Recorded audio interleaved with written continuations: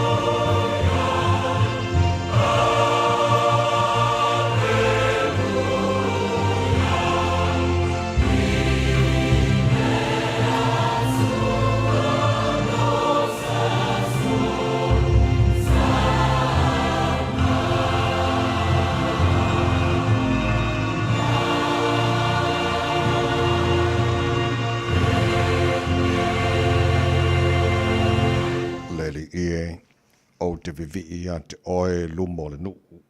O te whai pesenga fo'i a te oe I lumo tangata. A wā wasiri lo alofa le mo lungo le langi. O lo wha maoni fo'i. Wo o iao. Le te mama manai. E mua mua mea umora nei tae ao. O na mātou whape atu. Lau pulelea. Ia vi ia oelo mātua tua o le nei ua tūte manu le wholaunga o le nei vai aso ina mātua o ria fo le nei tai au fau I la walofa o mātua maua le tai au sing ia ma le nei aso fau lo mātua tua a wana oe lava mātua te maua I le ola wa mātua la usua I le tai au sing pese o vi inga lo mātua tua alanga ina lo manu malo Ile nei tae awa mātou whape atu e pa ia lava oe le atua mamalu.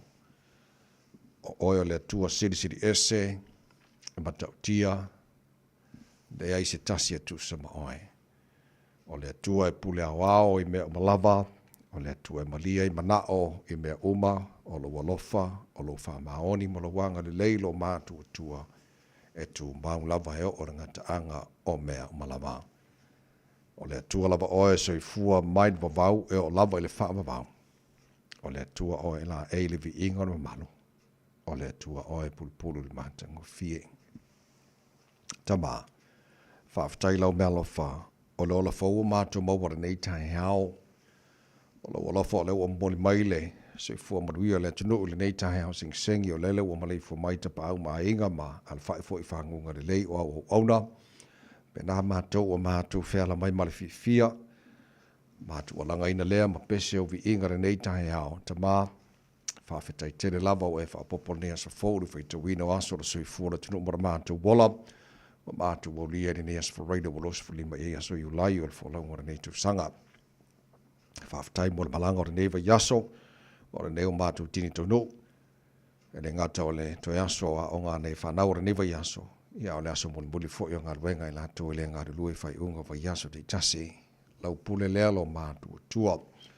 Ia o le mātou malanga o le nea so faulo mātou tua wha mole mole si e tau tai mai, e le wholaunga o whai nei, a wali tia whaiva, o le awhengai ma le atinu o le nea so fau e a mai, wha malolo latu si fua tu tua le neva yaso a toa. Mātou te talo, a lo whangiana ia mātou whanau o steimi fo le nei tai hao na tu nātu leo i la hantou ia o onga te maa wha mole mole, le paolo o wa ao, se i manu tia ma leo leo ina ia mātou whanau o sa ili le poto e ala ia o onga. Wha manuia fo i oe ta maa, i whaiva o lo whengai ma lim tamata i whai a onga lo ngafa, ma leo a oina ona ia mātou whanau. Mātou te talo, manuia le, tu malmuli panga ma le tāpo inga, na ia mātou mātua tu asin sino le atunu, te tō oina pe lātou le maa whanawhana o la walofa le neva i tau le malulu, maua i pēra lātou se fua laure le tino sidi lava e le anganga. Whamunia le atunu peri sa moa ta maa, manuia te tai o le atunu, ma ia mātou tangata uma, te pena fo i le atunu mo lana whai ngā palota, e le nā maa sino lo manai, mātou talo lo mātou tua, tofi mai oe te tai, a wasa moa moa ta hao, manuia le anu atu le tunu ilana whainga palota na masina o kuso. Ia, na yo mātu ainga uma, tangata uma o Samoa, e se tafo le nei kilope, anga le lei, ma wha manuia lo mātu o tua, le tua oe wha maha i Samoa, wha manuia fo le nei tunu New Zealand lo mātu nofu ma mawai, wha pena tunu uma lava le nei la lo langi. O me uma la whaira mātu whaira nei aso fau e mailo mātu o tua, i whaia lava, ina ia vi ia ai o lo lava swafa tama, wha manuia mai. Ele tau tua riri sa mora ni aswa. Toa ua mātu wole mātu walau i nei mea malawai ala. Ele swafa manu malo Yesu ke risolo mātu wali mora mātu whaola. Amen.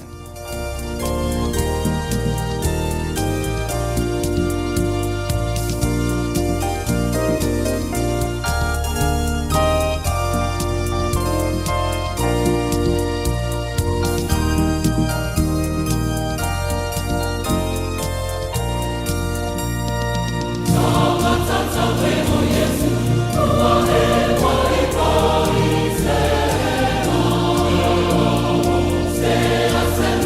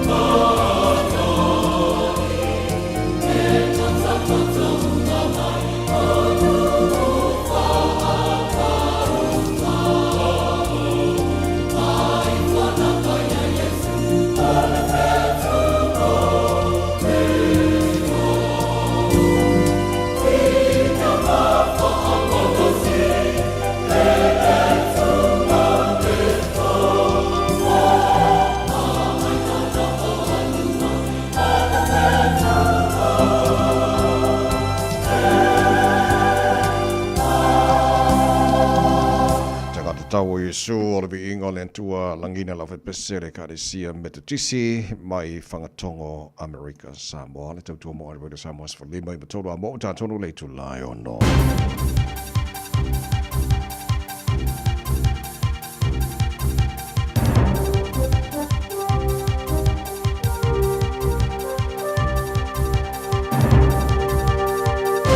In this update, calls for a major advertising campaign following new electoral laws.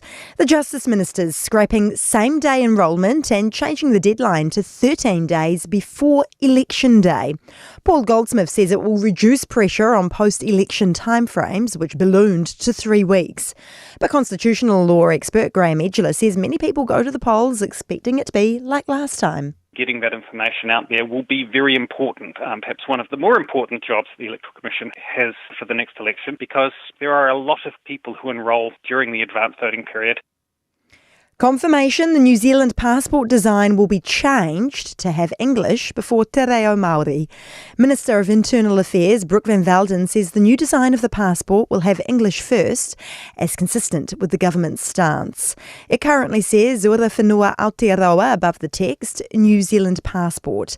The minister says security upgrades are underway and there's quite a large batch of passports to be used before the changes come in. Legal action over moves to crack down on flexible working arrangements in the public sector.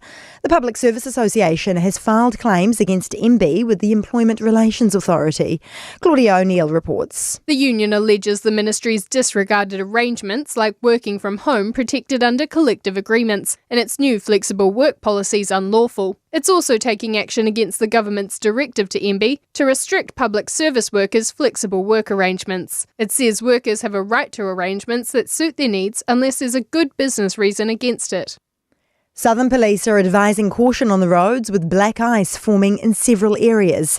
It follows consecutive days of frost and more icy conditions expected ahead. And legendary wrestler and actor Hulk Hogan has died aged 71 after suffering a suspected cardiac arrest. That's news. To sport, and the World Boxing Organisation has ordered Kiwi heavyweight Joseph Parker and Alexander Usyk to begin negotiations for a bout. New Zealand golfer Stephen Alker has a one-stroke lead late in the opening round of the Senior British Open at Berkshire. Kiwis halfback Jerome Hughes' NRL season with the Melbourne Storm is in the balance after being taken to hospital with a dislocated shoulder. The Storm claimed a 34-30 win over the Roosters in Sydney. And Black Caps spinner Aish Sodhi has become the second New Zealander to reach 150 T20 international wickets in a 60-run Tri-Series win over Zimbabwe. The Black Caps made 190 for 6 batting first, led by 75 to Tim Seifert, before rolling the hosts in Harare for 130. That's sport. I'm Diana Vezic. Ua na ole Radio Samoa se furulima iwa toru a mo e tautuaina o e ilaungangana fitu aso le vai aso. Ele swafa marmalolo tātori whaalo Yesu Kiriso e mo buona o whaatalofa e mo whaatulima mo whawheloa i fo i le abate le lava mare whaaloalo. Sa mola wa te rupele le paihia maro lo whaafunga hankara rei tai hafo mahalo lava sui fua manuia ia wha mahalo fo le tino le folau o mai ese o tātu ave le mua mara whaasangi le tātu tupu si te siri le langi o le vi inga o te tau mora mele ia anteia o le nei wa tātu o ria foi le nei aso o le aso le nei wa whaia le tua tātu te ori ma tātu fia iai parapatia le anga le lei o le tātu matai siri le langi o leo wa tūte manu, whai ngā marononga sa o tū tōwha whai ma mātu mo moe ma tau mate le ete ia pē tātou te au lia le nei aso whau.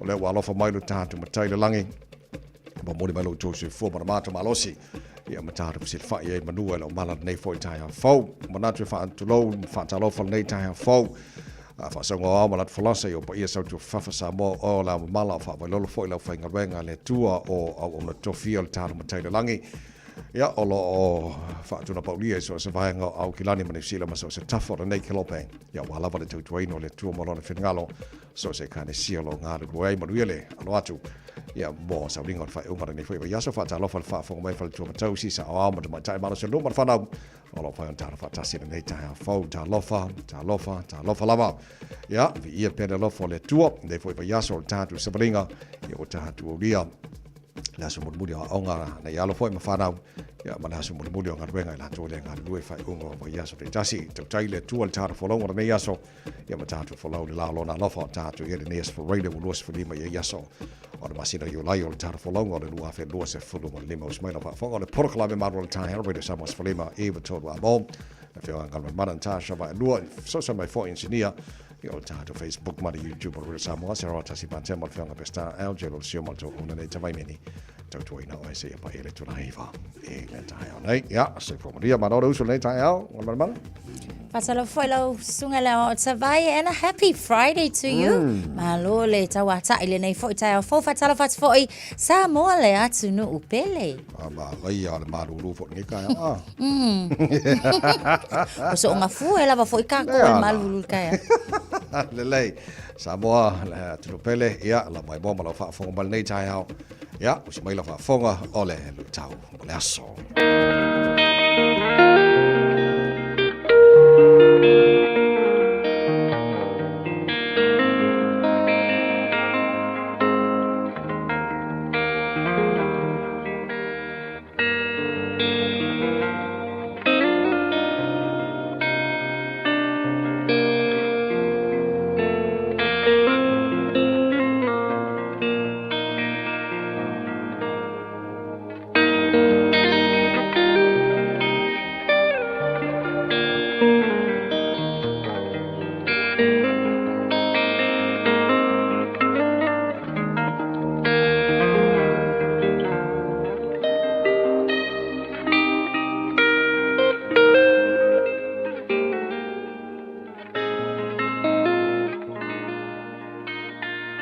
Lui tau mō le aso. Ia anga le lei le tasi I le tasi. Be kind to one another. O le tusi mō mua Peteru, lona mata upu e whā, o le foi upu e valu. Ia mua I mea uma. Ona maua e outou o le alofa, nau o le tasi I le tasi. Awa o le alofa, e ufi ai anga sala e tele. Ia anga le lei le tasi I le tasi.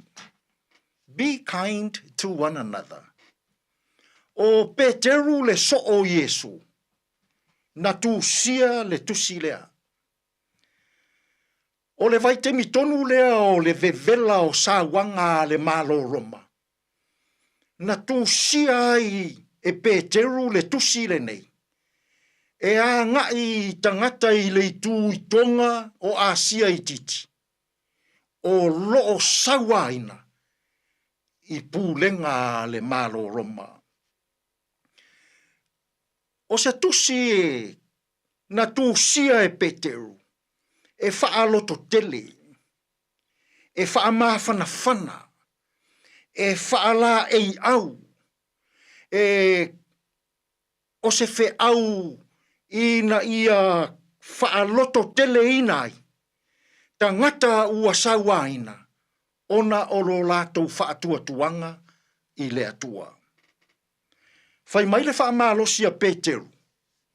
I tangata kerisiano ua sawa ina ona olo lato faa tuanga. Va ai ia Yesu ma ona pua ngā. O pua ngā o Yesu. O le faa vaelea. Pe a mafatia le tangata. E iloa ai le tangata. Pua ngā lo loto na fea ngai ma Yesu. Ina ia whaaola ina I tātou tangata angasana. E le ngata idea. Whai mai Peteru I tangata o lo sawa ina. Va ai I le atua. Wha moe moe o le vaai i le atua.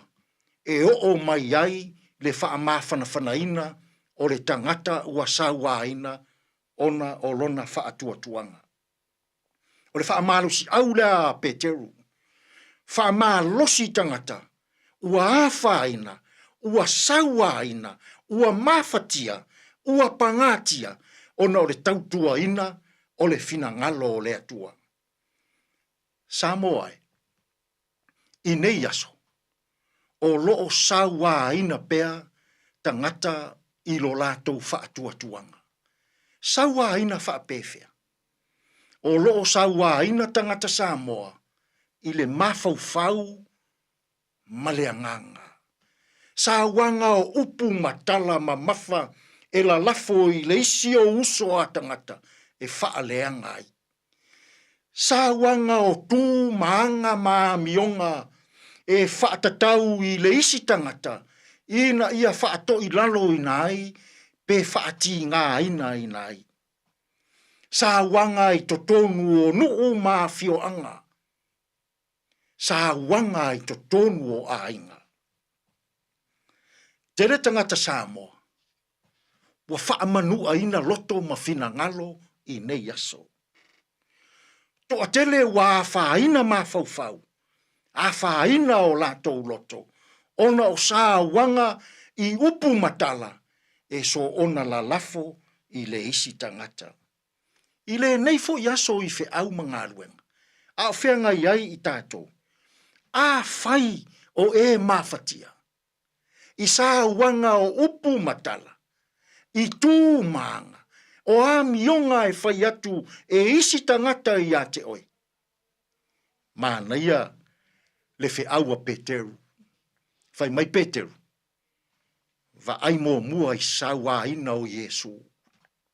O ona tinga, o ona manua, o ona whaalava lava, ua mālo lo ai tātou. Ai le ngata i rea, whai mai Peteru, wha moe moe i le atua. E maua ai le wha mawhanawhanaina. E maua ai le lototele. E maua ai le file mu. E maua ai le loto tumu i le fia. E to tonu o sauanga o upu matala. Tātou te talo. Le atua mamānai. O le ou le malosi umalava. Wa ala usu o tangata i fe au mga aluenga. Tuli loa ina e loa lofa ma loa wanga le lei. Lilingi mai au wha amanuianga i le o fisa nei, ia lii matama i tai wha salalau, ma polo kalame e momoli mo le wha afofonga anga a si o mātou atunu. Le atu ai, a oa o maia i mātou, a saua ina i mātou i upu matala, o a mionga o tūmanga, ia mātou vaai i pua ngā o Yesu, e maua ai le loto tele. Ma ia mātou wha moe moe i a aua lofa o le atua, e maua ai lo mātou mā whanawhana. Tātou ia malaua fio i le nei aso, e tonu ma le lei ai mea uma. Lou lava suafa i Yesu lo mātou walii, ma le whaola, ua mātou tatalo atua i nei. Amene.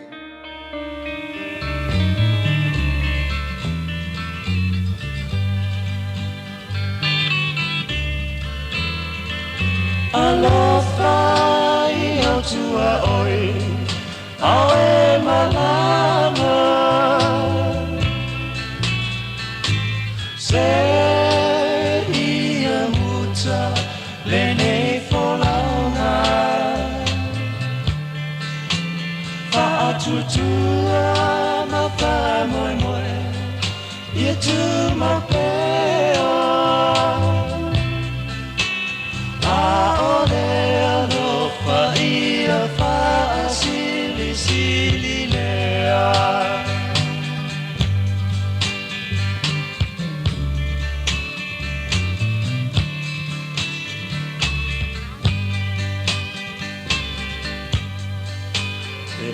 Tautala i ngā ngana a angelu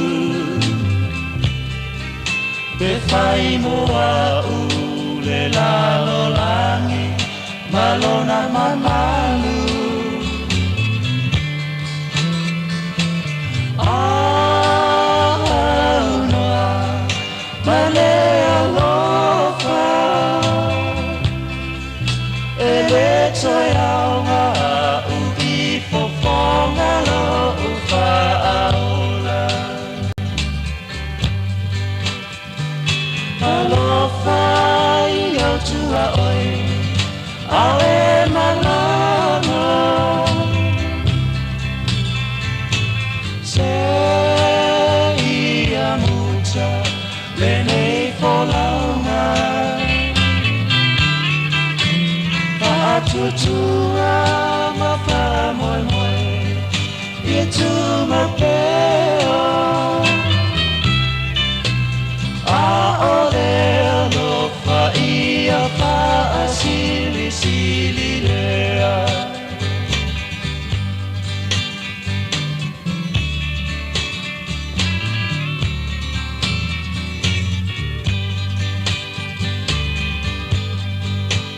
Fa'atua pe asa vali Ia lanawa Fa'a moe moe e malutia oe I whaingata Ia manatua O le alofa O le alofa Ua sili sili mea umana Alofa Ia tua oi Au e malama Se ia muta Lene folauna Fa'atutua Ma fa'a moi moi Ia tu mapea Aole alofa Ia fa'a sili sili lea Aole alofa Ia fa'a sili sili lea Sorry bete ko rene alofa yo tua oi fa mai ai le tātou porkalame lui tau moleaso. Ia, whawhitele le sunga whawhingainga, Reverend Edison nga whamone te penaina, tātou lui tau moleaso, le ngata o nei tae au, au nei fwoi vai aso. Toa, fwoi pervi inga le tātou. Tuas fulfitu lau tele tu lai ono, porkalame malu o tae, reida samas fwoi mai vatoru amo, nei minote ia ona whapa o rolo kako musika, ma koe wha tum mo kako musika kai au, wha si vai oe, e te aere maa lili, ia wha malas au fo le tino le lausu tu te manga ruenga o le nei fo i tae au fo tue kuata i le fitu i le tae au nei awari ngalo wha avano maisau taimi ia mo le taurunga le vai aso le tae po kalame a reto o le ola whaile nā maru o le tae au wha le nganga mo tae tau le neas whareile te pena mai le sunga whawhengainga pasta la whae le kopa. Today in history, tara mawai pone mena tupuna sa rosi fulimo yu lai e le telo tau sanga mawai o le taina e le fitu le tae nei mawar whaponga tara fōre ngal Britania bea tara fitu. Ia, o tara po kalame na e amatai fo impopo whaare le ieri kai au maru rua les whareile e se mua tara mawai po a mai runga na wara nei fo i tae au. Good morning and fatalo fatu I avtavale lava fo nei taimi o le tae au tato wanga ia tu lungo le awala tele o lo o maita watu makua ikili lava tato awala ile amatanga le nei fo ia so faraile o le fo ile ai ma se vaenga o tato awala wanga se vaenga fo ile le ngo PCI taimi la le nei o le naulo o matua le lei makilia vaenga umal tato awala avita avale ia tau lava o lea ia tau tu na pe lo saunga le muilunga le ala tele ya mai se foi o isi aveta avale mai se foi la tau le wa mana vanga luenga fa mole awol fia mo isi ilunga le foi uli ne tai au ya manu ye tele fainga malanga le nei foi ya safari happy Friday malu le tai au ina ua se full 1 minute se ai le tulai ono Radio Samoa tasilima ibutolu amo Radio Samoa. Tasilima i tu. Amo.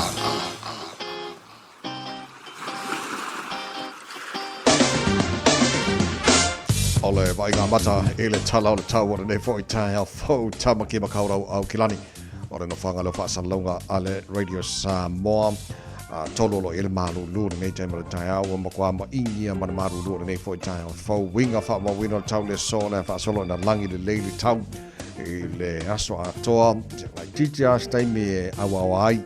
Angi maria ma sapiri mai se fulu ma le limo o le maurunga na.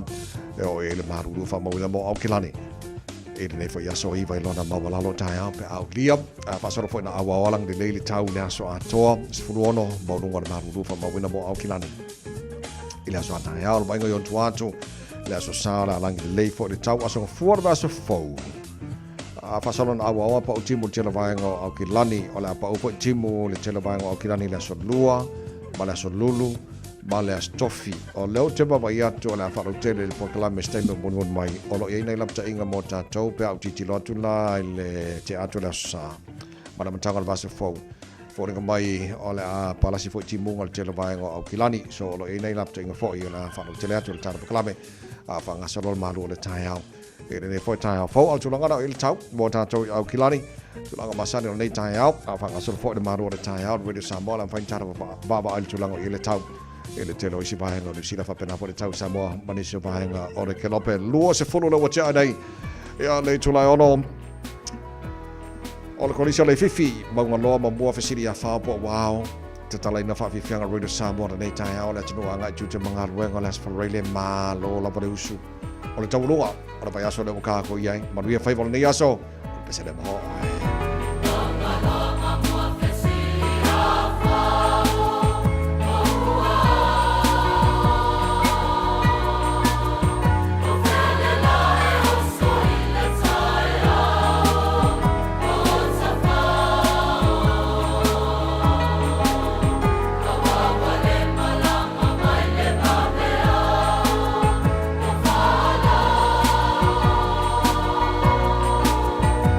Amen.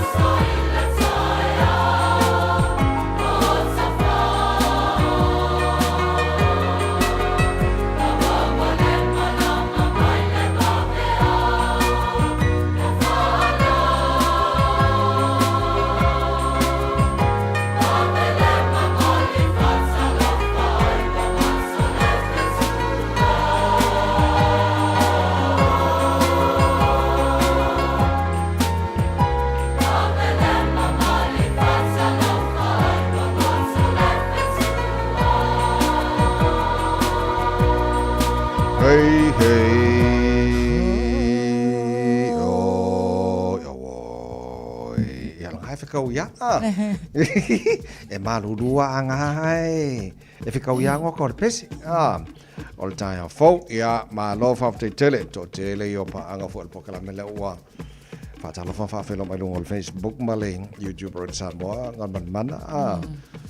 O te mawai atu le fwoi nei wo whaatala whamai Samoa. Tusa, ta sesa, uso o le whaatu nei tai au, whaamano, whaafte tele lava, le whaatas mai. E alu malai ngi aso, ia makua I enjoy lau ta longa le nei aso makeling iau birdie se maua. Alo whaatu la uso e whangari. Aparosa, Nasoba. Good morning, Radio Samoa from Fiji. Bula Benaka. Soso Mahalosi Manuia, UB36 from San Francisco. After telling Fatala for my native folk, Malola for Manuia, si Papa Savidi Maya, Weary Manukau, Tarpikong Warnge, Peter Niliko. West Park Village, Swanson, Ranui, out west, the best. Oh, really? I want to leave my mark. Come on, morning. The Maru show CPO. Yeah, south. Yeah, south side. Yo, Tamatata. Padang Evo, says Malose for Maria, and the Carene, also for Tail Fatan for Mike. In the time, Maria Five, on the Foyaso Polong, ala Pepe, Unasa, Fatala for my four, Yopu, Johnson Hunt, Malose for Maria, and the time, Foe, Yamalto Tele, Mama Malu Backlash, good morning, Montula Pepe, Miwef Amosa. Oi, this for a Famanu Oka. Quite go get it, Kako Wang and Gekaya. Yeah, Famano of the Telelava, yeah, Lingata Delfa, Fonga by 4 is surviving Aukilani, Lunga, the radio Samonta, Silim, my Vatoru Amo, VL for the 2 Tato, but what an 8 time out. Yeah, the late air for a on the tie out. Otelosema and the for Ile. Famanino Legeno, a Yana swing or Lewa, my minister. More too long ia whainga palota o te lope effective ele whainga palota tau sang fau ia wal tau sang fau te lope a manis fulu tolu masina le toe ia ole yo fo i les whainga palota nu sila o le vaenga o lo o whainga ina on a major electrical law overhaul ia po le toe whaafo winda o awala o le whainga palota nu sila. O tila mo fai tau ana po ngan man. E a foi ia mai nga le lau tilo. Fa te inga na ole awane I to ua the last minute tangata o fai na to restala fai na to palota which o se mele le tele o ro te no ngana min star. E ma quite overload the system te mi le matu wai ona mo le result which I lau tilo e mana tele au tele fo tele na isi swing a fo le wa matan tau fa tu langa mai Yo te vai pe o tu langa le na o le fo la ua iai o le ale toe o le la ua tu le vaenga le na e te tau ona se fulu tolu waso a o le I o le palota ua mai a uma lava ona whaia tu langa fo ia mo I la tau e le stala I le whainga palota ina ia awange I wa o te taltonu o le si tu langa le lea la iona tupu le sasi ia mawhaale tonu fo ia le whai unga o palota I inisi fo ia tausanga o le fo ila ua mai tau watu ua a mata ona palota lava tangata so se fulu lua aso a o le I o le aso tonu o le palota o le a mata ai ona whaatanga ina le whai o paloka fo ila ia ai mai se lai le whaonga ina o le vaenga le online I wha salalaunga ia mai se foi o whaalawi loa mo le whainga lava foi ia o le I o I le taimi o le palota o le isi vaenga lo te vai e te vai o le whaasaina fo le male tau fia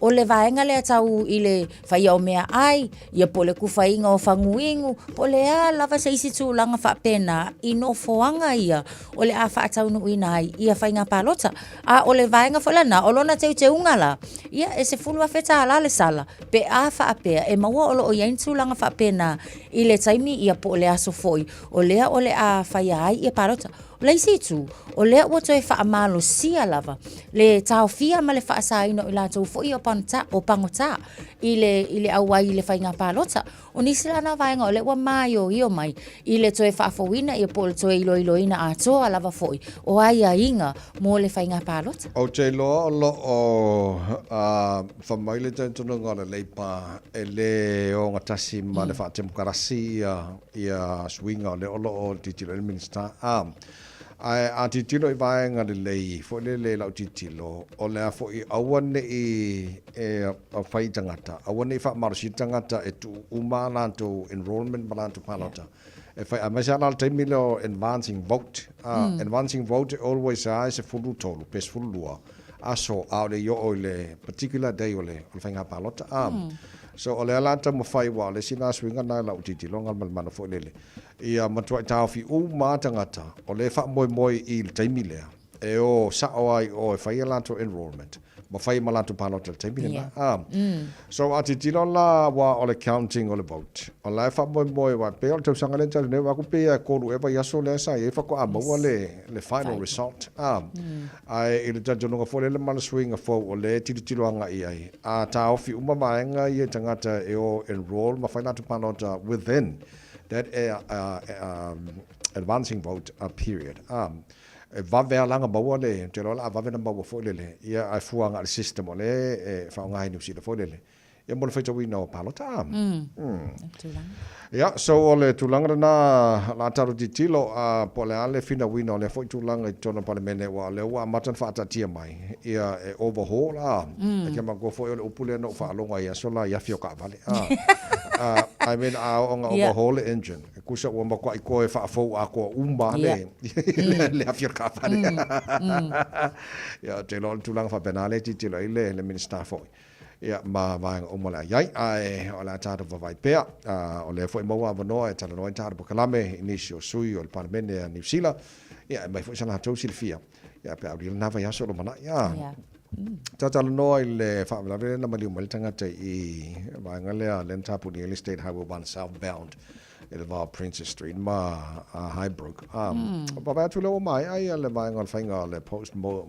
jan fo le jadi lo I pola le so nga mal tulanga I pe fa mondial va nga le explosive device mai si va nga ma fu nga ma di boy o le pen tato salsa no fo ia le nei vai aso le o le na fa maunia yes e fa maunia lava fo ia va nga na pe o va nga o bomb pipes ia na ma wa ile it's a falta malo le o le wa fa la lo mai fo e leo o le ma fo anga o le mali o le tamale po o le fo tangata o no tulanga fo ia ta o ilangana peritania self-inflicted injuries o lona winga o ni manuanga o lona winga o laisa mawai ni manuanga so o manuanga la ia o ile fa paltania fo ile o manuanga fa tau nu lava tangata lava ia te ia o symptoms la ia po o vaenga ia e fa ailo mai ia itato a tonu sa ia ni tulanga fa le tonu ia tulanga fo ia tau ile mental health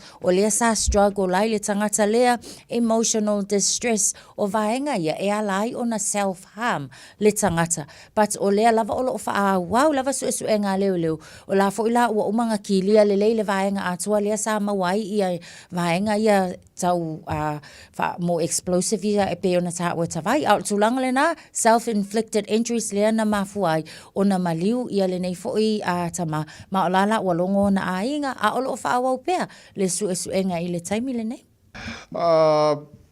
Jalo stala fa no tele le market tipo o la to be pesel la langi ato a mai sa ta to Pacifica ngon man fo le ona le tala fa va sta nei o tangata lo loa fiti ma Pacifica ato mene ta musika fiti be koso Yo talo fai pole tasiva fitu o ia na soifuane ai na tu wale o fiti ia ai fai malanga atu I Hawaii ma o ina fo ila lea na fa lau tele nai lana ia fo itale ni musika ia te ia langona lava fo ilo ta fa noa ona o se tasile nei o leo be avea ma icon fo ilele I totonu el Pacifica lava fo ia ai mai se lava fo I taimi o pese nga fa fianga pe lava fo ila ona saunua ia le suita itai le deputy leader o le party le leipa le afionga ia Carmel Sepuloni o se tasi le nei o tangata e fa wo ma fana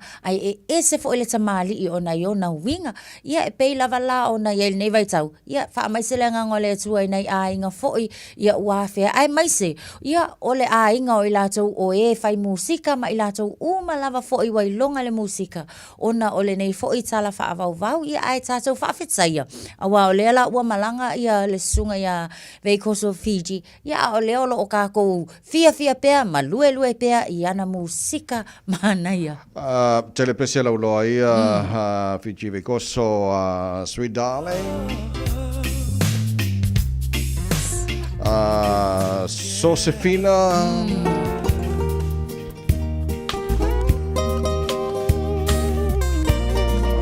Tele na pese lau loa ilea tangata lau loa Fiji ma le Pasifika le mita I tātou le Pasifika tā leni a le fo ia alo lau loa le Pasifika tulanga ta musika o te lo fo se fa no nga telefone le I alo pe pese ma le Pasifika le tātou Samoa o te mana tua o le lopa tātou sanga le na mātou I Samoa sa faila le press conference la musika pe ala con sekira fisamo sa ila Fiji Veikoso o te pato la ko pe pese uma sa ilea le aso waino tree ma le to teno la to sole ko so se mika kele ala to fo le ole fai ona fatasima so ia Fiji Veikoso na te ia o le fo ngase yes le fo ia lo le musika Pasifika to ia pe ona bat fo ia so na fo nga mana ia mo al umo le Pasifika ba ja tātou Samoa ia ole tulanga ia ta le il file mo le tu ne fo pa time ia kamale o ia la nga ia Tau tomo rere Samoa Spolima I Matolu mo e no water los for mino tolo talo le tula fitula fa fakon po kalabe malo ta rere Samoa Spolima I Matolu mo tonight matiam tuna mai luam tuna mai luam langa fe ya le ia ya ngale ia Good morning Morena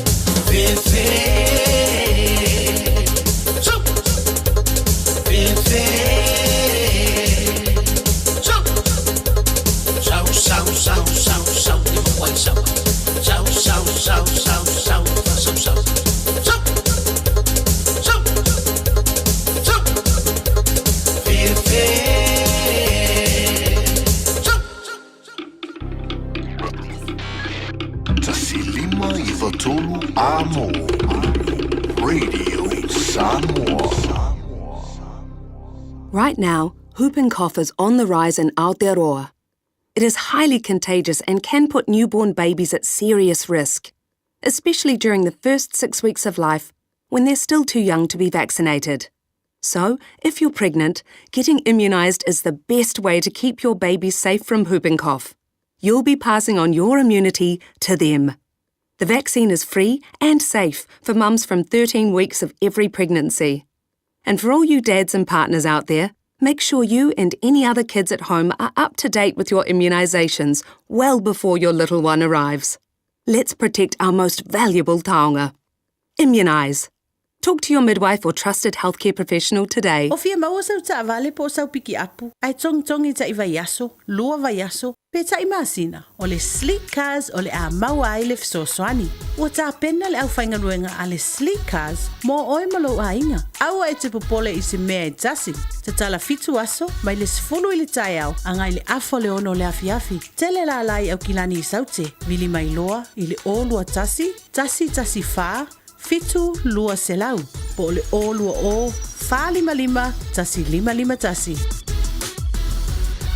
Talofa Samoa, o Ateshna Ryan, o le Licensed Immigration Advisor mo le Auckland South Immigration Consultants. E visosoani mo so se tu ai ngā visa e malanga mai e New Zealand po Australia. Telefoni mai nei loa i le o valu o, tasi o no valu fa fitulua. Po le olua tasi o no valu fitulua tolu o. So, se fulu valu mino tolo tolo talo le tula fituela to ma ona tuina tu leo le tando po kalame a reto o le ola tolu le neva yaso mo wala mai mo malo fa fonga sa mo ne fo tai fo fa mai pide ndi ko ma yelo se ya ngaban mana le tai au. Sai. Kai nice for lele ya. Fefe. Ya la ya we. Te papa. Alo titi lo atu a fonga mai o le wa whaingoa mai among top 1% of global attractions So pia Wellington e le te papa. Ia. O le tasi leo anga mata ngō fie I le lau mua I Wellington a le museum lea e whaingoa ina o le te papa. I le taimi lale nei I se survey fa ulele po nga sa whai ala whataunu ina I lunga o le vaenga. Whangale le Trip Advisor 2025 Traveller. Lea ua o le lako award la lea le Choice Awards. Lea la ua numera tasi ai te papa I le taimi le nei. A o le tausanga lua fe lua surfa. Sa numera whai I tutonu o New Zealand lava ia. I le tūlanga foilea o le tūlanga le lei. Ia e mai se foi. Ia o le whaatusa-tusaina o I lātou o e o mawhai. Ia ona awai fo I e mata matai. A e mai se foi. Sa lona 5. Best attraction in the South Pacific. O lona wingo se tūlanga le lei lava lea. O lo iai. O le kaimilangi. O le tau o le ulu fale foile le maka ai ma mai moai. Ia e free tangata New Zealand lava ia. Se ia vanganala I lātou o e whai malanga mai lunga atu lo le sfulu ono tausanga. Ia e tolu su 5 tā lala le file o iei. Na matala le swinga le nā mai a se te mai tausanga se ima vai atu ne.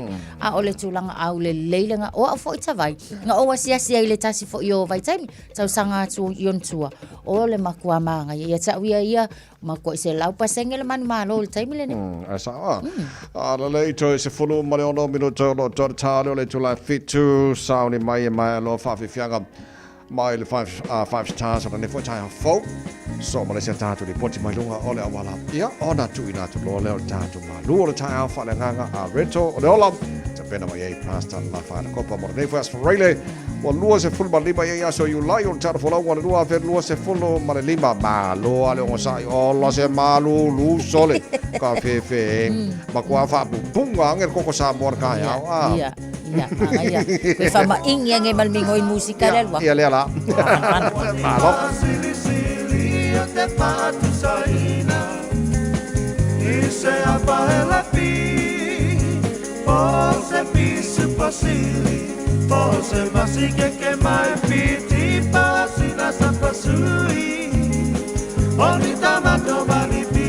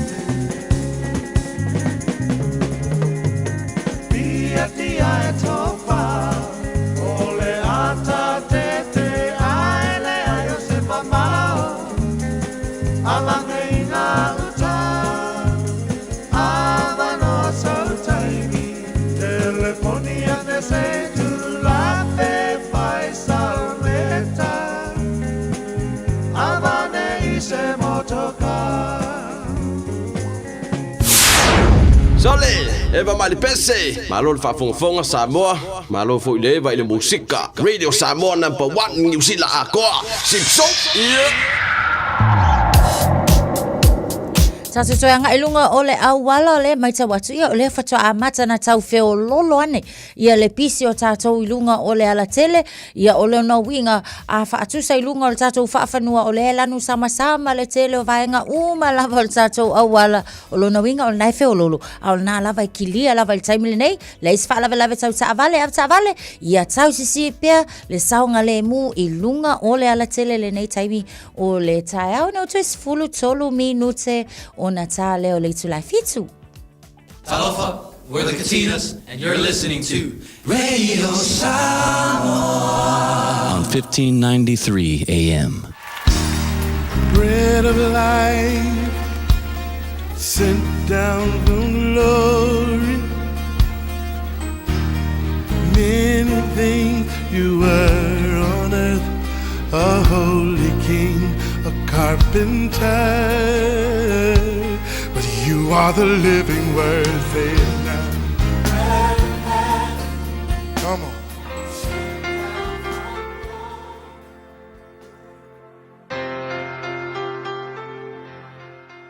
Au te fia whawhiloa i tātua tudu i le whai ungole nei vai aso i le alofa o le tua, mahalo le soifua manuia, e o le whapoponga fwole nei, tātua polkalame o le a reto leola. O le whamasino si fulfa, le whai upe fitu i lona whai unga i whapea, ua le lei lava o ia i le manatu Samasoni. Whai tau e whatatau i le whawhine fo i le ati menata i Filistia, na mumusu matua Samasoni nge ngongofo Samasoni markengi awe mai, ua le whalongo Samasoni, le la awe mai tala, ua le lei lava le whawhine i le manatu o Samasoni. Ai le kusa ma le manatu le tua. A le upula mo o le aso le nei, o le mele o le angasala, e mase se. A winga o le whai tau, e so se tamai mea se e ke whaiangei, e mawhai ona whanau mai ai, leisi foi mea se. Winga e, o le skepu se e ke la ai nei, a ele whai tetengei e whausia le si skepu e ke koe la ai i le aso a tae au. Se i o oa inga whau waka mai skepu ngā se, ma e o oa i le mea e te a whai nai. O lona winga, o sina amatanga se la kiki e ke le whai keke ai, e te tau lava o ngā e mokoi makalai a wā e o ngā e a whai nai. So le sona la mo o le aso le nei, ai te le ia whaina i le angasala, ma te le sona awhianga i logo langa, o le songa whai se whainga i skepula iki ngā e te ui ai. Wa ai fo ia Samasongi. Ai le ia o Samasongi me fo i rea le ana sali e se ai e Filistia o ngā maka, ia le ngā oki ka lilalo na ulu, ia umafonga sali e Filistia o na mata se tu lou, ave whapolonga i whale pui. Ai le ia o il menga, ia kama ise se mua, nga iai ia lela ke va ai lona le sta ile tua malonga le sta yonga matua ole mese mo le kiki Samasoni nga ia ole le fa longo i matua ko fa e na matua se o ke ngo fo nga kenge ele ia se kenge ka ko ngo ngo fo nga kenge fa pe nga fa pau fa pena ele fa longo Samasoni ne fe mai na le ia le kenge le ilana va ai ela maka mai le mese se nga ko o le sia so fo i mai ngaru ka ai o le teine le se tu lo Filistia sa fo fia ai alu fo i ko fa ni si mese vai o skepu le si skepu mese sa ka mai le liona sa o fasia wa make o mangongi e o le lango meni ngo fo ai fa nga o le meli sua mani ko me le anga le kingo le mangu pe alu ya Samasoni nga ngai lo le mesa ai Samasoni sali mai le meli ai o maku ai ole mese se e fanga a e fata malai le mese se nga ke loa wa makanga fa il mese e ki faka malai e wanga ka inga oe ile mese se sining ka ukia e vaila le anga o ka ya o ile melenga ngo foi malisi kengi Filistia e ngo ya talila le ala ngai wa inga fasi Filistia masali Filistia na mata so le songa foi la le mo o ile asole nei ta ua tele mo oe o le asa skepu o mea se o e whair kei mingi. Awai le ai mese singa ke whai singa mai mese se anga ke leilua se mese se o menge o mesese ma mesao e makua black and white e makua e loa lava au isi keimi foi ngale wa e faale a manga ia pekele ango pe ai ele se messe kele au e fa fonga la sungai o le mele o le oki foi mai kala tu spai a tole tu ina nau wa fana mai le anga sala ai amatua loa le anga sala wa fana mai le oti vai o le process lava le kasi e ke amaka ile kama imea pe ke amaka le kuinga ngau a ele fa keke ia e ua na e o se me marosi ma e pa uai ia e ke ia wa ele o nga ale upu mo o ile aso le ngai o le anga sala e masese a fai o e singa la la ki le anga sala o ka wa fia o e o le le songa siring na taua o lo tango fai e se fainga ai le matua le anga sala le tua te le lava taimi e te awa o i matou i aso ta itasi o le soifuanga i mea matou te awhai nai a o lo ta tia ia ua fionga ia awala e lavea ia i matou ma whaate ita inga pe o Samasoni na manatu whaatau waa i le anga sala la ititi e nga wha ngau mai ai le mea tele na whai nai lo nolang so soani se tasi o lo anga i nei ala ona o Yesu amen.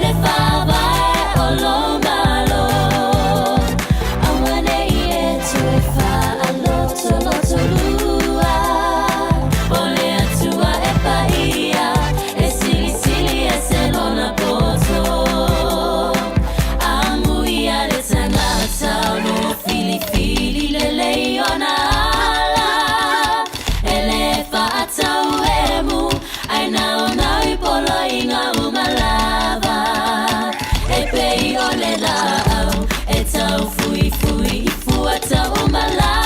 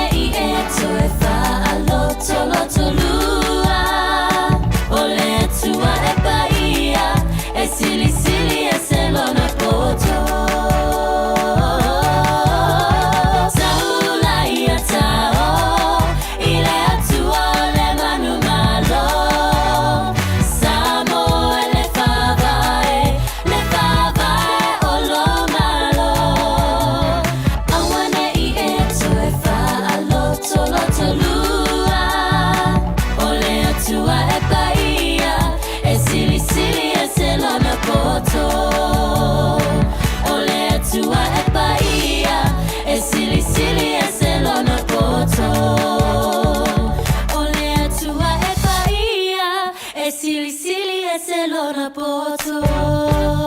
Tala mai le langi le pese mai a Annie Grace whamai ai le Tarapukalame a reto o le ola nei tai au moli whafte tele lava pasta la whaina kopa moli te peneina ta hatu a reto le ola le ngata le nei tai au a nei vai aso a toa vi ia le tua le soifua tau tua. Tau tua mara reto Samoa Spolima i tola a mola so lua se fulu ma le lima le nei o le masina o iu laipo. Ani mena tupu le nei aso i tau sanga mo mawai. So sanga te siva no i le aso ia na whaalau i loa i nai se tasi o pesa le tama i ta i le nei o Diana Ross sa ta ua mawhae ngoina You Can't Hurry Love. So sanga i lua afe sumaleono na whaalau i loa i fo i le Verizon ia le lato whaata wina o le lautusi lea o le Yahoo le whaonga ina i whesota inga tau emaili i se tau e whaatesi ma le valus fulu tolu biliona ta la.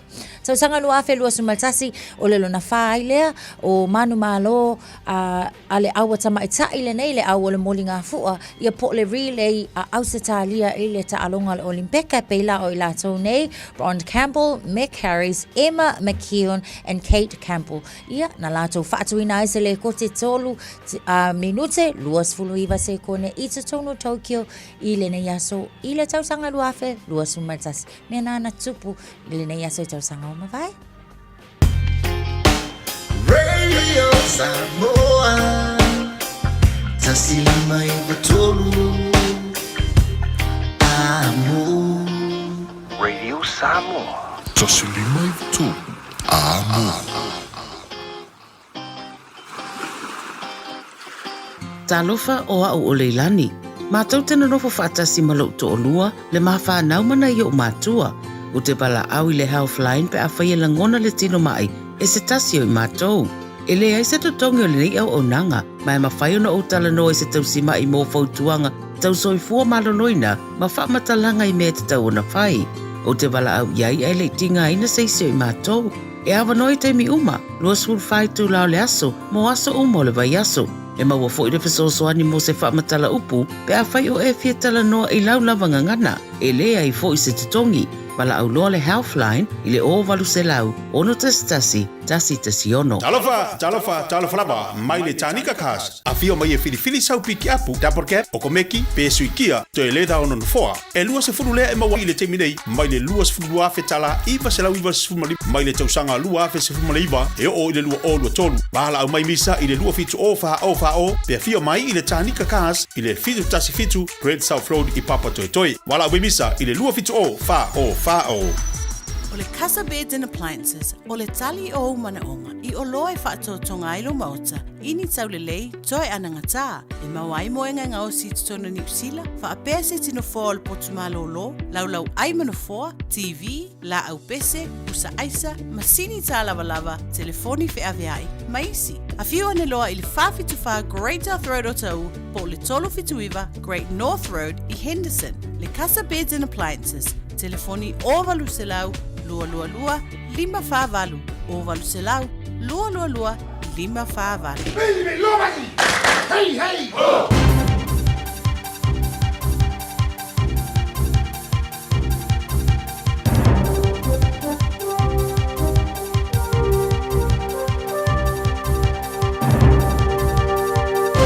In this update, the government is redesigning the country's passport to put English text before te reo. The current passport says Urewhenua Aotearoa prior to the words New Zealand passport. Minister of Internal Affairs Brooke Van Velden says the government's stance is English first, but not English only. Christchurch police are asking for public help to investigate a hit-and-run crash between a car and a cyclist. It happened about 9 a.m. on Wednesday at the intersection of Graham's Road and Westburn Terrace in Burnside. The driver left the scene without checking on the seriously injured cyclist, who was taken to hospital. He was driving a white SUV similar to a Subaru. There's relief amongst residents in the Hauraki Gulf Islands, with Auckland Council seeking to ban private helicopter pads. It voted yesterday to start work on prohibiting private helipads in the Hauraki Islands. Councillors are opting for a different option on the mainland, seeking instead to make private helipads a non-complying activity. Great Barrier Island Local Board Chair Izzy Fordman says it's great news for the islands after years of pushing for a ban. We've always been mindful of what's been happening on Waiheke, and we could see that it was getting out of hand for them, and we didn't want to go down that same path. A community has come together to find a missing woman in Christchurch. Police sent out a mobile emergency alert about 8:30 last night, warning a 79-year-old woman who suffers from a medical condition believed to be dementia had gone missing from Bishopdale. It prompted locals to coordinate a search via Facebook, which found the woman within 2 hours. And Hulk Hogan has died after a reported cardiac arrest at the age of 71. The legendary wrestler and actor, whose real name was Terry Bollea, was the biggest name in professional wrestling through the 80s and 90s. He became well known for his red and yellow outfits. That's news. To sport, and Kiwi Stephen Alka has perched atop the leaderboard after a strong first round at the Senior British Open in Berkshire. Alka has carded a 7 under 63 to be back in the clubhouse in the lead, one clear of Aussie Mark Hensby. Black cap spinner Ish Sodhi has become the second New Zealander to reach 150 T20 international wickets in a 60-run Tri-Series win over Zimbabwe. Kiwi heavyweight Joseph Parker has got a step closer to getting his world title fight against Alexander Usyk. The WBO have ordered the undisputed heavyweight champion from Ukraine to begin negotiations with Parker. And Kiwis halfback Jerome Hughes' NRL season with the Melbourne Storm is in the balance after being taken to hospital with a dislocated shoulder in their 34-30 win over the Roosters. That's sport. I'm Diana Vezic. Ua na ole Radio Samoa se furulima iwa toru a mo e tautuaina o e ilaungangana fitua so le vai aso. Tata tuanga ilunga le awala tele afta vale ile o yaise swinga tele lava ilunga awala ile nei fo itaimi ole taiao mai ta watu ia ole lava fo i olo solonga le lei lava lunga ole ala tele o vaenga ia ole na lava fo i olo feo lolo ile taimi le nei se vanga na lava tata una mai le Harbour Bridge anga ia tu Esmond Road ia ma Esmond Road fa so sola tuanga i ole North Coast Interchange na paule na le vaenga ole mai ta watu ole na ua amata ona faisi pisi le taimi le nei oni so vaenga malava le tele o le na lava o loo file mu tatou feo lolo ki lia le lei fainga malanga le ai se fa lava tau ta avale tu mauai ile na avta avale ile nei taimi o le taiao manu ia ma ia saunga le mu fainga malanga fa minute te ai le tu lai fitu.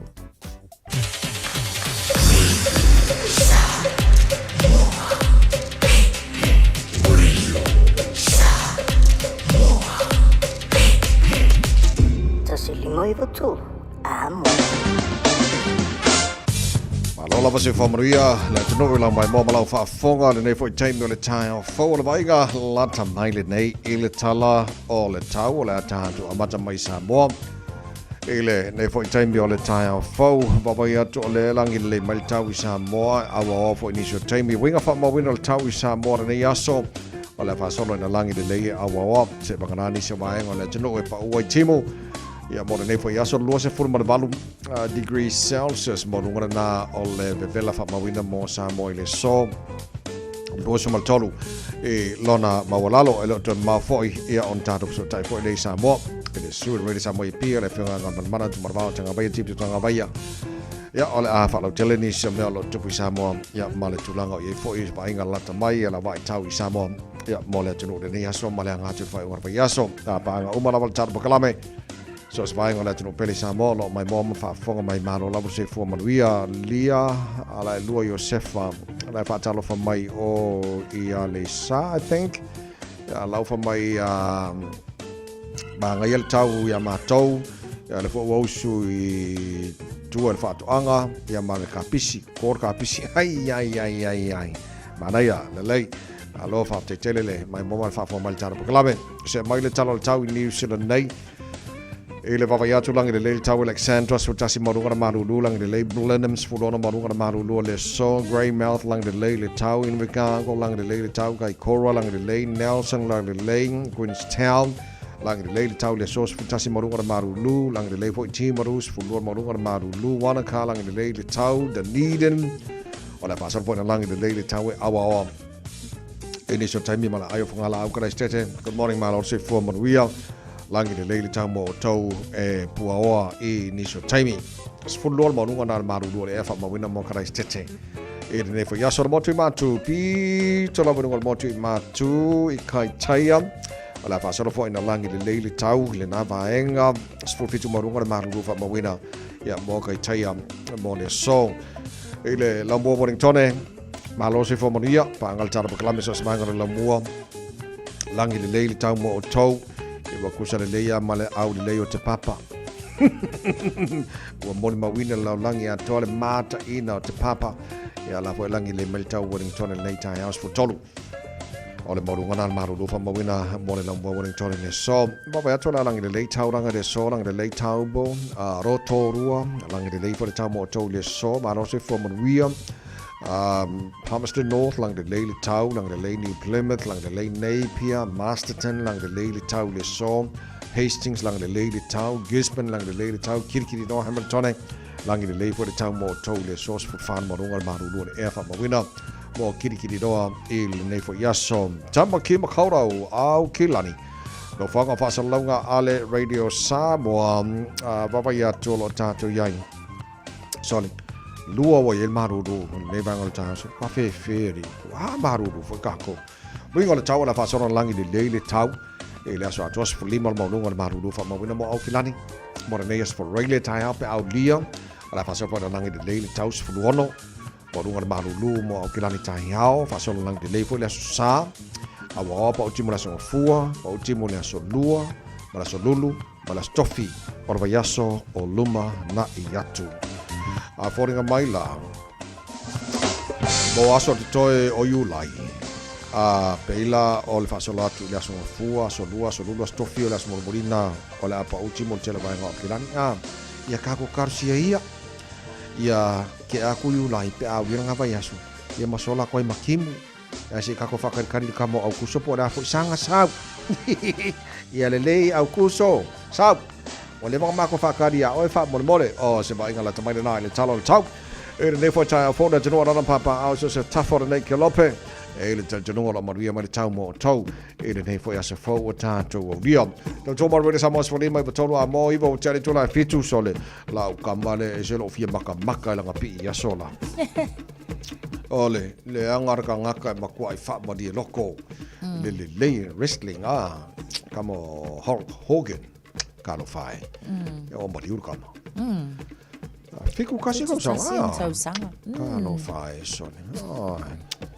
sole ke whai aku e le hanga ale pi e makua I le lei kele te loa sa pore mai kaimi mai awa pira mai via te mali I longa fo ele tino I ngā vai kaimi o peo kaimi a ngā o lesa le lei mai ai mea I o wrestling fo I le mata yeah o ka masasa o a ka mangi e sale ia mo paanga uma Hulk Hogan America manila langi atoa sa fa mariina la mai mo malata foi mata I lona taimi ia menge wrestling po piinga fo I pona ilunga televisi ia o langa o fai langi fo la ngwa uso ia fai ia manaya la e mai lo la io la e Hulk Hogan wa langwa Hulk Hogan lanu sama-sama lanu hubu ai sawa ia ai sawa ai sawa nei ia le lei o tulanga nei o fano longo atu ngal man ia fo I ave ia negotiations lo fanga solo del tono ale mo se no te mari fo pole halo Samoa lupusari ai la oli Joseph Parker mor fusi lo lang le ka malo man ka Alexander Usyk laf the winger Daniel Dubois boy il ngor sa ngor ka ia le ka umakungi so Garcia e wa pe ala tau whanonga ngau tolu sifuru aso o le ala whai in negotiations nei so Garcia ia umai fo ua wha amau kumai ma e pe mo se vonga o le fo itamali po le halo Samoa mo fusil la ya le lei o nei vaenga na tulango ta longa final netball kawira ko awal mystics mal tactics pingi au malosia so ele grand final o vaenga ka net polo ya ma pe ngo faro longa kun pikingo na wa Australia la ta longa le so nge malio e nei swinga la wa ya la tatu dilo ai ma nei Garcia ia malo Australia la ko ka longa le fa ma ngai fo le wa ko series a malo la Australia ai so enga la ole au champingi series le ko va so fo ai ko ma ngai ka ko pe ki do malo lo ngi kai mai aloa pe lua pa yaso le mano lo ama ka lo ka morsanga ma ngai nga o le rugby championship le pinge ma Federica ma Australia ma Argentina ya lo ko mo le Bledisloe Cup sorry ma ngai fa nga ka lo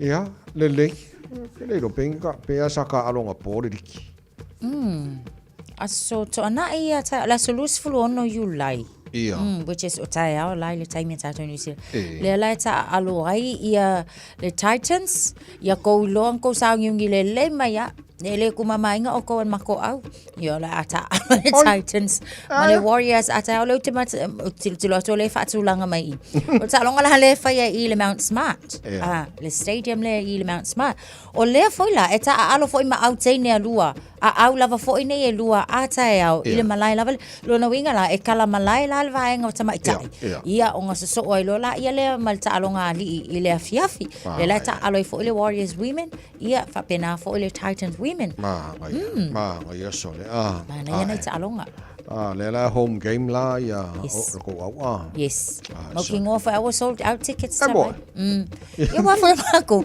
me fa inga pe malo ta vai sold out all tickets ale menga ese lo makua i mimika i le supporters ale Warriors ma ngai a sa le so ole ma ngai ke supporter liki so o ka fa kom ko ai kumul mala so le pao ele kusa ma supporters ale yungia pa fu ko kai mo super rugby la ko so ele kai kumori ile ka ni le ai ma ngai ala na ka ko fa kari wa pe ya le ko mus mai lo ma fo wala fo ile un ka longa ya ka ya foi lo ma fa mo le ala so la awal mus wangel vai nga foi ngan ia fa malo lo fo ile lo ma fa se o ma ka alo kama foi la fa malo foi la ia le vai sta tu ti mana yo ka ya se mo ka maru ke le se ka ya o se o je lo va ngala yo America ale to terele mai mo mai por kala me ke ro la manga il ma fan la to la fo e o mai la ko vevela ya e wo fa la ko ma fa ngala wo ti ka ko la le ma ko ma fa ki ar ma ru e ma ka su ko ma se ki or ma ko fa po pungar ko samo e foi ma CCK ai o ka manga e po por ka ya ma ru ia super raile ia awala le wo ma ko fa yas fan ka pa ka min ngai ia le pa ka ngai ma fai pula le ka ai el falawa ia mulinga foi le pakalenga ya va pe va kele lau avoka ai ka mo le ba ko milo ia le avoka ko ma ko ai ngungumi e ko Wai kango di madua ia le leiso ona va ngana na nei foi tai fo to jo mo de samos folima e ba toro mos folima le jari tu la e fitu mai fa fianga mai Leone High School America Samoa tauru ngone ba so pokala mengal Britannia think a minute yon taro so tai le Samoa nga ba mana tu ma tanga ba tipi tanga ba pokala me malo tai au America Samoa folima e ba toro kia ora, good morning.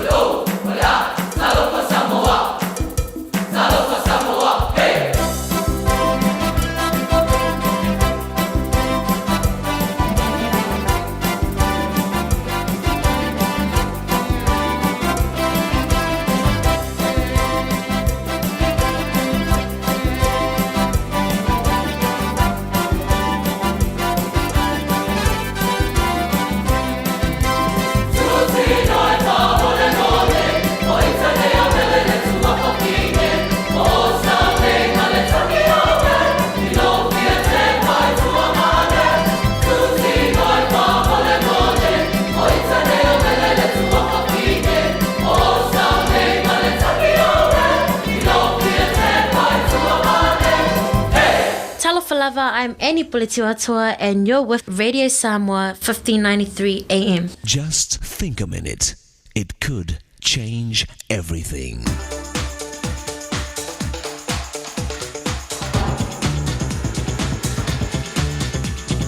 Think a minute. During a football game of Augsburg University in America, Augsburg was losing. But late in the game, defensive tackle David Stevens came off the bench and sparked a comeback in his teammates. He made 2 important tackles and recovered a fumble to get the ball back for his team. The crowd cheered and roared as he held the ball up high to inspire his team. David Stevens was born to a woman who had taken an anti-nausea drug for pregnant women in the early 1960s. But the drug ended up causing terrible birth defects, so David was born with no legs. David's mother then abandoned him, making his tragic young life even worse. But then David was adopted by Bill and Bee Stevens.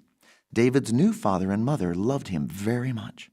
They supported and encouraged him as well as challenged him to do his very best to reach his full potential, even though he had no legs.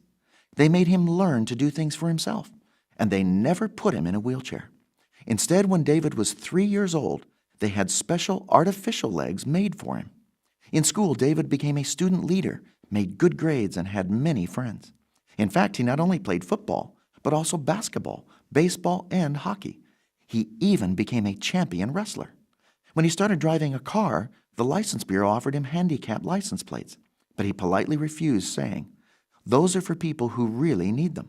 I'm not disabled." You see, from the time he was young, David was taught never to think of himself as disadvantaged or a cripple. Instead, he learned to discipline and train himself, so he was able to do so much more than anyone ever thought he could. And whatever problem or obstacle you might be facing, you too can discipline yourself to either rise above it or push right through it to achieve your life's goals and dreams. So today, why not ask Jesus to forgive you for your wrong attitudes and way of living? Then ask him to take control of your heart and character. So no matter what difficulties you face, he'll help you with his power to start disciplining and training yourself to reach your full potential and fulfill all the great plans he has for you. Just think a minute. If you'd like a free CD of our top 40 programs, write to us on the internet at www.thinkaminute.com. Talofa, we're the Katinas. Talofa, this is Pat Lam. Talofa lava o aola pi Marina. Mau pelo li tio. Ile Radio Samoa tasili mai vatolu amo.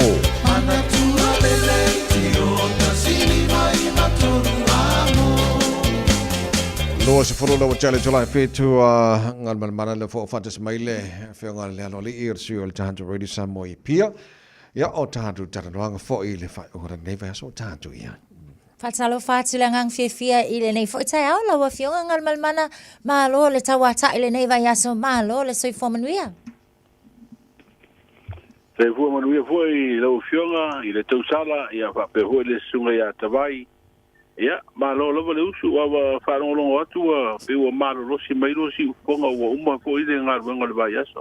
Iyo ia fa fe ia ka ke manga kuana so fo isa mo a karu sau mo a venga popo mai ukole fa ko anga fo ia e pe a palasi roi kai de fale o ka ngu se pe o ku se ma fole venga ngai a e ongai menga manga ko ngai vai aso ia ora o te lo anga ke mantua ta vai mo nga popo ila so a o ke lo o le si amo o le si amo si le masalo e kai fast food le pico le champigny ia malo fa te tele malo fo ile on sai mai ia mal tau mai ta tu ngarwenga ina nei ta ma nei va so a to stai mon taru di tilo le tulango e fa mo na mai na mai tau ai sa mona tatu a manta ngan man le va ia tu e tasire tangi upsiding ye lang va antinga te pano tele tu malo fa na lupo bo tele sala fai ia awa fo ila o le ava no por periota le sa tala ho ile va tu ini lui for challenges ho ile fa sangai le ngatala o ngaba o sui fatu ia o tangata palo te fo o le la i mato filo inga male komsina o finga palo te ni vaias le la sa fsiri ia po ia se tangi e fa ilo mai tasila a le jumalo la le ko le alu po le Masalo pe siria le selau tangata palota le o lo siringia I le mita upu tau whamasinonga le o le sitala po le angava tangata palota ia le atatu tali o wa le so lulu le aso pou le whamoe e o tua I le mita upu le lumo whamasinonga whaitu malo e iro ai ia e tira fia fo I mita upu nei tawai tau I le angava o tangata le sitala wa tauna fa maonia wa I tangata ho ia sei nia mo me o pepa ho fa maonia I o tangata le la ni stala e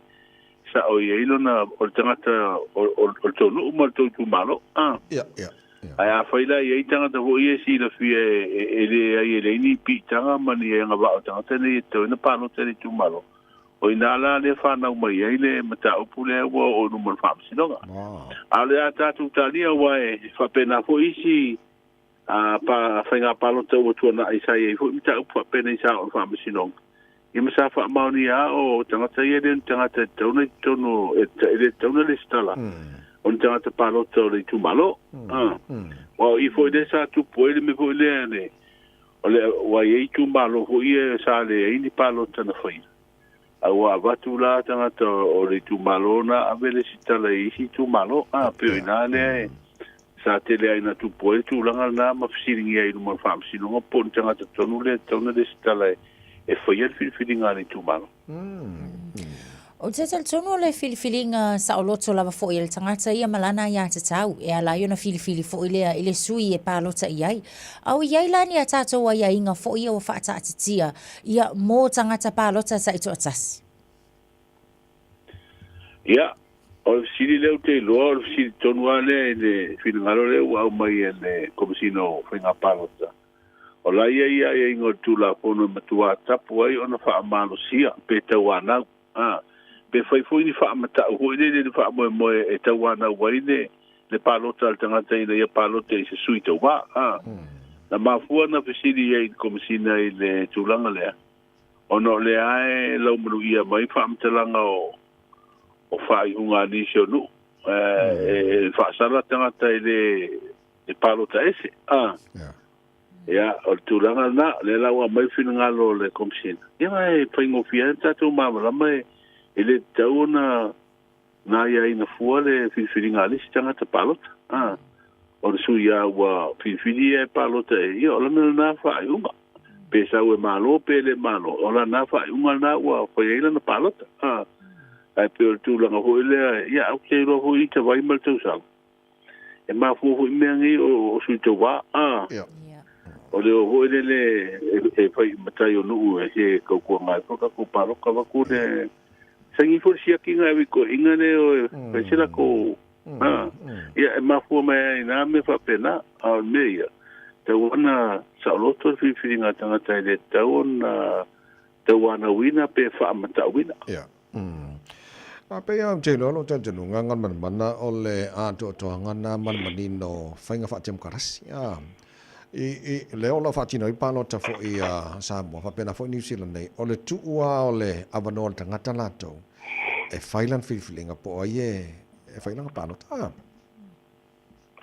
ia ole a ho ole ai ngana tu la fo no malo pule le ma fainga malo fatino I tulanga o pulenga faida mi tonu male ia tau o tangata sa loto faila na filinga mene o fainga palota pe ko fatino e tunu pe New Zealand ma Australia ia o ka ko ele kiki ma ta tu fu I pi va la lata so tanga o tangata ia mai malo sita tu pulenga fam tai tono lu ma fio anga o ai tono ai nga ia wa o so yo ke mankuari te ba ia pa loka nga makai ele palota lusu tasio ke manko se o kaba ola ya ro ya mengi o campaign o paloka ya sa ro ko inga mai la wa ave kala I makai umar ka ko u e wange I paloka se si ese kasi arka ko su e paloka ya sa fa ingo fie na so sa nga fa ingo fie na so wa o matai sa fa ye bilinga ale ya so fa inta o palota le na to wa ye lusu tasto sanga ia mo ua o le au tatou ai atu au si ti al tulaga mamalama ko tangata I mene o whainga whiwhiringa I le ai a tau e Pilihan tanga te ia sui tau wā lai lango ia i mai lai tari tonu ia na ia fui tā penanga lai fina wai le pai ngā palota.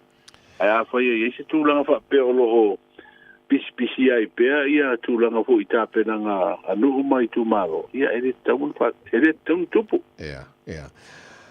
Ngā mana i le tae a on fsiningia fwoi lau fionga le vāle lele ana fsiningia i le paka i le tātou male vāle le whale ono. A le maua lua tana noanga ma le whangwhai mista ma lo tausi. Olo na o manino atulanga o iei fwoi a sa uia wala te tau ona uia. Ia mo le vāle le tau ona paka i nai. Whale ono. Ia. Ole tala na wa mai le fina ngalo le minsta tausi fo yo lo iei ba ino tanto wa le sivili mga nga tele le malo. Ai pe ole me bona sa tu e pe se fina ngalo le minsta fo le ole tu langa i le tuaina au mai se fina ngalo fo yo mtanga luenga. E fa manino i le vaenga le wa le tala ia ma o tele mai si tala e fe pi o i solo i tuo o pi o nga ia nga kutuai me fam telanga ai am te roa na va me fam telanga fam ni no eu que ro o de i pi o nga so ia tala na te ai o al me tau o le wa me fina nga lo le ho tatu i roi o le vale le chata o le na malanga mai tanga tu lisi nei mai amerika mai tapa o le la fa ilo mai na to wa tu lisi ma pai la te to lu to lima tangata na mai valele no wingo ka kulisi no mai ma kwa midong ya kwa big shot ka mai kere manero ya le la sa pe wo sola ma so longo wa pe o te dia malanga fa pena o sa wa valele ne cha mai sa ku ka ya to ya ya pe o le no sa valele tu ya ya le la sa tung du ma tangata i me te mine tu wa se i umala tu ta fa on to fo ile ia o te rola o nai wala ia e tā ua hu ia maso o tangata wai le upuelele asal whiwai le asal masalo ai pēr tūlanga le leile o lewa o mairwhinu ngalo minsta e wha manino ia ma umai roa maso solongo ma te dei tala wha pēr o se wale le ranga sau mangi pomu a komika sawa le lei o te lo le pe na o na sau no le whangon mista fo e o malo tausi e ke le kupe o mau. Ia le mau ki ngore le pe po le alkero le kupe. Ia o te lo e sa wai le amei se whai numela. Ai o te lo lava wai o ai tatu wapo i e le tu ne e ake mai le wapu e te tongi fo i la tau fio le o le tu ai o le wa ai le wafu ai la o e se le uta o loa pa pena fo i valele. Tongi fo i landing fees ma tūlanga mo whapena ai peila e te reo tu pere au ka pe melmista ono lea fia masaro pe lima pōre na tu elwa lele oi whareolo ia runga winga o tupe umana ia atono e stemina tato i loa le se whamani longa fo i pe fia se tupe na mo tonu mai e te mia to le sa tu elwa lele oi whareolo ma lo fa tai mo le fa mani no no telo nei vanga ia ma wa fo fa fo ma le no ia e a le nei va so ato ala la usi le vanga lo tele le no file mu me uma ia file mu va e tu al tato mo tu se va e pese o ka vanga le pluma le red la sa fa ia ia o le ke va ia kwa o le ka kangua vo ia ka kangua vo ia puru a komika al green mai si vanga ia le se va ia si ka ko va pe a ho nga vanga se va va ia tu le va so le kwa ma ia ka vanga ne sa ai mari vo ila va ia ko lunga le pena te pai langi ia ni te vai ma tu sala e foi mai si la sa ia me io ka va ko pa ia ma le maria ia o le si vanga ka uma me le si vanga ia ora vango ani fa alu mai pa io o te mea nei e le fuina fa alu mai pa wai fia ia vanga le o me o se no fa kai ia o ka ko lo le ka ko ka e ser ke mingi ke murmuri ve o fa ia alu ko ku kunga red blue green mala mai silangwa red blue green mai ke wa sa wa e palo ka ya green Ala sa mo ko ka mafai o le blue. Ola sa pese de o kile ino mo wala na tama tanga ya blue mo red.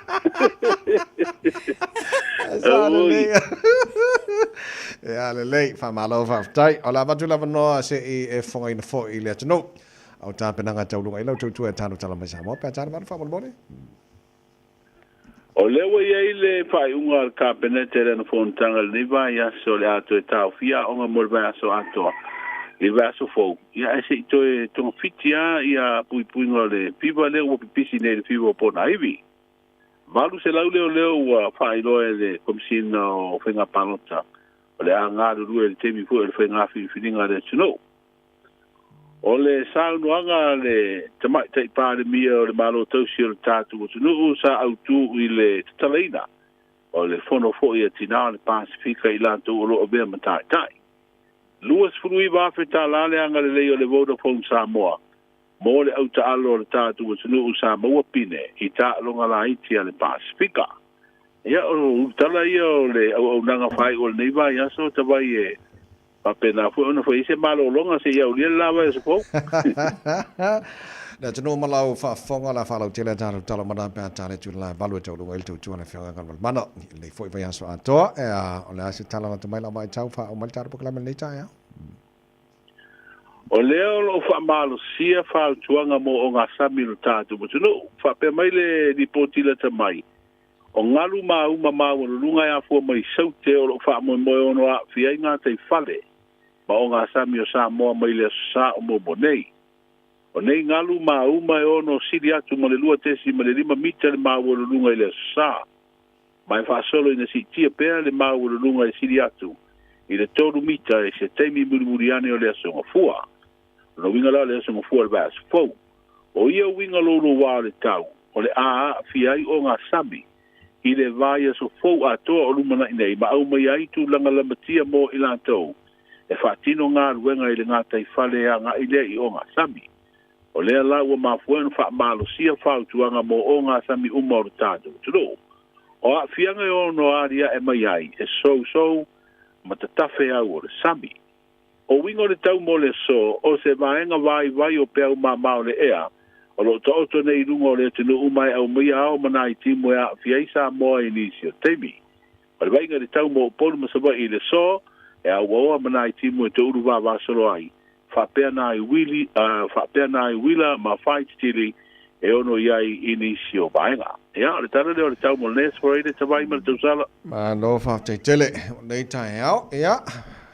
Bi ile lo fale tu ilo soifua tautua mo le atunu, wai le koe fia siasi maari, mako piko ngengi usila ni, msal pole maruru. Ia, makua kafe fea nei kai wha ofu malulu wha aso le aru le paipa. Ia, nei awa al wha welawe ngā tau au tau makua ka wha kuku kai aru le paipa. Ia, e pei e maanga ia whalonga koe mawhanga ofu lai ofu ia kuwaku marparan keke. Ia maanga ia alua kurola mar kofi vela kau fa popo kau fa ma fana fana ia wa kile alo un ka ki ku ke alu fa ele vani fa ko ngale tu ma ko le kai ko ruanga ka ele le aso fa for kim ku sa pe maru uso mario weekend fa time on neva yaso ia manu foi fai ngor vai aso so vai ole afianga ngan mana tu mar ba tanga vai tipi o tanga vai resu le tanga vai samo pia ia malana tu tu na wa ba tu ta to tala e fa no tele to lunga ilan tu tu pe tala tu la valu i le tau nei tu tu mar samo sfolima i va tolu amo ta no fa ne ka sfana o nei tanga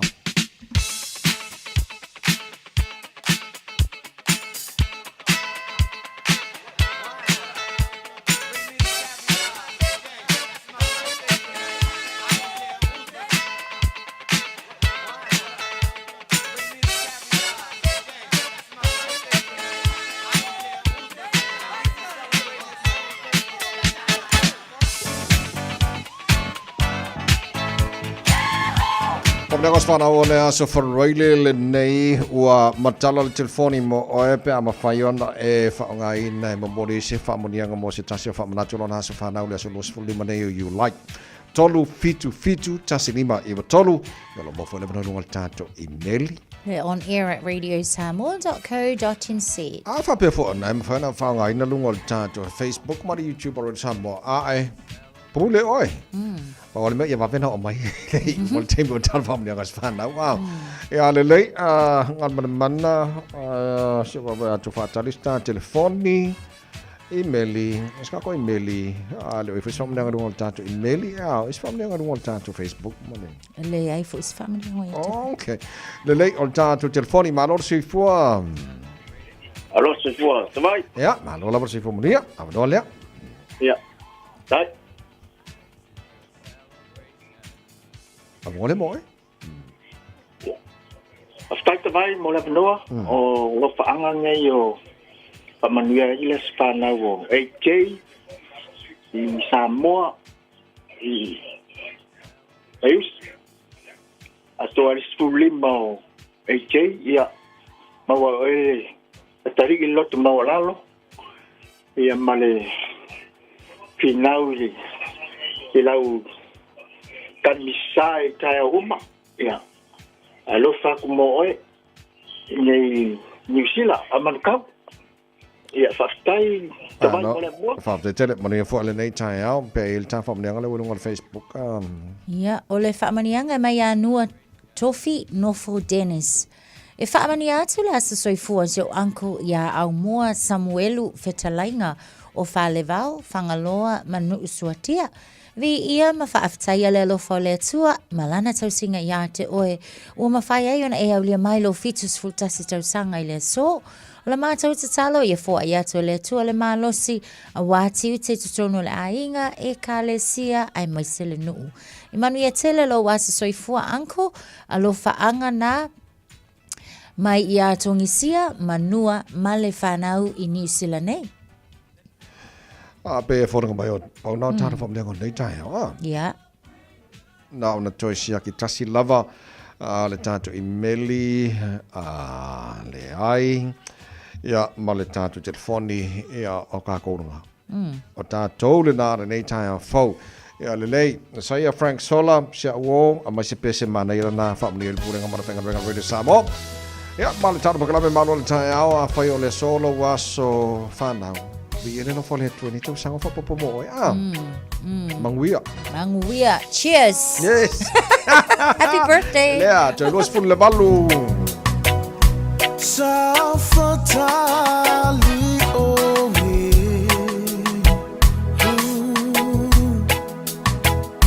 so safe from my soul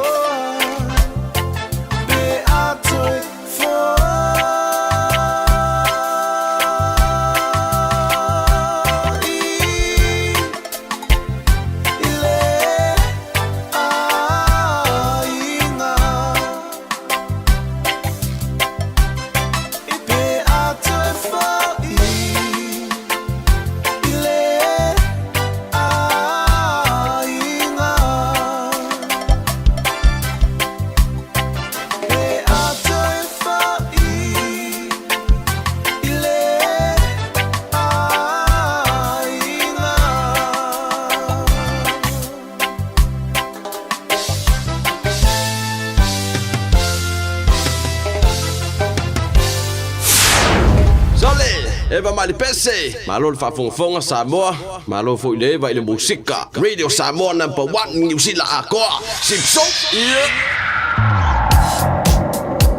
Faisi feo lolo le pisi le nawa i tātou le taimile nei I vaenga ia Lincoln Road anga ia to Western Springs.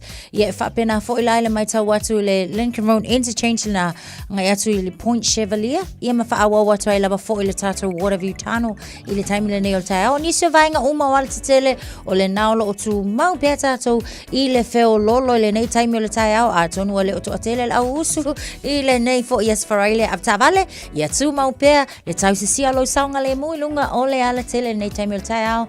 Malua le tau Radio Samoa to is 45 minute ona tā lea le tula valu.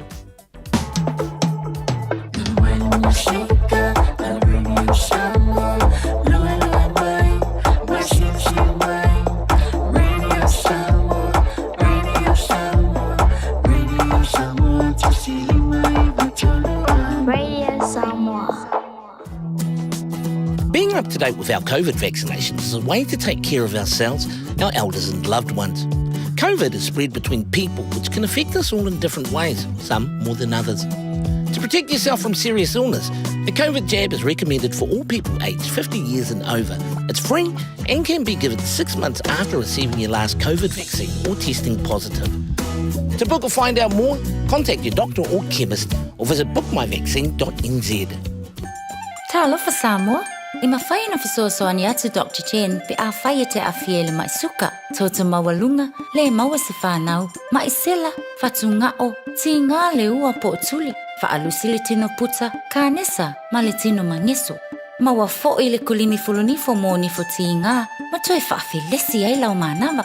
Tele nisi o loa e fisoasoani lo soifua maloloina. A whio ane loa e wa ai Dr. Chen. I le tuatusi lua ono Great South Road, Orahuhu. Telefoni lua fitu ono tolu tolu fitu fitu extension numero lua. O le vitu au lele ma le vitu ta iala o ngā amata e mawalunga lana au nanga tau early childhood education po a o ngā amata Samoa ma le Pasifika I Mangele. E iai whaia o ngā le stala ma whaia o ngā lango wa lava tā pena mo le awa o ina o le whanau. E uti a manoa o lo o tutoe aua lai te whaatuai. Ai lesi tala nei loa lo walo. Kala au mai I le olua tasi tolu lima fitu valu Iva fitu. Olua tasi tolu lima, fitu valu, iva fitu. E whaatulanga ai se taimi e te asi mai ai. Hey, hey! Oh!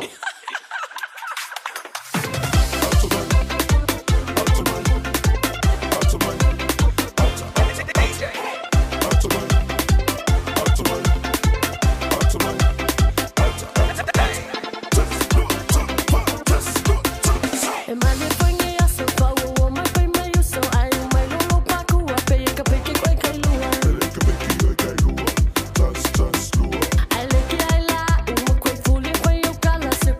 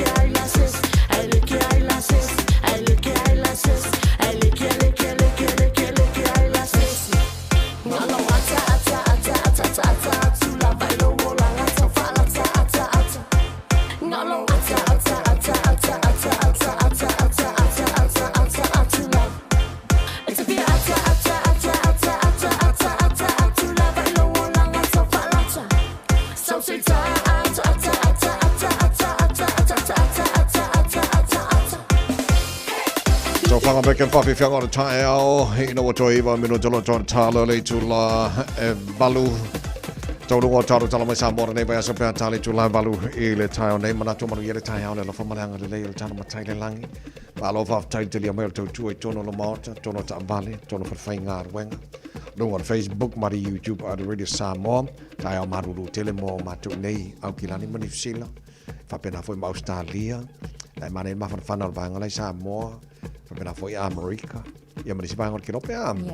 Alo, baba atu mana me suru lai whafongan man mana nei taimone tae au. Ia, makua i whaonga maile mana i o le tau wa iai.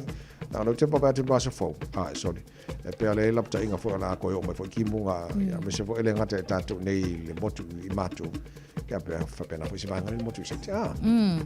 Tulanga na lo iai tawai o le fo i lo iai tatou i le lapta inga le wa au mai e amata tu lava lai le weekend le nei se iau lia le asolua o lumana i nei peila ona mai tau atu fo ia wa ambe o le taimi le nei o le lava o pa u fo ia po mawalalo le temperature mo tatou i au kilani i e whapena fo i ia Wanaka ia anga ia kui timaru ai o le vai aso fo lava fo ia o le lapta ia Tasman District, West Coast, Northland ia o vaenga ia o le amatua tulimata ia fo i le official va ai tau i le whaale tonu o le tau o le anga i mai i le vai aso fo ia whapena fo i la i le pito i lunga le North Island, Tasman ia manisi lava fo i o vaenga i pei lava fo i o le mai tau atu Nelson ia ai atu tu mai lunga nei o le lava fo ia afia i matatou so tūlanga tau fo i e mo le fuafua mamau i fuafuanga fo ia mai se lava ia o le vai aso fo o lo anga i mai le mai tau atu whaale le te le tau mo so mo le nei taimi o le sul mai le la ia whaonga le lei le tau ke le lopo koe mamangon ka ngā mea le la ngi weka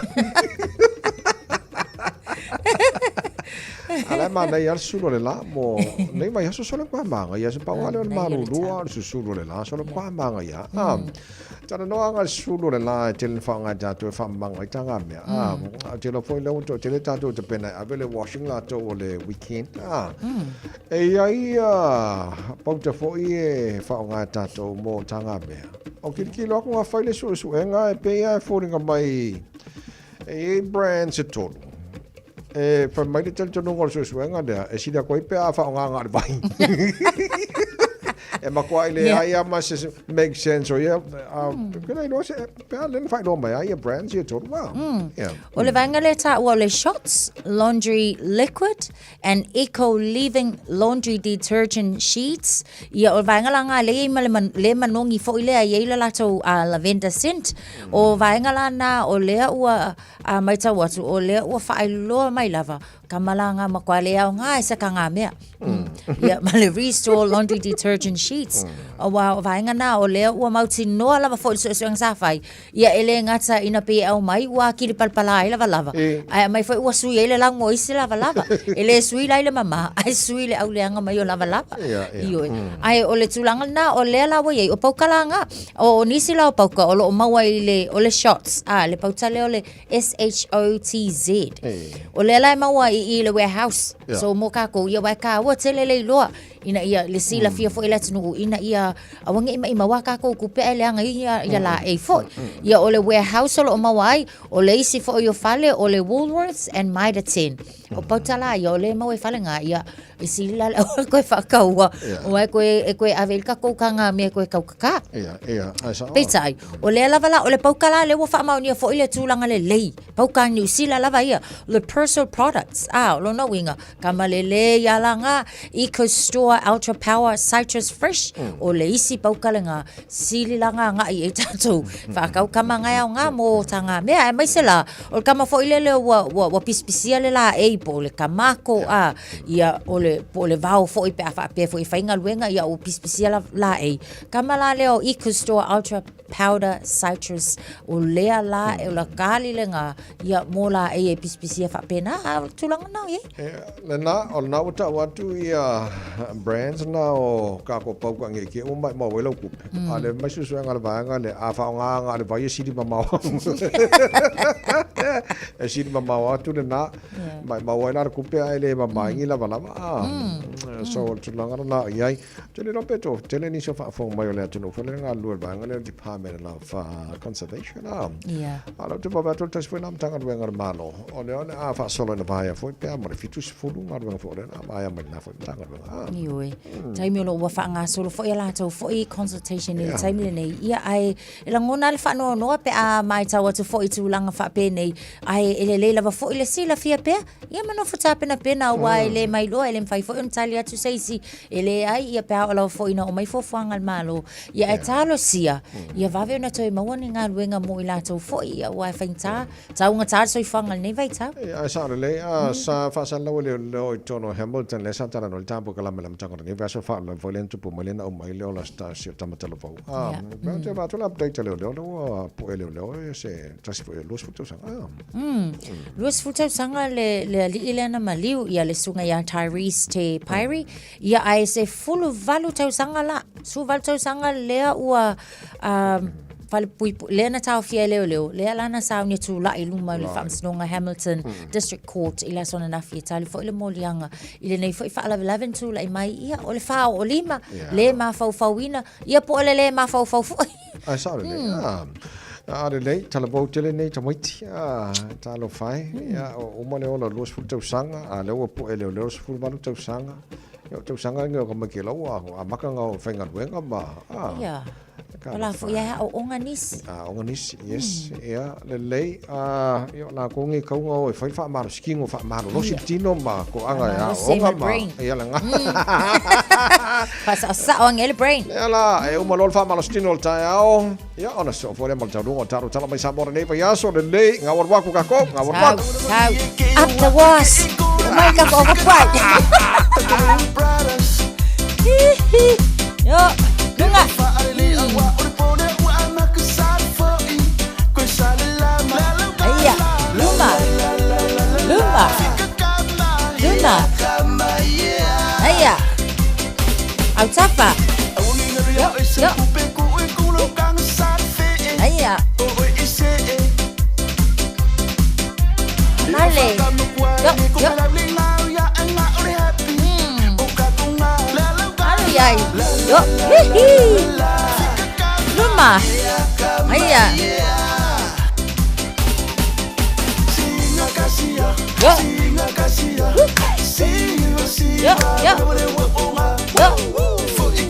Iya. Sabali. Autafa. Yo. Let's pico. Iya. Sabali. Lunga. Yo. Aya. Luma. Aya. Kang ada sabai. Alu. Alu.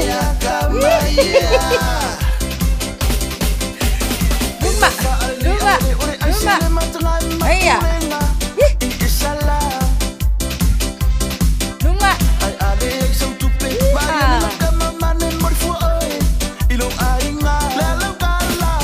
Aya. Ese pizzo.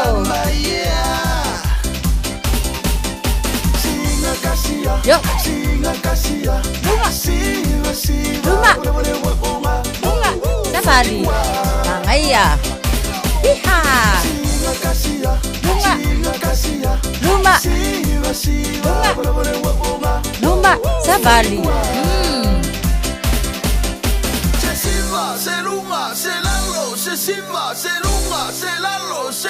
Ano ya kako. Yo. Se furse kone. Lange Luma. Aya ya tole lele sela. Ana vai tsono. Ana vai fafo. Tsono.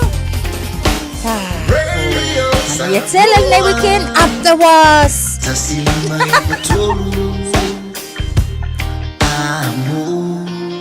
Radio Samoa. Tasilima tu. Amo.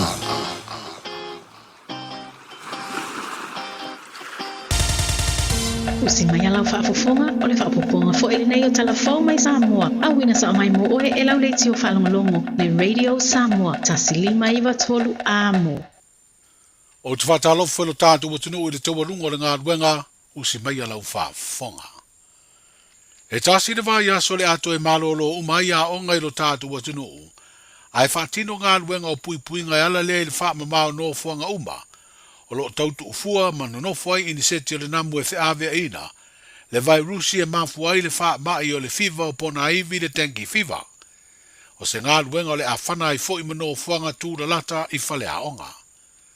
O le fono le kāpeneta le vai o se neina whai ai le wha i unga. Ia toi malolo uma whanau mai a onga. A matatu le le asonga fua a sawe o i le asfarai le vai o se fau. Ai whaatino ia ngā ruenga o pui ngai peo na whautua ina ai. E le sui pā le mia le atunu o atoa. Ina ia ngā rurue whaatasi. Whapea au nanga le malo. Ai mai se le mta ngā ruenga o tina mtamai tai. A tina e o fioanga maanga fiso tai. O le teimi nei ua pepesi le wha mai i le atunu o atoa. Ma ua whaatubulia fo i le wha mai. Ai mai se lava i le vaenga o lo vaia whanau. Ia po le tatou pediatric wards. I lana whanutanga i le asolulu luas frutolu o Iulai lu odu lima. Da tala noa ina ma whaamauni ai e le kāpeneta fuafuanga ale matanga luenga o le soifua malolo ina mo le sitia o le puipuinga o le atunu mai le pepesi o le fiva pona iwi ma lona whaangaio inga i vaenga nei. Mua le tala ina o le ofisa tututonu mo whaalawelawe whaafosei po le tatou New York. Mo le whaafoina o fuafuanga e tali atuai i le pepesi o le whaamai o le fiva pona iwi. E ngā lulue whaatasi ai ma le matanga luenga o le soifua maloloina. Lua, le whaatino o Paul Kalame whaalauiloa mo le sitia o le puipuinga o le atunu. E awhi ai ma whaamatalanga o fuafuanga ma lona whaatinonga mo le sila fia e le mamalu le atunu e tawala atu i le New York o le tatou National Emergency Operations Center. Tolu, whaatino Paul Kalame mo le whaamamaina o Mota Malawa. Whaatama ia no fuanga o lo ronofua namu ma vaitoa. Ma e te talo atu mo le lango sua a le matanga luenga o tina, tamai tai maanga fsotai.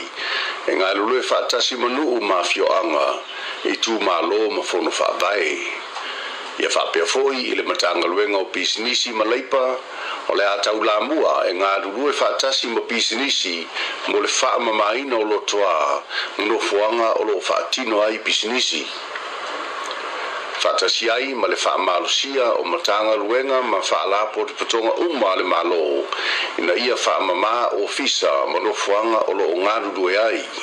Le fionga atuala te vanga Iosefo Bonifacio o le sui pālemia o le malo tausi, i se vaenga o le nasaunuanga whalawa i tele i walo fesota inga le malo. Wa whailoa le mtanga aruenga o le soifua malo loina, talumai anuari o le tausanga nei, e o mai le masina le nei o Iulai wa whaamawina e awhe fitu se lau limas furuono, ngase wa whaamaunia wa maua iaunga o le fiva pona iwi. Wa whailoa fo i le mtanga aruenga, e lua vai rusi o lea whaamai wa pesi ai lo tātu o tano, o le tenki fever virus tasi, ma le tenki fever virus lua. O nisi o tāpenanga mo tonga fitinga ma puipuinga o whailoa lau tele, e le fionga i le sui pāle mia, o le una ia leo tūlanga mo o mia, mo le ofo ina fua o le toto po le blood donation, e taula mua i le society o le kulu se mumu, e ngā lue whaatasiai ma le mtanga aluenga o le soifua maloloina, ina ia lava pa ina toto wha leo, mo ngase tinga ina. Le whaata oto ma le whaatulanga ina o vai ngā tupe, o lo whaanganga mo whaavelave tutupu whaafose ia le malo, mo le whaatupe ina o vaenga mo o mia e tauwalantu le mtanga aluenga o tupe, le whaatino ina o whiuta na inga tāle whengai, ma paanga mo le whaatupe ina o ngā aluenga mo o mia, a le mtanga aluenga o le soifua malolo ina e tauwalantu, i le mtanga aluenga o le vai, fafo, whapea le whao ngā ina o ta vale, a mtanga aluenga mwhala aputonga le malo e fesoa soni ai, i ta vale le mtanga aluenga o le soifua malolo ina, mo ngā aluenga whaatino, ma o lea whaai unga o lo oonga tasi ma le te iala, Mo fa ma i fe ave i na mu mai ni seti fa la fwa. Fa pe ai tu la fono o le soifua malo loina o le tau sanga ya fi se lauli mai va.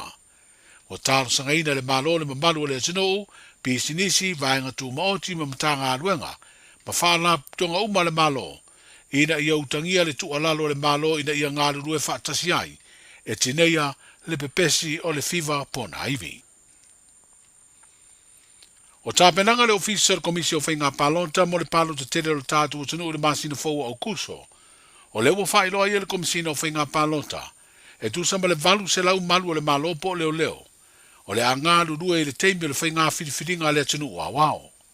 E ese mai lea o whainga le tu samba le tasi le afe fitu se lau tangata. O le angālu rua i le whaangaio ia o au nanga ese i le teimi o le whainga palonta. Ma o loo whaanga solo ai le teminea o onga mo lea o whainga o tangata whainga ruenga, e to tele lava ia i la tau o loo ngā lulue i au nanga ese ane malo. O whai loa fo i le komisina o whainga palota, le fionga to le afoa tu i a whelolo Alexander John Stanley, o tau nuu pusa palota mai New Zealand, ma o le teimi mua leo le a whaonga hai i ei tu ainga o pusa palota, e ma whai o nai loa atu ai pepa palota i te tonu. O pusa palota sanga o sia le lau papa plywood, sa whaongai le palo te tere le lua orua tasi, o iai wha le tonu e pei o le pala lea ma ua le to e mawhai o na whaongai na. O le fionga le pale mia tausi o le malo Samoa, le fionga fia mena o mi mata afa. O le saunuanga ami lea na te tala i le whonu tanga tinao o tenu o le Pasifika, i la tau o lo a vea mata i tai i tautua ma au nanga ese, lea sa hausui e i fiti i le vai o sonei. O wha i loa i se pepa o wha amtalanga, o le vala uli ai ule rua i pāle mia te maitai o le malo Samoa, na te whaia le saunuanga au tua te talai lea whaata singa atina o le Pasifika, o se wha alo e amana i ai, le sao le pāle mia o le tātu o tino, i so se tau mawhainga tau le una ia leo le tūlanga o le aveo tina ma te maitai, i le loto lo toi te tonu o pūlenga ma tonu whai, o se tasi leo vaenga tāua i le aveaio i la tau ma tai. O lea whontanga na talanoa i nai fo inisio ma tā upu tāua, e pei o upu whai o malo, o whainga wha vaenga wha upu whai maisi au nanga mana o mi ai, le sao tina ma te tai. O le whai unga le nei vai yaso e toi taliu mai ai i whanua, le lato i le ea o le fionga le te tai pāle mia o le malo tausi. E tu sama le luas frui vafe tā la le tau o wha ilonga wha apitoa, wo foina le company telefoni o le Vodafone Samoa, mo ali i ma tai o le auta alo le atunu na manu malo i pine euro, siliva ma le apa me mea, i tā longa la iti le Pasifika lea na whaia talua i nei le atunu o Palau. O le stofil nei vai yaso na whaatino ai e lea company, se tufa tufanga o ia wha ilonga wha apitoa po o Special Awards, lea na whaali ai e le puresiri o le Vodafone, e tasi le afe tā la le pepa tala o loa, mo i la tau na maua pine euro, fitu se lau lima se furu tā la mo i la tau na manu malo i pine siliva, ai lima se lau tā la le pepa tala o loa, mo sui le au tā alo le atunu na manu malo i le pine apa me mea. Whaalia le puresiri o le company, e le o ni tupe e maua, ai o le pepa po le voucher, e anga i ai i la tau o whaamania ina i so se whare o loa le Vodafone i le tātu o tunu, e whaata wai telefoni tau ngatā maisi o loa a le company. E ono sfutasi lau whainga o pine a Samoa, na manu malo ai ia tā longa a le Pasifika. Ia, manuia le whainga o le vai aso i si o tātu o tunu, soifua. Talofa, we're the Katinas. Talofa, this is Pat Lamb. Talofa lava o a o lapi marina. Mau pela o litio. I le Radio Samoa tasilima iwa tolu amo.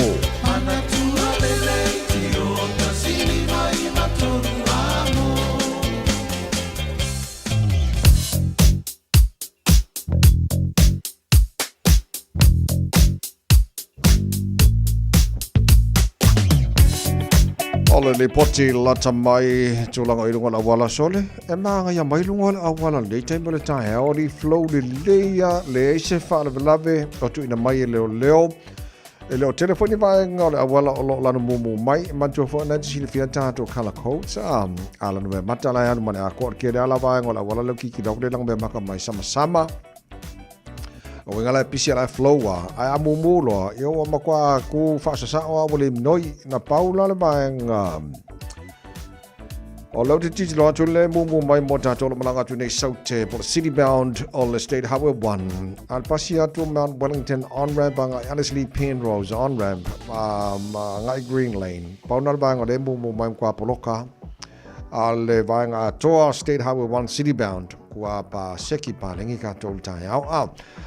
Lesi vanga lau te papa atu le mumu mai mo tātou malanga mai si sifo.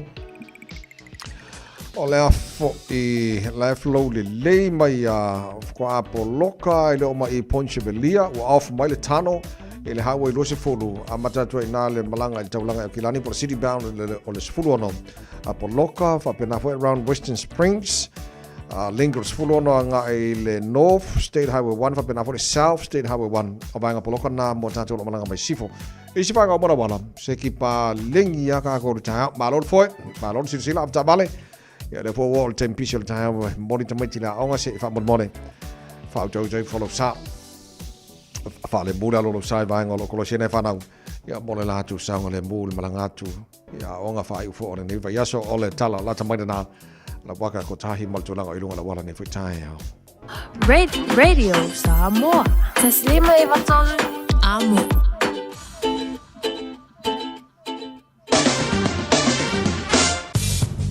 Ole vainga lata mai ile tala ole tau ile nei taimi ole tai au vai atu I Samoa ia olo tu mau ona langi de nei mele tau awa ni so taimi o tu langa na tu ile tau Samoa ile taimi awa ia fol taimi pa weti moni so vai ngola tu no olo tu mau le los fu balu kau manga mai kau le vela tele Samoa pe afu los fu balu le ile mau lunga le vela le air ia moreneas for raile los fu mar fai lona mau lalo Ya, toi fatalo fatoi panga o montara buklame so savanga la tino pele Samoa olo o mai momfa fo montara buklame ile nei fo itai fo taru baba aile tu langa o yaile tau ile tele o sivaenga Australia se o baba atu Australia o Amerika ko ngi kai au ile lo mo Canberra o lo tu baba ya tu o lo ile -4 maruru wa maruru o la fasolo ina puo le tai au awa fo le so atos fu far maru o marulu fo mawina mo la mo Canberra tu sal marulu Canberra ma Hobart fu far maru o marulu la fasolo awa fo le na vanga Australia Hobart marulu kele Adelaide fu tolu maru o marulu la pa utimo ne yaso marulu fo io Melbourne fu tolu maru o marulu mo le ne yas fo radio tatu yayo la fasolo awa pa utimo ni so taimi marulu fo I Perth Australia fasona na was fu ono mo marulu Ferrolo sini Australia na nei le vavea o lefta te le ono mo to o ka se marulu ono e si dia ko marulu ma ko ngi o kilang ai o sini Australia na sulu la ne yaso tau Ferrolo marulu fu ban mo na marulu e fa mo ina mo sini Australia ne yaso Brisbane Australia oka e marulu fo yo ko ile nei timer ta fitu lo yai ai awal popole o la susulu mai la na mafana fana ile le o uli los fu lua I lona ma ulunga na mafana fana le ea mo Brisbane le so fa solo na awa ole tau ve la I ole ea I Darwin o vainga o mana o stadia ma tula ile tau mo le fast for radio ta to o dia se mai le talo le tau ile no fanga fa salanga radio Samoa tama ki makaurau wa maru lua so le tolu Olo il maru lu ne vanga ta papa ya so kwa manga ya susulu mo le la so ke fa ko le maru lu ya so ala tu mowing alangi le le tau mo au kilani le yaso sfuli ma mo ngal maru lu fa mo wina mo au kilani le so I vai lona mo alo ta pe au lia fa so fo ina au alangi le tau sfulu ono mo ngal maru lu fa mo wina mo la so ta au pai go tu atu alangi le fo le tau le so sa fa solo ina au pa uti mo la so for na va yaso pa fo timo na so lua so lulu mana stoffi o so na to toyo ma sina ne you lai o ma so fo e fo nga mai ona pa uti mungal tera vai o kilani na va yaso pe au lio so ole va inga la tamai na ile talo tau ile nei time ole tai au ma le fa mo le tunu ola lampa pa au inisha va inga o kilope ya ma va se la langi ile tunu ngolo mo mi tau mo tau ile nei asa fo ta to lias fo lima lo chari to la valu o taru tala mai Samoa pe ona fa fonga ile tunu nei tai au te fa sa lawina ya pe tala to la se fo lima lo le so mar fitu po ana nei Ya, fa mori fo il fa tele su il tata radio Samoa e pia le fionga ngan mana tu mana va tanga vai tipi tanga vai mano fa tele la tu tu no avano lo longo puiri e Samoa le ngata ia tero ne so se tafo nei kelope ele tele me lo tupu e Samoa ya o tu langana ye o te lo fa manatu bonai ainga o lo te pene malanga Samoa mai sia pe o manai fa nau o to fa fonga to lo ta puni fo ia o nga molisi fa yaso ato fa de tenga puinga le fever pona ivi ia bol dengue fever so ele leila le o ta pena ta to matu a masela mana matu o lo malanga mana fanau ina ia ona ia faina mai nei fanau Samoa fa mone o ta pena le ina ia no fouta le ta to tulanga ia fa de tenga o le dengue fever Samoa pe no to fa fongatu ia ole mai tem pisi foi o le fionga kom sino fenga palota malona ofisa yo ta pena uma na o to fa fongatu tulango ia foi le sao marul malo ia manato uma la nga lue wa le fa tino ino fenga palota al tatu malo la solos fruivo o kuso ia tau ina yo masao me uma le lofa mananga le leiro tatu matai de langi ia mo ia foi fenga filinga le tino o ai tai o le atusi au ia Samoa o le filinga na Samoa ia mo tai o wa fa foi no tatu sa mo le sidi mata sanga lo manai to mo le Samoa sfrima i toru a mo nei time o le tai au o le was for one man afo jale to la valu smala fa fonga le tawunga le neva yaso o tato ma fa Samoa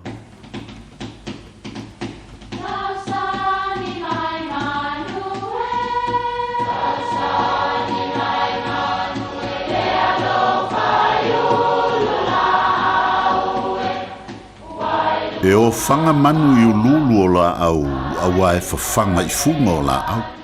A o le tangata e fafanga i upu matala. O le mafileo o alanga upu mamuanga ngana Samoa maona whaapongai e a fua ilo na sio mianga. O lona lea sao i le whaatufunganga o le iloa whaale aso mai le tautua se ia o ina pule. O alanga upu mamuanga ngana ua lantou mamanuina le tō whamanino a Samoa mana tua fo'i e tāo fitau muli le atunu. E talanoa atu ai le talanoa manu. O upu e maua mai le whaangatai e tautai. Whapele mau e ese lava tautai. O le alanga upu le nei e maua mai i wainga whaale natura po o le maitawina o winga o manu. Winga o atu, ia, ma winga fo'i o le mafua. E iai fo'i la tautai e whaapitoa le la tau wainga i tū nei pei o na taua i winga o manu maia. Whai mai e tala noa atu, o lono winga, o atu e wheoa i whaatasi sama noa, e wa ai se mafua e ai. A taua tu lava i se mafua, ia, o na whatoa ngā yoi lea. Ai o whaatasi lava. O le vaenga lona lua o le alanga upu, ai le tala noa manu. O lona winga, e lele to atasi lava le manu ia e turi matai atu. Ina ia whaingofie ai o nailoa po fea o iei le mafua. E le longo ina e leisi manu. E alu lava le manu ia. Ai pale loa le manu le atasi. I le mafua ia po o le mea o poto i atu, o na whatoa whele lei atu leo isi manu. O nei upu, e whamatalai tu ai ngā o langa o tangata pe a poto i se mea ua tula i mai. E iei tangata na o nao e mata ma whaitatala, ai o isi tangata, e awai o na e fia i loa le mafua anga ma se taunu unga, ai po le a fo i sea o onga tāua mo i lantou e maua mai ai. Ia, mai tawantu i le tumu sa whai nei. Ia e maua lantou na o mai lava e mata ma whai te tala solo. Ai ai fo i lantou na o mai ona o le fia fsosoni mai, ma ua moni ai le upu o le ntunuu. E tala noa atu, ai le tala noa manu. Manuia lau whasonga le nei asu.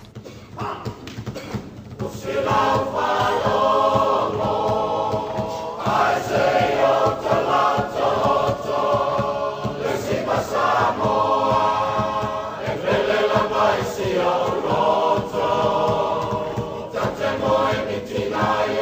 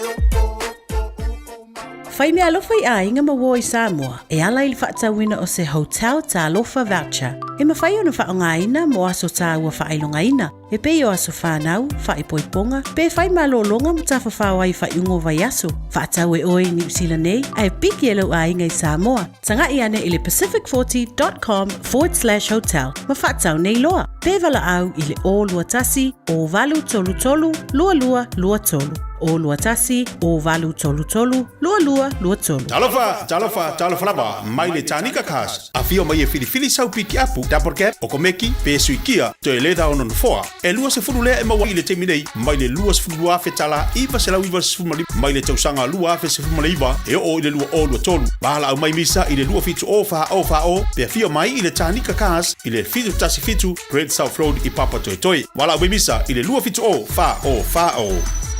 O le wha atoa uma o tātou tui pui pui ar COVID te tau ona whai. O se au wala I tau sia le lei ai tātou, o tātou tua a mātutua, mai e pele I ai tātou. E pipisi le COVID le vau tangata, lea e ono a whai na ai tātou uma I a wala ese.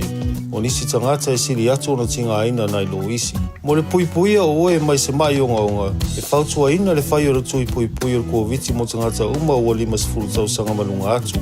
E le ai se tutongi, mai ma whai o na whai pea uma le ono maasina talo o na whai lo tui puipuia la tamai o le COVID. Pena e maua fo e wha mai. Mo le whatonu ina o sau awanoa po le fia maua o nisi whamatalanga. Pawhasota i lau fo mai po le whale talavai. Pete tanga i le bookmyvaccine.nz. Talofa Samoa, whaalau i loa whaapitoa e le ai se tutongi. Whai a fuale si a kino o lau whale pe fia leo whae ua iai nei i lungo le maketi. Mala au mai mo lea au nanga i le masina o Iulai. E tuina lo suafa i tutono le sei, e te ona manu malo ai i le se fulu afe tala. Le lei lava le malamalama i le tūlanga o lo o iai lo maota. Vala au nei Taralina Samau Johansson, Professionals Real Estate i Papatuitui, telefoni o luatasi o fitufitu toluiva fitutolu. O luatasi o fitufitu toluiva fitutolu.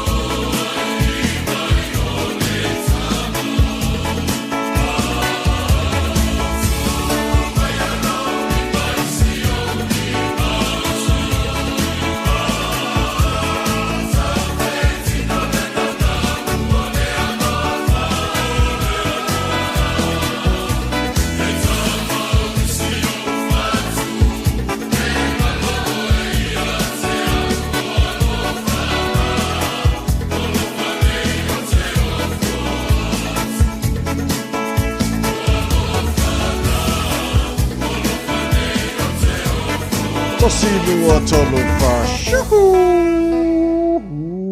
o fa fi fianga le mata pa ula nei tai hao to mo radio Samoa for lima tola mo le woto lo se fulu mal fitu mino tolo tolo talo le tu la e iba to pa na mino tolo toi o le taro baklame ma ro le tai hao mo ne fo iaso for raile o le tato wanis mo so oi e o ne fo ias for raile o tato ia so alo se tu mo no fa tasi mai nei tai hao so alo ma lo se fo mo wi ngi ka fo se koe vai whanaka mai ka mo le so alo le ola mai ka nei tai e foi vai I se toi aku le sika so po mari lili e foi ia mai kla ko le ka ya ko tikia ferolo ia nga la voye oye ya ya mo ya ma lo se fo sa oi o maru kele o la vai mai ko malit ya good morning ta vai fa felo ai fo ide ta po ingar ta to watu no nei fo sa valinga ko ki foi uma yu lai ri ka vai asa le ya maru ta po ide ta to watu no ya maru foi le usu ta vai ne vai ya so fa si maru lu nge va so ka vai ko maru lu wa so ole ma ko maru lu wa ya le nga pisilo vai so ya o ke dea o kaimiu fa alu I ka maiki mala ku ka longa ta vai e wai le o umale series le le o peleki ma falangi le winter ale international ya ale fa solo mai o mai ya ka longa kala pula kapi I wa ka ya o final I Eden Park ba ia ma disi ma Ponson B o longa winga o pau wala o ko le unlucky esa lo makuale unlucky ole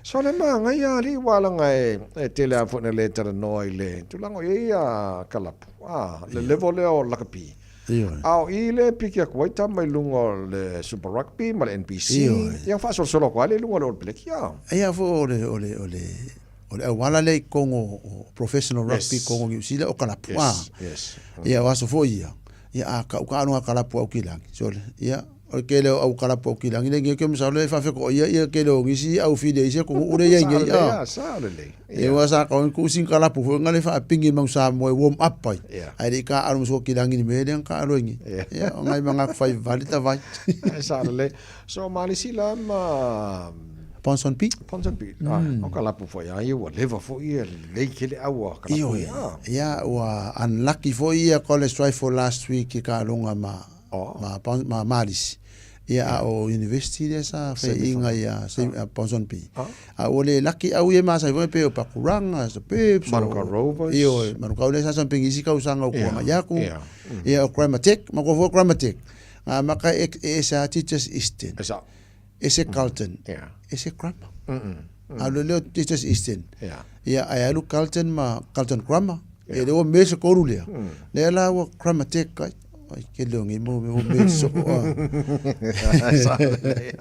so le oi la le host le final o maris o Ponson Bay o Eden Park o yo fai so o final fai Eden Park sem kwa manga yari ia ai pe ala po university e po ai disi o ka university ngai Keten Roisa e foi le ipunga ingal va ngai por ku ku fa ngai Keten Roisa ka ya okay I ka longa le a Ponson P ma disi ta vai so le manai ole manai foi le wa le foi tele alo ma fa na ole tunu lo ta alo I kala pui e fai la ta alo ia atu langa fai ta onga e ta sile man sa mo ta class sound le sa sampinge foi Manuka Rovers le ua va mo nei mali sila nei foi tau tu vai sa foi ale o lunga le final ka sanga mo ke ngengo o semi final ka sanga lu le final ia lumanga I fo sa mo ia fai a ongal mau sa mo o iki kilonga ia fa kai foi le alo le ku le ka ku le ngaka mau sa mo ka mo ka ia le fo o mai so ange ka lengi le ka pi alo fa nga ulai ki ale lang fai a onga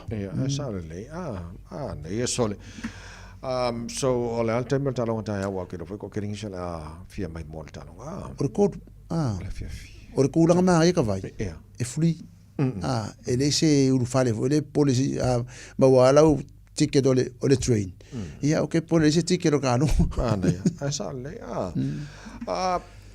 So alo te lo pala lo sile fiema lo so fina ngalo I o lela tatu ta pena mo o palo te foi mo pitonu local boards elections. Falo to ifali yeah, falo to ifali.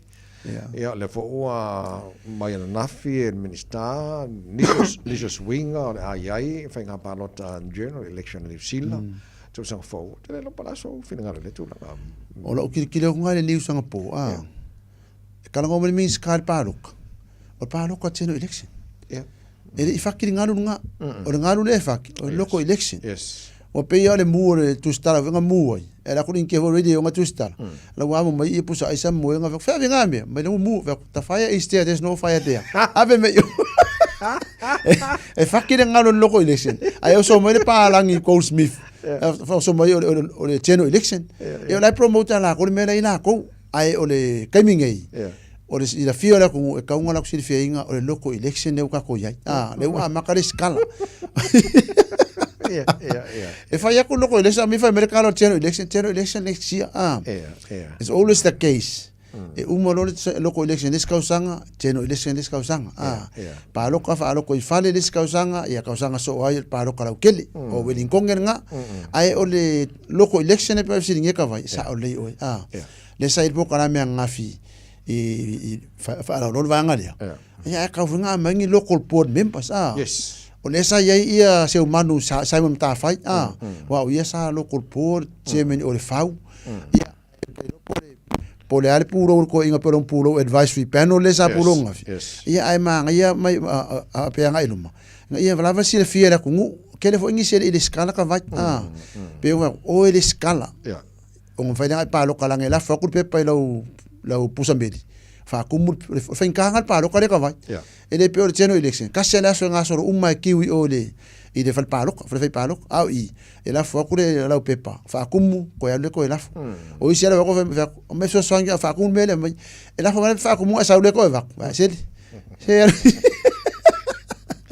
ano fa mai ese ko fa ki o ka vale wala le moaru mo ko awala le anga ia la pisi me anga o me umma ia nga fa ma local port ka vai be o ka ku Facebook local election ia le skala ma pa loka ese mga mi so swangi vala uma ya inga so swangi mo la ko ya kulanga ka vai pe FC ding ya sa ole o makale skala ole local election ole ta wo fo le wala pe fa le ano ta tu tanga te ta wo te le o palo te ana me monia o ile awala fo le port gateway o finangalo Samoa mal Pacifica e awala tu sui o local boards e aveanga I dunga le council ta pena ini me le mo tangata I tu mano te tasi ona la papa ai ia fa pena foi matu pitolo matu no foi patino lava ia te oe malousi o si o manga malmeolo e no foi o le vanga le wening kongi e lunga o funding mo la ako a fa era solo funding ele lo ka ko pe fengo ye ngo waro in kema senga fa mai ama ka ko ia e lo sui le local board members ia fa kingo lo fingalo nga ia mai pele mo fe koi o la piside ya o le awala a fa wa kiu awala o kaya o la fo fisili la local board members ia a fa o va o rumor ko awala o menga local board local ka menga council vai ta vai o mela e porque o le vai me va penga a fa fo ke la kula ka se o ngala au dunga le wa rumor fa ke fe ia nga evidide vai se local board por council fo ka ye ke de evidide fa pule wa fa fa pule a ver local board sa le mai le lisi foi le poi o mani tamali foi ma alo le tino o si ile ao mata mo e avanoi local boards ai mane foi le support ma long ifo o man campaign al flutua o so long le ia o le wa ma kan aru so le ku fai ko o support fai so alo mo fingi mo si fingi ia o ngolang pa ola fa kai o si do ngari mo ia paenga ia ai aru so ale ku fai ko fa manga ku kangaka fai de skala le foi aru so nga game pe pare skala fai de skala le ngo la kule mai o ke aru la fora de skala ai be pa loka fai do pa loka ka ngo la fora mai ya wa mai lo ke o ka ngo sui de spra Fai ma pa ro ka le pusa lang me maka. Ai fai ka pusa lang nga enga. Yeah, yeah. Banga mulbuli local boards election for ia po ia ilo le ia so e fanga terroristala ilo le ia le faingol palota ia wa banga tawo umaya ia sa o male le palota ma ia paloko e kongor kai mila mai e ton fati non palota Kei o fo ile town center eskonga. Ila mengalo fe ka vai. Ya le fa karika ka me le skala, fa makal fa ingo le skala. Ma fa makala ya so ia mare kai me fa yai. Aka ngo ku role le ke kusi be pa loka. A wo fa monga e lungo pusa isa. Ai fa akumu ko e ku pusa meli la fa mole ta vai.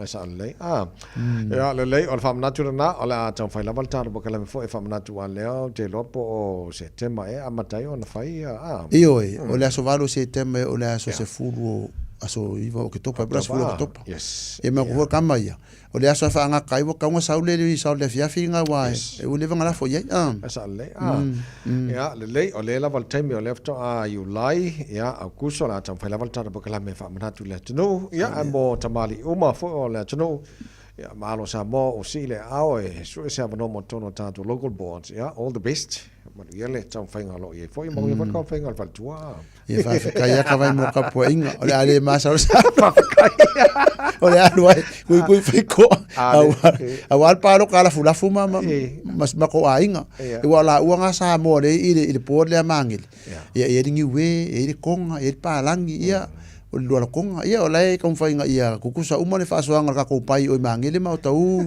ta vai ia ale le ala ku ala ma ku ia kom fainga fal tu o ke alu foi ka paro ka mo ko rua o paro ko mo la fula wala foi langa ia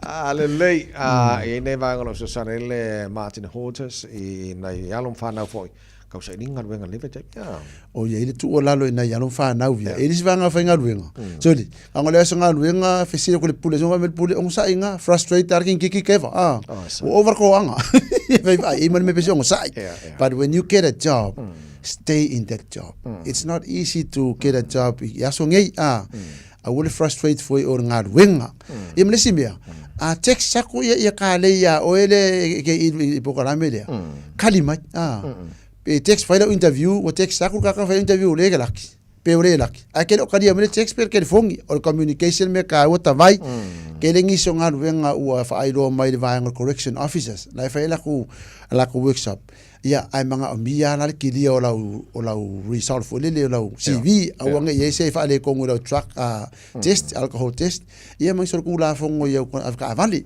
o le si me ka u la fa ia failo la senga afka vali o nga luenga le Martin Hortus e wako e failo le na license o le restricted le la wengi so so angi o fo ila si ese ko disi kepu ia outside le o le majon e faile driver license class 2 me o loli ia forklift me penga inga ia kelengi skills fa ngo fenga fa mo sanga luenga u fa per kanyo employable e pe tu langa na lo ia ile tau tu al Martin Hortus Foundation Trust ni vai tau ia ma lo ave ka me ke so so angi la ku ngaruenga piki ka modi ia vai sanga la ko lunch ia ko piki me le fiafi mo lo kongi ia ngale ko piki le oi le fima sanga fanga i fo ma modi nga mo lo kupi ia ole o nanga na Martin Hortus Foundation Trust vai mo le si le fia le tunu ele fa pe so mai lo kali on mele fa ku le fa Martin ka fo e fa lo kali ai fa penga mi so so ngele o la vera skill ki oi ia on vala au mela ia le e so so ngia ku ia malo so all of time ta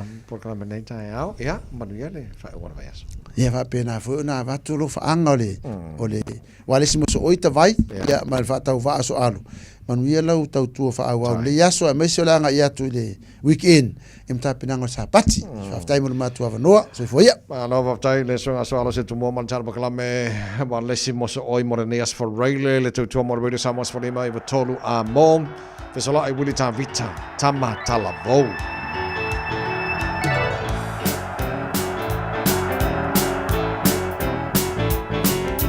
Tama talabo. If you ama. Ele abolono langa. Follow with where I feel feeling. Wanganai.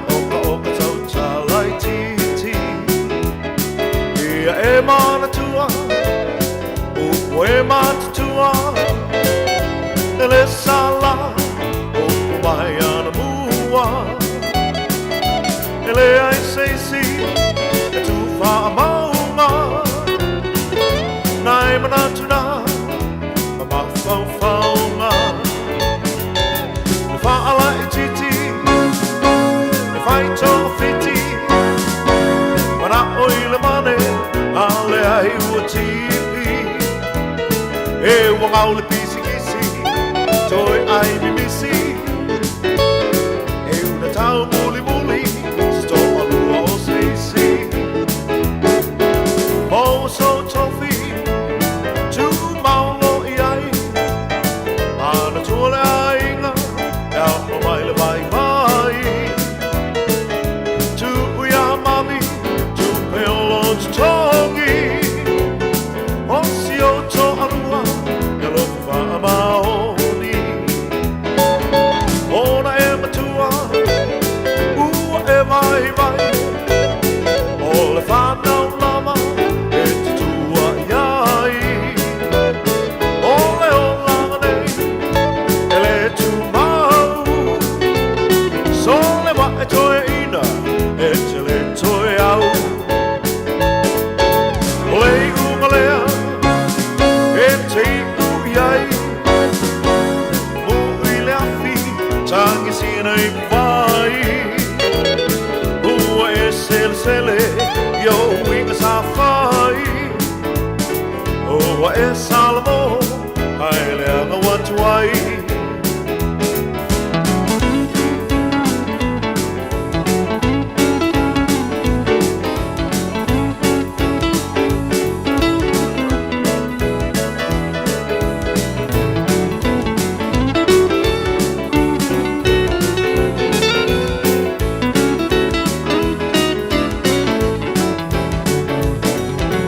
Whaala I titi E whaitonga whiti Mana oi le mane A le ai ua tipi E wangau le pisi kisi Toi ai mi misi E una tau muli muli Sto alua o seisi Au e wa tau muli muli Sto alua o seisi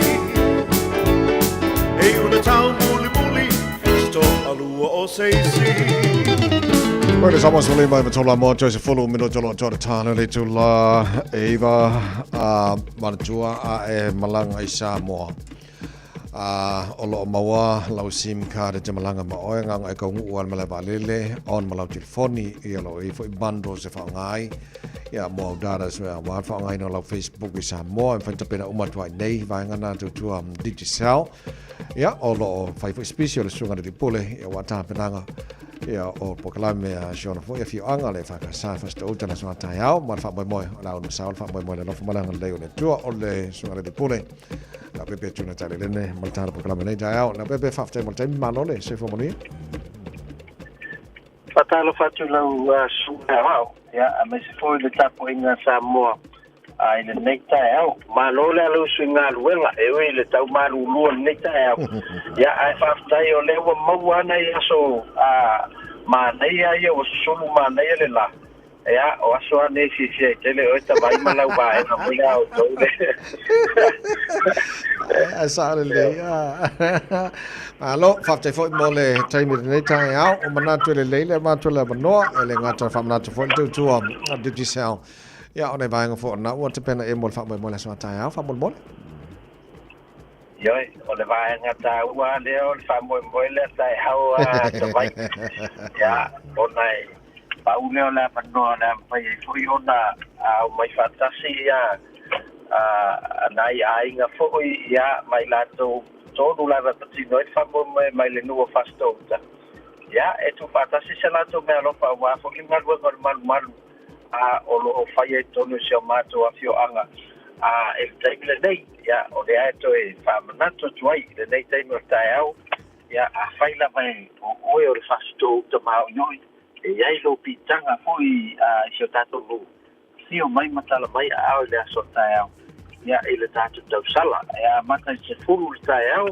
ele moto au sa muy mangeli ia fa solo ai lava tato po kalame tai au o le ala vale mete ma au ia talia malanga fa stai o tato tau langa fo le na o le ave ia awale man le tu lo fa peona fa sia tono o se tato lu e talia foi so sesi tu sa pele o to vai e fia foi mai fia sosoani fa moi ia su atu ma talatu au io e talia so sesi e fia foi mo le fa moi ai tatou tapuleola le lo fo le tua ia na pe tai meno tu soi fu ma so ma tu ola fu ia ina ia tau mangia fa moi ila so atai au o tu langai ia tatou le tatou tua te tisaro lo fanga solo ia na usa no atu suma na wa o no pa no mo atu lausika el tatou official mo to Samoa mo tatou ye au kilani ya mo la to lo fa peona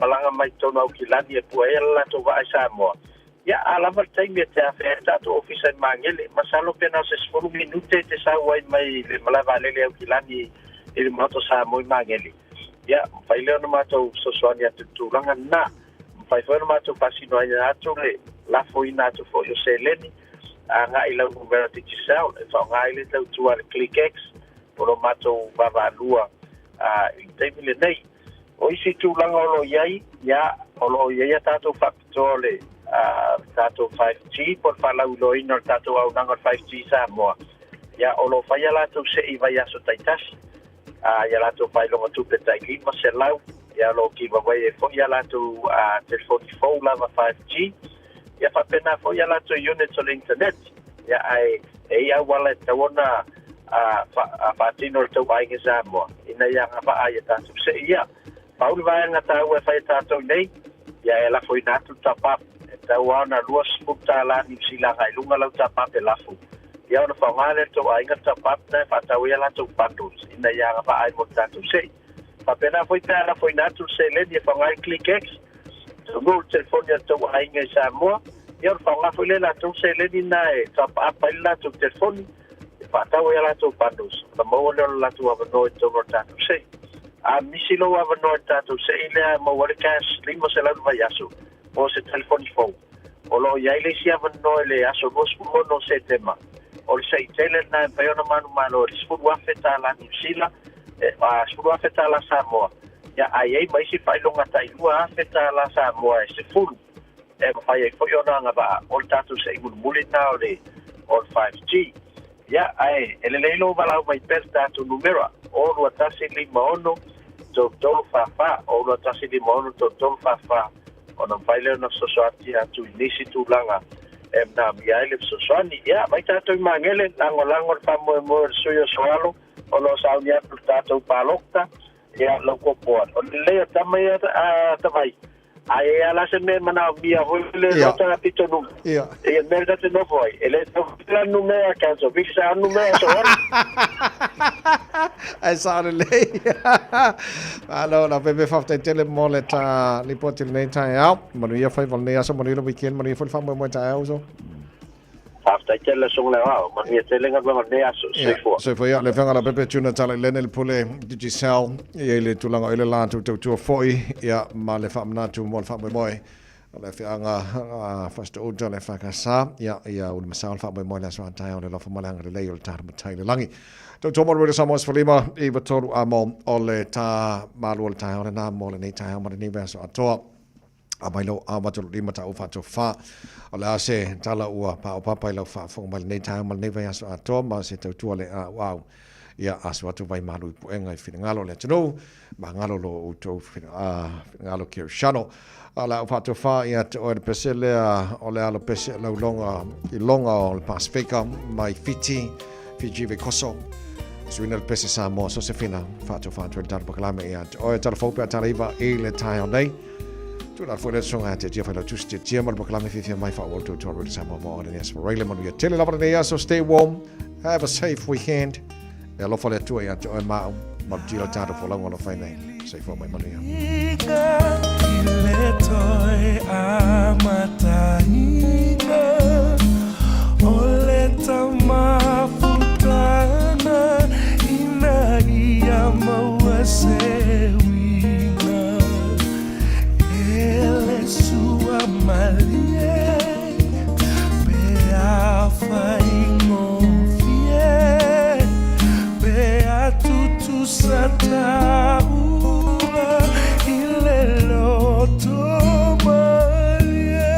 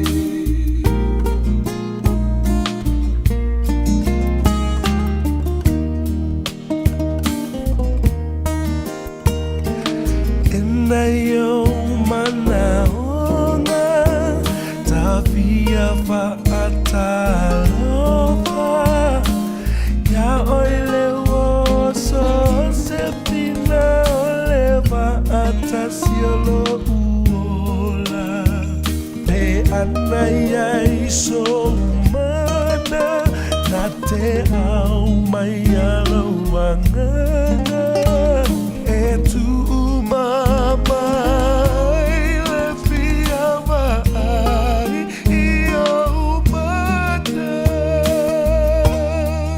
nei au ma salo salonga e monia olo alofa olea fai au ma ova ma olonga susepina ave ia oi fai mose te ufi maluia ue nei fau alula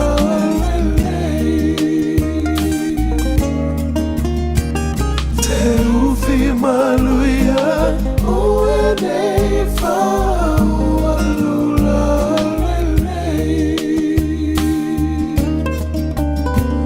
te ufi maluia ue nei fau alula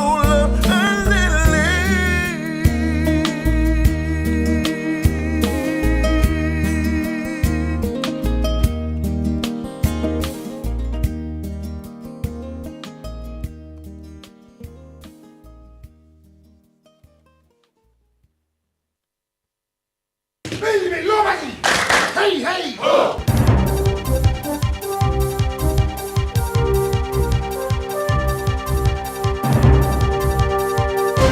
Talafatu from Aotearoa, New Zealand, Talafalava. O te ena ni unio whaia o ngā maururua, e offer si tanga o nāru tongi o 10% le teu sanga mo le tolu teu sanga. E iere mam angole le New Zealand, o se tasilo si tanga pito silo no maulalo o whaina i whaia o ngā maurunga. O le offer sui o le asocio whaia o ngā Post-Primary Teachers Association, e o antu ai leo whaingo si tanga o tongi e 12% le teu sanga. O le si tanga o matua I mawalalo atu, I le se furu mara whāte si mare 5% e maua. I le tono le tau te sanga sa mano, o le finu ngare unia whaia o ngai tuwalatu, I se wha masinonga po le arbitration, I le lua awhema le lufu tolu. Ma le whaatula ngana I se furu pasene le tau te sanga. Le asa atalia I nā Yesu o le unia whaia o ngai le lua se furu mariva. O le maria ngai lua sa o fia I fo I mani vaenga o tupere tongi e te atasi po lump sum payments. O le ofar whai ngā mālo le tau sanga reisa tāpai nai fo le sitia. O le numero aso I tua mai o aso a onga, ema whai ai a onga, o na mana o miria whai a onga e o atu e whai ngā rua I se kuwao I le lua spulum I le tau sanga. O le komisino tau tua le mālo, Sir Brian Roach, tā ngawha ma le roino whiutuna inga I le tau sanga nei. O le te ena le unia whai a onga le PPTA o le ofa o le fiai Sir Brian, ma ia tapa uni e toi mawhau. O le no whanga o ngā New Zealand, a le Education Institute, te riu roa, sa amataina whiutana inga o le malia ngā tau whaia o ngā wa o ngā tunga lua I le masina o mawai. O le no mera tanga te leidi mena no whai, mana no whasolo o sitea, a ele o manino mai, pe o le ale tō tele, e ruzai ma le ripoti an malo. I le ripoti munu nea le matanga ngō whane mātina au tauranga, I se maanga AI I le ai o ni mea no foi tingata po le Homelessness Insights Report. O le ripoti sa wharongo lango I wha maunga sao ina mai e le tusinga I ngō le wafe ma le fotolu, mai tau ino whaamtalanga sao ina mai official malo, whono whaatolu mai si vai ngō ofisa. Le sa mawai e le si tio ni numero tangata le ai ni mea no foi, ai sa le ima whao nei lo ato o tole tu whaatingo le si tanga. Sa wha manino ai le li poti le wingo li tūlanga o le ai o ni mena no whai, o no whanga I e wha amaro sia tangata e wha mautuai. Tangata e le ni me wha amaro manuai po shelters, no whanga e na o sina vai taimi e wha mautuai, no whanga e wha soa maisti, a po le nofo ni whale e le te tauana no whaia. Sa tilo whoi le li poti po ai alongolango e maua e tangata I leona tuaso. I le taimi tu uai e no whanga mapu po emergency housing, sa whāna no whai. E tōsu 50% sa whāna no whai whalo le malo. Luas friva pasene sa susu iai no whanga sa whāna no whai. Te fulumariva pasene sa maua e fsosoni whao popo mo tongi whale. Ma le iste fulfa pasene tu wau. O lo feola e unoa manino whanga ina no whai a e uilea, e leo mo whai ona wha mauni. E ina, e le wha mtalati se sia, sa whaari ai le minister Pale Chris Bishop.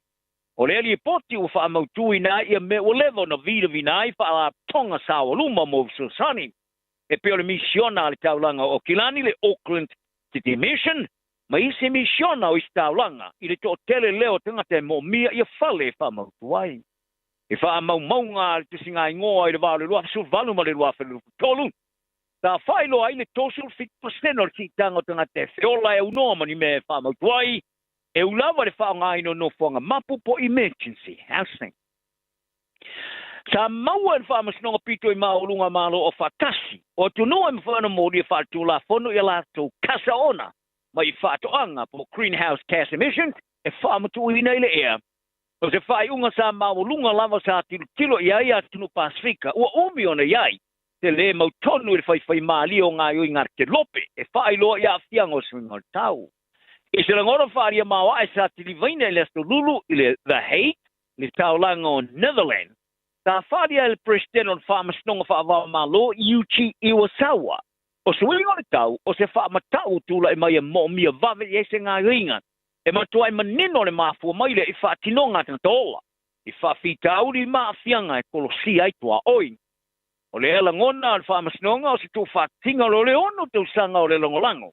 Mo feu i o inga whaasui o malo sa amataina se kulupu o tamaitia onga Universite le Pasifika i le ruafi se fulmariva.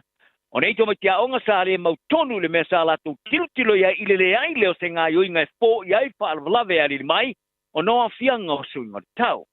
Sa tilo fo i whaatinonga o iei nei e fō i ari whaafitau le matua i le tal whengai. O le aitia sa alangonoina le whainga malo o Vanuatu, ma whaatari tonuina ai i le whaalabutonga malo whaatasti e tāpai nai se whautuanga. Mai le whaamasnonga maulunga, po amata whai o ia tunu i laulo tūla whonu whawa. Halo, o le whaamasnonga e se whunuma le lima whaamasino e iai. Sa whesilingia e o whoina se langona e whesili e lua, momoa. Po ame whaatula whono atunu ona whaia i lalo tūla whonu whawa malo o iei nei e pui ai le tau marisesio, mianga. Marana lua, po awha whitau li whale tūla whono mo whainga malo pe awhai. O lato ngā yoinga ai po o le ai o ni ngā yoinga e whaia. E matua i tele se whale anga ino le tau, ma le sio mianga. Ai e lata i le lua i tūla sa tōlau lau ai le whai unga le whaamstonga. Le sa whai loa ai e wasawa i a mata whai o i manino. I lalo le tūla whono whaava malo ma tunu e awhi ai. Pea masi lau whaalau te le atu i tangata i tō tasi, kampani i tōno ne e tunu. Ia le mo mia e pupuni nei kata ona. Whaari ai e wasawa o si o mianga mamata whaioi o ai ar tau tangata o lo whaata o toina li tūla whono whaava malo o lo oplai i suingo le tau. E tālonga wala whoa ia le vaenga o tālonga New Zealand le sport New Zealand i ana whasinoala mo le au whiai o le i tupao whawhine, transgender people. I tālonga mo tangata lautele te wala mai i le whasino manga mani malo. Wa ave se fo ye tustu singa le sa mo visi le malo e to e fai ye te ru longa mo fa fo wina ni fasinoama mai ilana upenga o famtalanga sa fai ngoa ye pati le leipa ye le fai ungo stepu toa mo visi ni ai pe ai sa o sui ai le tulanga mo le fa fo wina mata upu fa vai le ve se atotoa o le to sanga do afa le fulu sa ro ai lo mi ai le singa. Le sa ta pa ye tino ta longa i tilo se fa o tongo ni fa vai oni te yala ina ye tele ile a wai ta longa ta lo tele oli tu pa fa finge ai o ke topol tu sanga mo vai o le min sta ta longa ile Tammy Chris Bishop ai fa alia o tino ta longa lo to within fa fita uli se mata u fa finge ta mata pa ile mai ngo ta longa ni sile to ilo ma fa fo ye mata u fa vai o le finga malo so fa ta le national ma New Zealand first. O lo tu sia i tau tinonga whaatino le mau tinoa ai, o tino mo ta alonga tangata lo tele.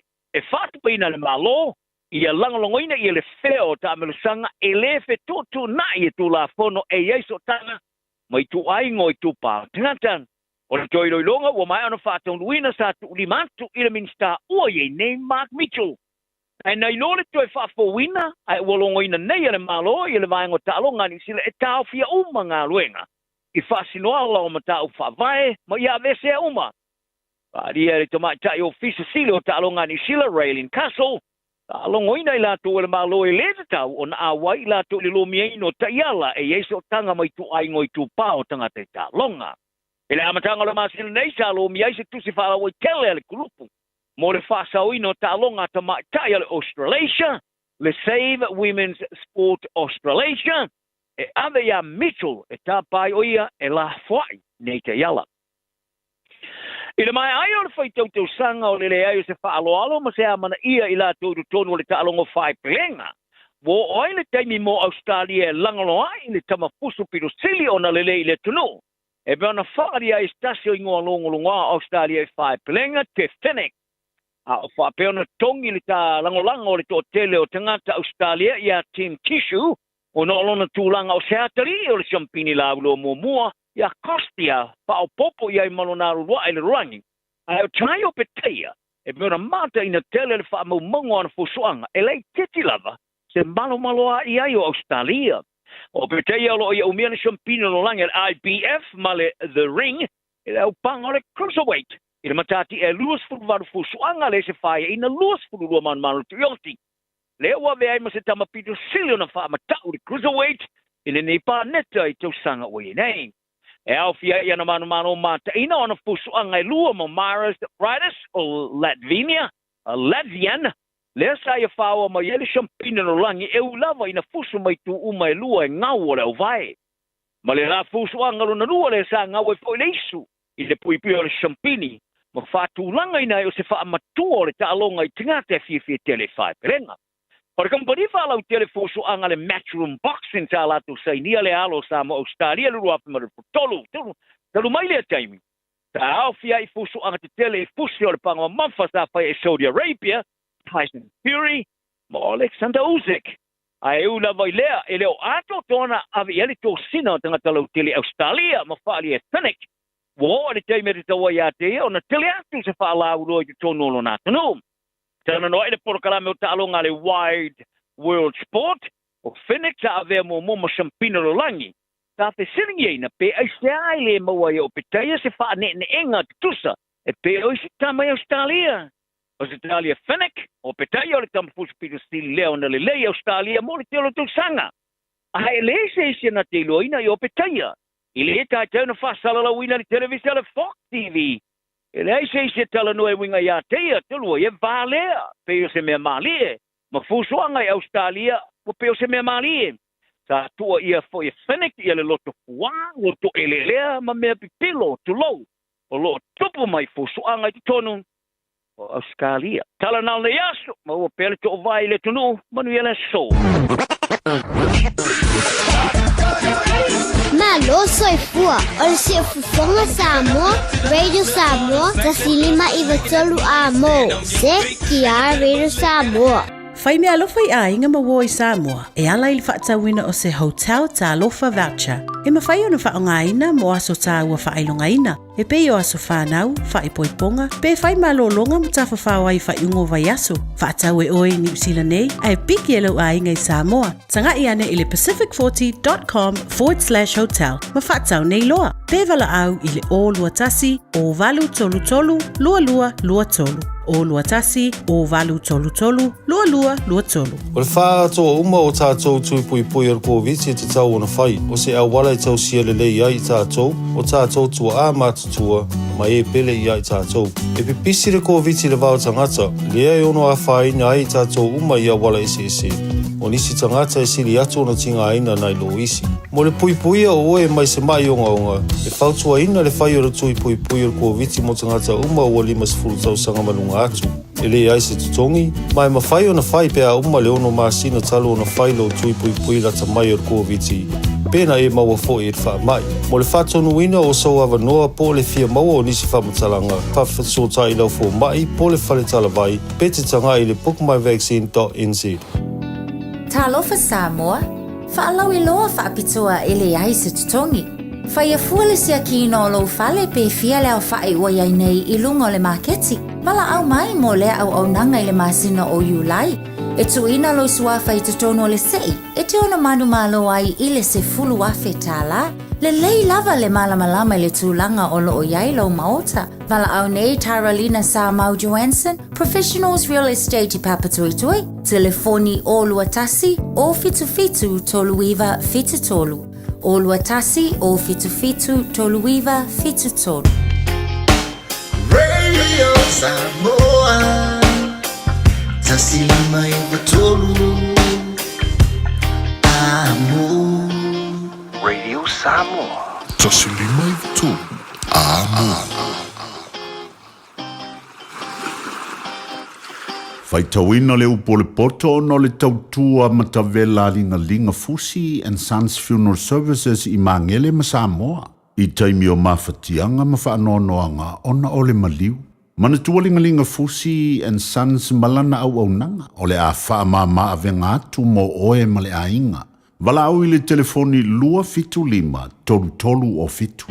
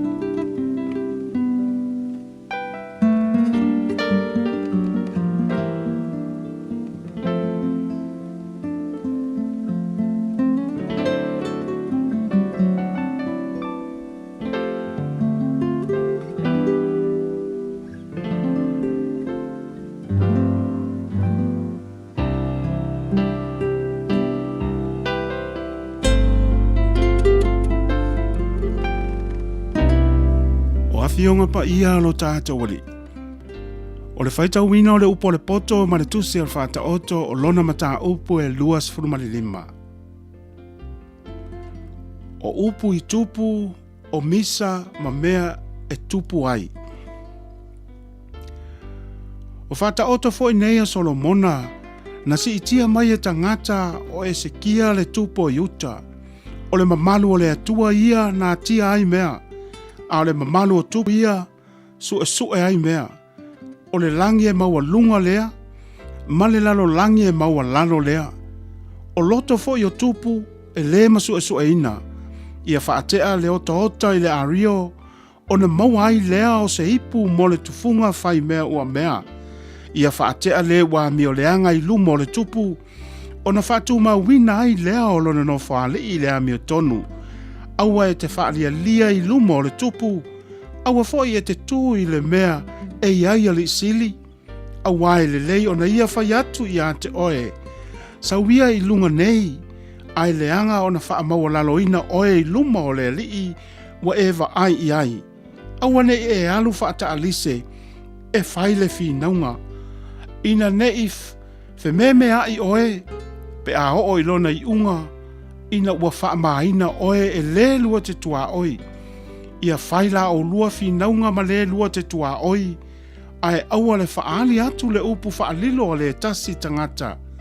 Nei whaalu maina oe e le ua whaalongo iai, ona le te alea ia te oe, ona tau leanga ina.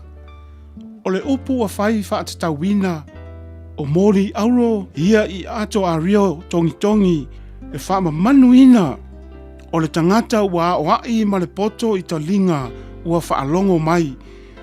O le mama auro lea, ma le asoa auro le lei.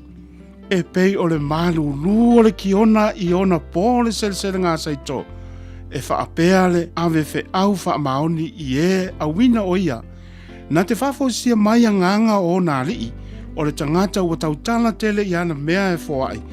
Ai pepelo o ao mamatangi ia, ai le aise I munga, wha ato o toa, e wha ole ina ai le tai. Ma le laulau whaiwawhile mu e ngau ai leivi. Wa e maua e le meli, ia e ai whaatatau I ai, ne e maa ona tele ai, ona e pua I ai lea. Ia se ona e alu atu i le fale o lua tua oi. Ne I musu o ia ia te oe. Ma ino ia te oe o le tangata ua moli mau pepelo le la te tua oi. O le ua tongi lea. Ma le pelu ma le u fana e ma ai. O le nifo ua ngau. Ma le vai ua mapeva. O le faa tua lea i le tangata pepelo le aso vale. O le ua ave ese le ofu i le aso manulu i le malevi neta I lunga o le neteri. E faa pea le ua langi ni siva i le loto ua faa noa. A fai e fia ai le ua ita ia te oe, ia e fa fanga ia te ia. A fai e fia inu o ia e fa inu ia te ia i le vai. Awa e te ava e ai malala ola I lunga o lona ulu. E tau wia fo I oe le alii. O le matangi mai le tu I mātu e tupu ai wanga. Ma le laulau faiva whaatua upua e tupu ai mataita. E le lei o na nofo I le tumutumu I lunga o le fale. Ai le anga o na nofo ma le fafine whaamisa I le fale tele. O le vai malu ulu I le tangata walai loa. I le fia inu. O le tala le lei lea mai le nuu mamau. O le vai puna ua whaanga epu. Ma le vai puna ua wha leanga ina. O le tangata mi o tonu lea. Ua pa ui luma o le wa mi o leanga.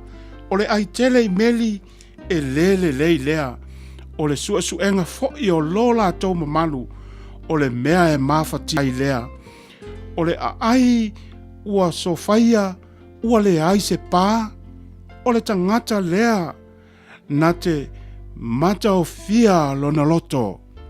O le upo le poto mo I tātou le nei tai au.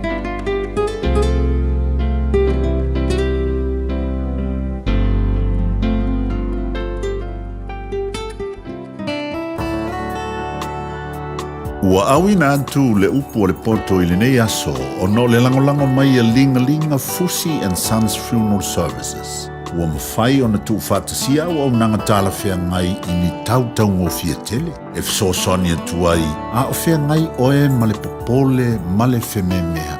E mori whatasia atu ai ma wha mai senga, ma wha mawhana whananga mai a linga Fusi and Sons mo a inga uma o Samoa ua whea le maliu ma le oti. Malau mai loa ia lingalinga Philip Fusi lingalinga. To ia whaapo lingalinga, to ngia si ulavea, pesusu mai I le luas fulwalu Canning Crescent I Mangele. Nā pita inga no na lua mō mātua o Pepe Fong. I le taiminei o lo whaatupula I ai le talivivini I Aotearoa New Zealand. E silon pipisi mai mawhai o lapati ai lamati ai Pepe Fong whaatu a whananau mai. Ai mai se lama I le ono vai aso mua o le tu ese ina ma le tina au la ititi tele mo le tui. O lea a whai o le tina po se tausitama caregiver o le whai o le tui pui o lau Pepe mai le whooping cough le taimi te tau o le awala sili le nae pui ai mai le PCA infection ma whaititi ai a fianga o le wha mai. O tui e leise te tongi mai whaia pe a ono vai aso le matua le Pepe Fong o na tue whaia le tolu masina ma le 5 masina. Ia whaafso o tai lau fo mai masani e wha mau pe poka aso mo tui pui. A whai o misia le tui mua lau Pepe po tui uma a wal popole ai tala noa lau fo mai.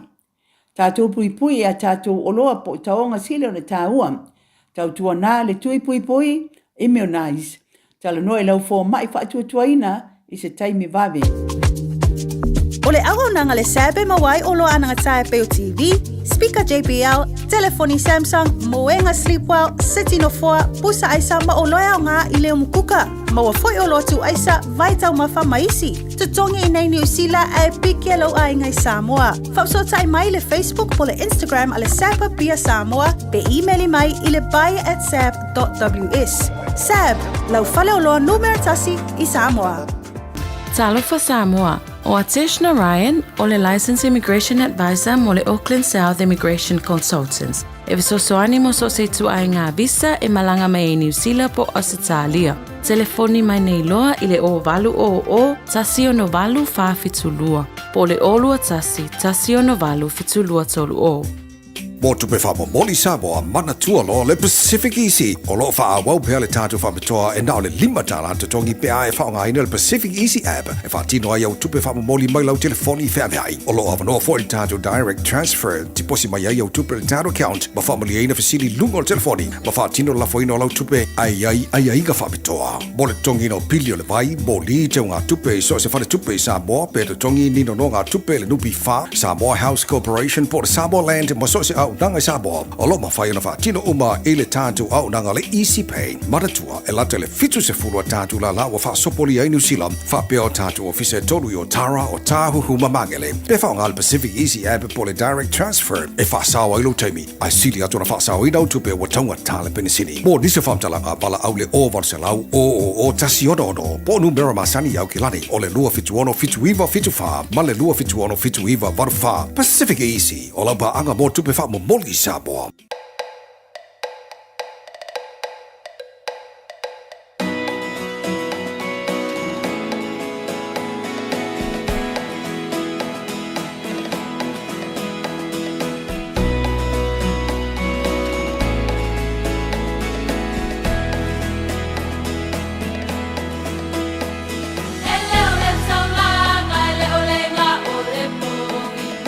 Leo te te leo a umea wa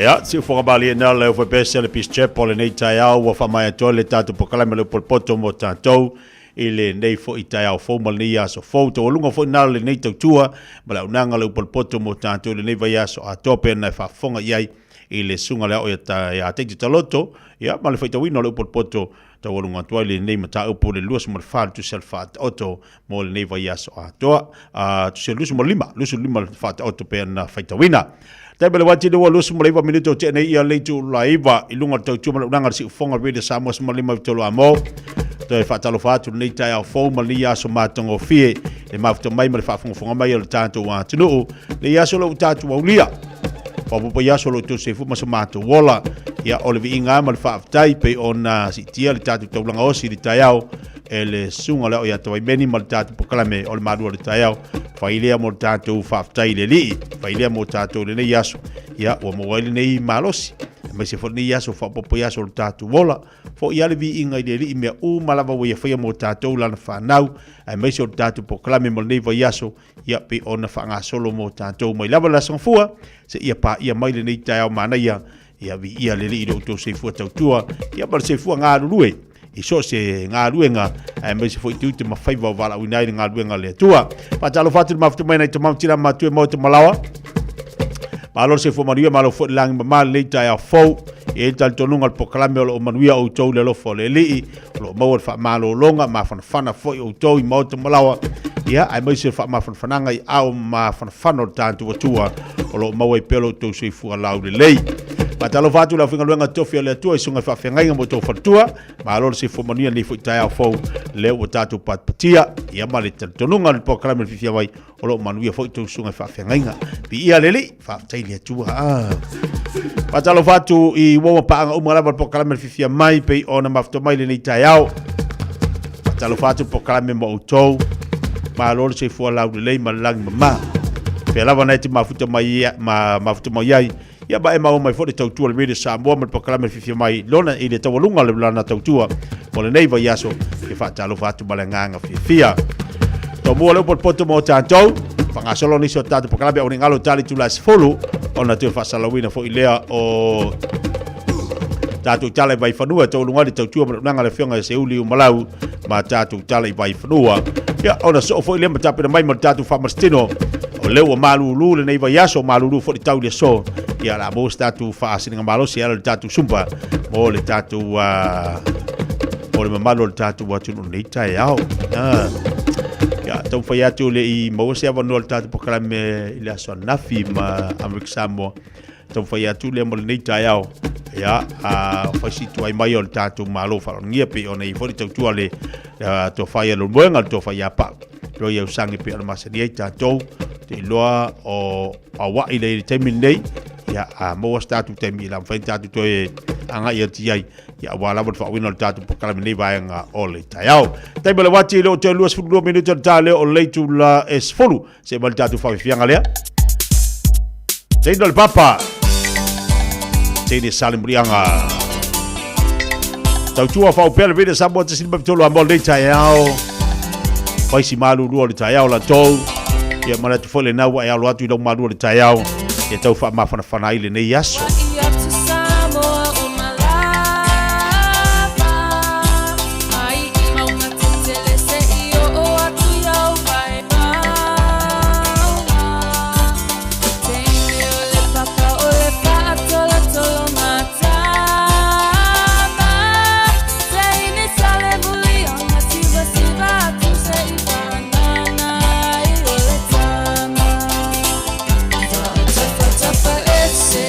Say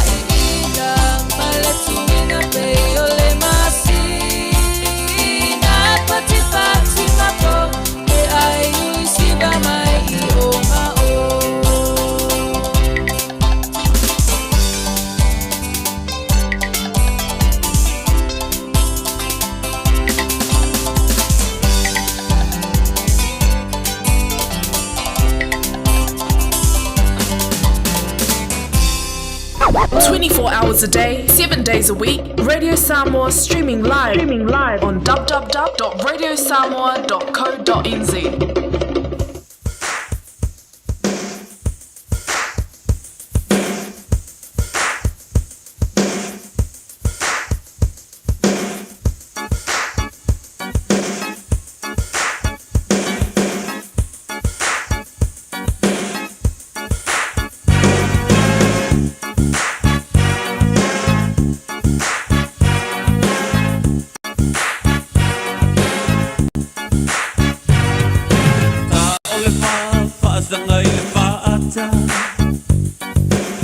Vali solo mafabibi o lau mata O nai tamati ua lau e mai a mama Feo e solo o lea i ni lava lava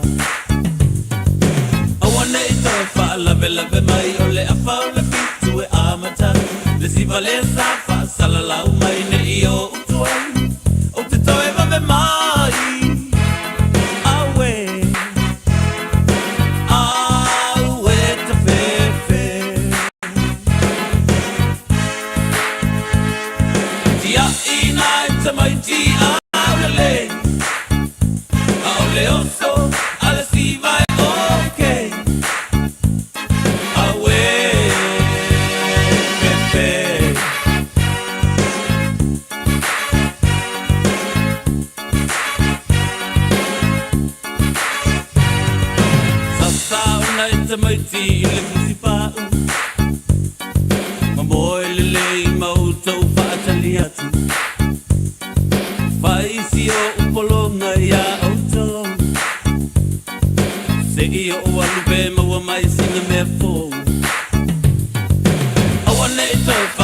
Lave mai o le afau le fitu e amatai Le siva le safa sala lau mai ne i o utuai O te toe vave mai Awe Awe te fefe Tia ina i te maiti amele Ao le oso ale siva e okay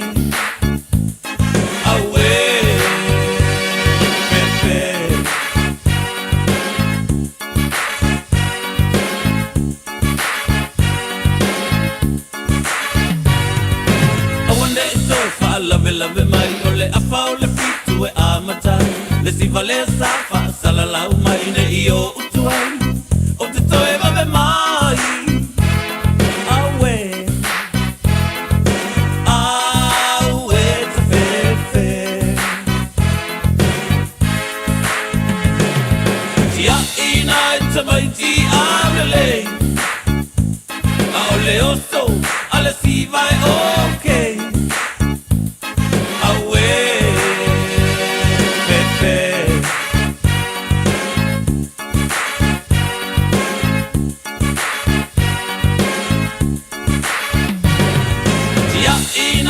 Maiti amele Ao le oso ale siva e okay Awe Pepe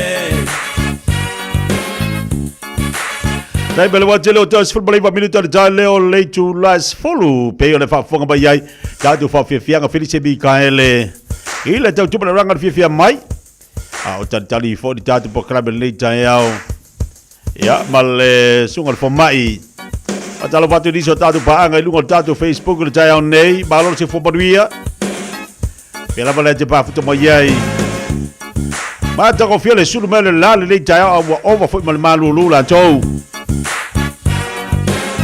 nga solo e tatu wa tu tu te manga luenga te walungai nga luenga ia po tu te foi nei vai aso ma malo atia te o le fa malos o lo sua nga luenga fa malos i de taiao mo le taiao malo le sai malo lava pali ia ma te fa malo atia te o le fa to ma uma tatu po kala be taiao nei wa vai ato le taiao nei le fa mai ele tele fo io po kala melo fanga solo ia partir mo tele sala fai pe ona ye le fala loina ma le molina fo le au ana vatau te tasi a pati te tasi ia i tono i tu malo ale mele mari e pe na sa ore sa duanga le fenga ngal mana ti pe tanga pa ye lisi tai ao ia ole makaukia fo ia e o polo kiki a ngime o ko ingo o baba ia ku isi tu malo o to ina e sawaluma mai o tangata te wa ia tu pe amo muatu le fa tu le tu sa mo utas wala sa fa mai ia aba ia tu disita yao ia isi pokalame le anga ia tu le al HPP ba nga fa fa yo pui ala ia ta tangata ia ko sa fa mai fo o mana tu ia la mo mo tala api ya ele si tai au na le pokalame le momoto ina momo kama mako kua mo porki se foi la le mari le makama e fai polo kiki fai pule ia nga iko kong sorry li ai rin polo kiki ko me nga fai e polo kiki la ko ia so kama matu le me va pio le ka pasi aku le fala ulo al fatu toilet tu sa motas sa fai mai ma wasinga ia singa fasi se lengi ya mo mali pu me ai aba pela o le sikumalo le kumalonga le so ko polisi duas so o va ko kui mai fo de puru ar kamanga ko sa fai mai fo inga por kiki akama ku kuai la ka fo o ile to fale sa ili mai ai filitanga nga mai tax e se tangata e oso i te tono le parimento o le poro kiki la e mo mo i kua e le mo mo i kokongu sali e mo i kua le poro kiki ko inga wa leva nga i mari soifuang ya le ala wanga ia tu la fala uloa pati te tas ele ma i ga mai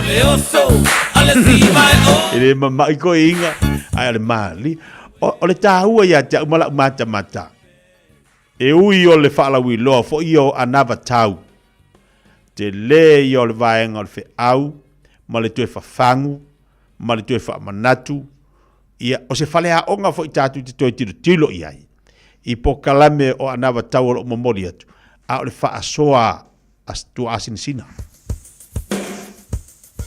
ai nofo neima e mai tau i le tufa tu asin sina felafolo fo inga o upu matala i tulanga i le anga nuu e matautia o le tō whāto ina tō wha sa ili tō wha mamao o le utanga ta te wha longo atua o le makua i maanga ia o le tō inga tō whala a ka kokoe au maier ke mingi au si ei foi la swinga o ia swinga ma nga ia ta fa longo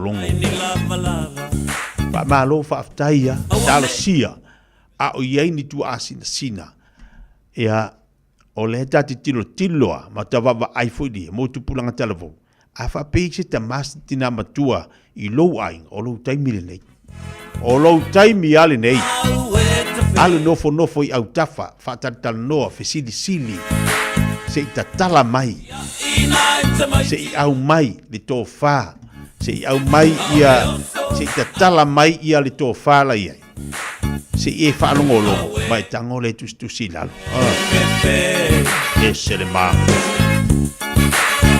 papalo te disi o tātou i alo mafuto mai nunga tele palo te watai malo whono le sai a luenga lo whengai wau tau nunga o tā vale Patalo fati a inga si ore malo so i fomonia fati si mai nai no soa.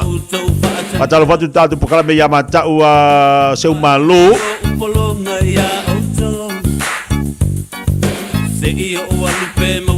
Pata si mai mara inga nai papakula. Good morning, kisa so le 5 patalo fati pokala me nei tai au. Yo ya skola ile. Lupe salilo fatalo fatu. Malo se fola lelei. Tau tua fatalo fatu nei tai good morning. pena foi fatasi mai fa'afauina Jan Yelu. Pabalo po kalame le tai ao pida eneliko. Alo fatu topi tono o. No fa auto fatalo fatu le tai ao fo mai Brisbane aus Italia. Ina wa tari mo teme le wati lo to football tolu minute tale o le tu las follow. Tale tu las follow to fa salawina lo tatu tale vai fanua. Ai le le yo le wa mai a fo le nei vai aso. Ai le le vai le le. Ya awa ni to fiti se ma le alla. Ya pe fo ini me tu tupu le nei aso. I lau savalinga malo fianga yo tiu te manga luenga.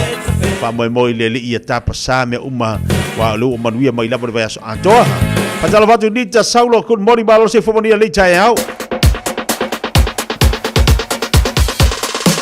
Balot se ya arona sile lungo tatu YouTube. Ya la gata foi le fa balot se le malu pio. Kamo le malu malele moi se ainga. Tasi nei tangata I leoni ainga malo lo le ai. Fai mo la to le pomo le ao. Tala pepa le fua. Balot se fo moria le tai au fo. On the mountains and the night is on the run. It's a new day, it's a new way, and I fly up to the sun. I can feel the morning sunlight, I can smell the new moon hay, I can hear God's voices calling on my golden skylight way. Una paloma blanca, I'm just a bird in the sky. Una paloma blanca, over the mountains I fly. No one can take my freedom away. Once I had my share of losing, once they locked me on a chain. Yes, they tried to break my power, but you can't feel the pain. Una paloma blanca, I'm just a bird in the sky. Una paloma blanca, over the mountains I fly. Yes, no one can take my freedom away. Yes, no one can take my freedom away.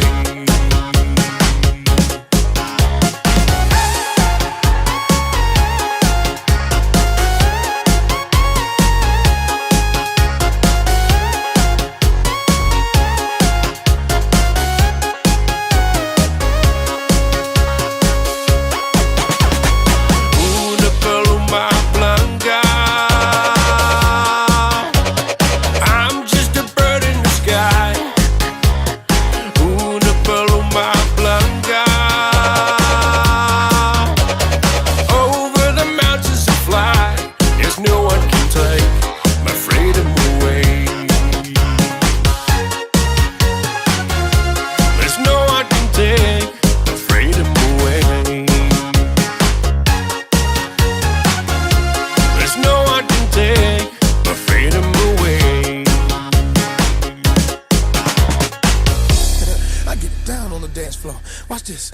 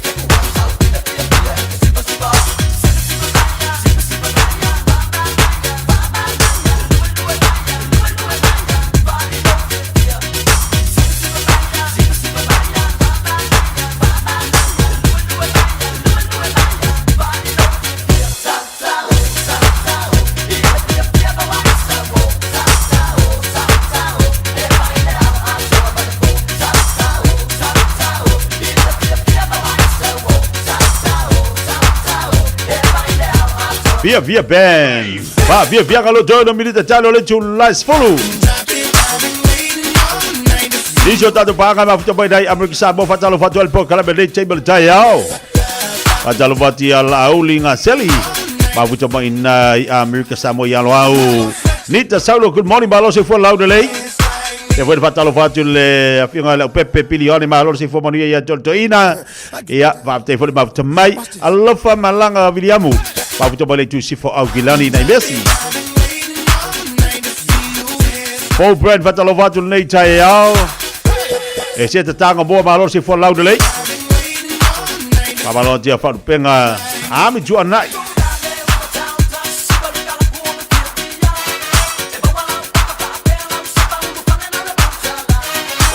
Fai malu fai va o na le tabale. Mai se tato uma lava. O ele te mafuta mai. O ele te fatasi mai tono fa fai ngaluenga. Fai malu fai va. Apa peolenga se ki mai ala songa fua taula sonna. Ya, fa mai ale le ngaluenga la falili lanto. Mata ala tato so se mea tato te yai. Taimini o tato wa vai wa tele a yel awa. Yel au fa la belave.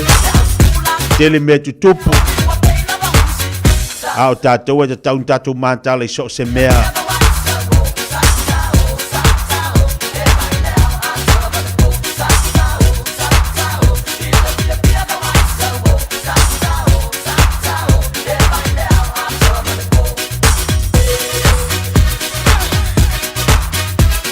Papalo tini sini yo la cholo mafuta bacholo le maleva lele. Chalo fai malo la verngalu do ya chou. Na fuanga ya tu. Ya mole fa foi na fo ngalu wenga fai o leva ya so. Ya chou yo la mafuta mai cholo maleva lele. So se matata. So se fai va to ngalu e cholo maleva de kilani. Pa chalo fatu le tayao. Ya fa lava na te mafuta bayai. O musika lava le sa mamba pokal me fia mai. Fa no file mo lo tayao. Fai malu. O ko tai do loko. And good morning and Olufia fatalo fatu Olufia balo si poparia. Dele. Hep.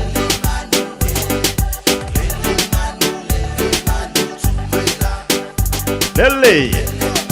Hep.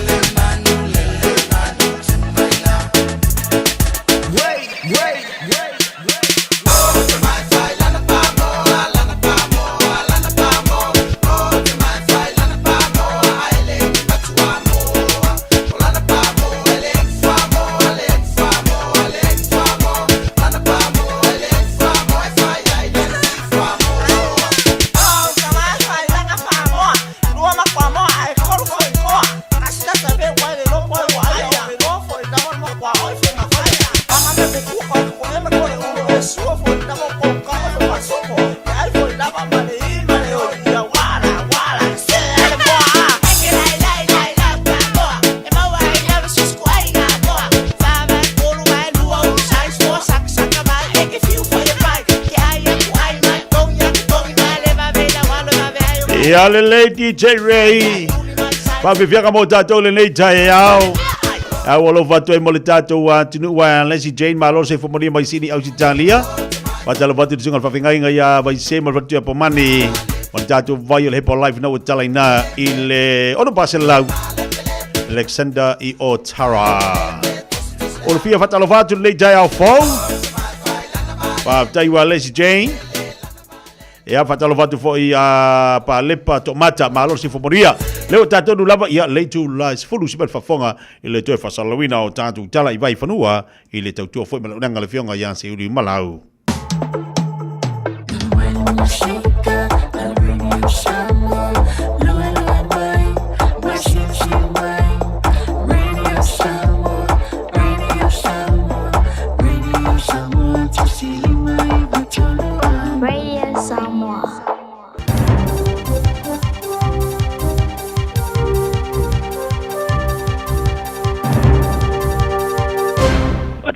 from Aotearoa, New Zealand, Talfalava. O te enere union whaia o ngā maururunga, i offer si tanga o la rutongi o tespasene le teu sanga, mori tolu teu sanga. E iere maam angole le teo sila, o se tasila o si tanga pito sila no maulalo o whaina whaia o ngā maururunga. O le offer sui o le asocio whaia o ngā Post-Primary Teachers Association, e o antua i le au whainga o si tanga rutongi e tolu pasene le tolu teu sanga. O le si tanga o matua I mawalalo atu, I le se furu mara whāte si mare 5% maua. I le tono le tautu sanga sa mano, le fino mara union whaia o ngai tuwalatu. I se wha masinonga po le arbitration. I le lua awhema le lufu tolu. Ma le whaatula ngana I se furu pasene le tautu sanga. Le asa atalia ina I sui o le union whaia o ngai le lua se furu mariva. O le maria ngai lua sa awhia I fo I mani vaenga o tupere tongi te atasi po lump sum payments. O le ofar whai ngā mālo le tausanga reisa tāpai nai fo le sitia. O le numero aso I tua mai o aso a onga, ema whai ai a onga, o na mana o milia whai a onga e watu e whai ngā rua I se wao I le lua spulum I le tausanga. O le komisino tautua le mālo Sir Brian Roach, tā ngawha ma le roino whiutuna inga I le tausanga nei. O le te ena le unia whai a onga le PPTA o le ofa o le fiai Sir Brian, ma ia tapa uni e toi mawhau. O te no whanga o ngā New Zealand, a le Education Institute, te roa, sa amteina whiutan ingo le malia ngā tau whaia o ngā onga tunga lua, I le masina o mapai. O le no meratanga te le edi mena no whai, mana no whasolo o sitea, a ele o manino mai, pe o le ale tō tele, e rozai ma le li poti an malo.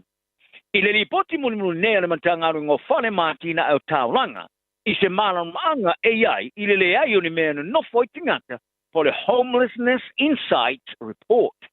O le li poti sa wharongo lango I wha maunga sao ina mai ele tusinga I ngoa le wafe ma le fotolu, mai tau ino wha amtalanga sao ina mai official malo, whono wha tolu mai si vai ngo ofisa. Le sa ma wai ele si tio ni numero tangata ele ai ni mea no foi, hai sa le ima whao nei lo ato o tole tu wha tingo le si tanga.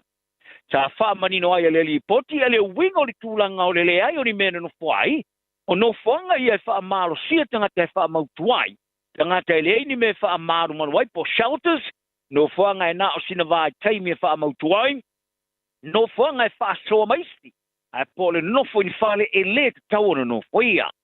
Sa tilo whai le li poti po ai alongolango maua tangata I leona tuaso, I le taimi tu uai no whanga mapu po emergency housing, sa whāna no whai.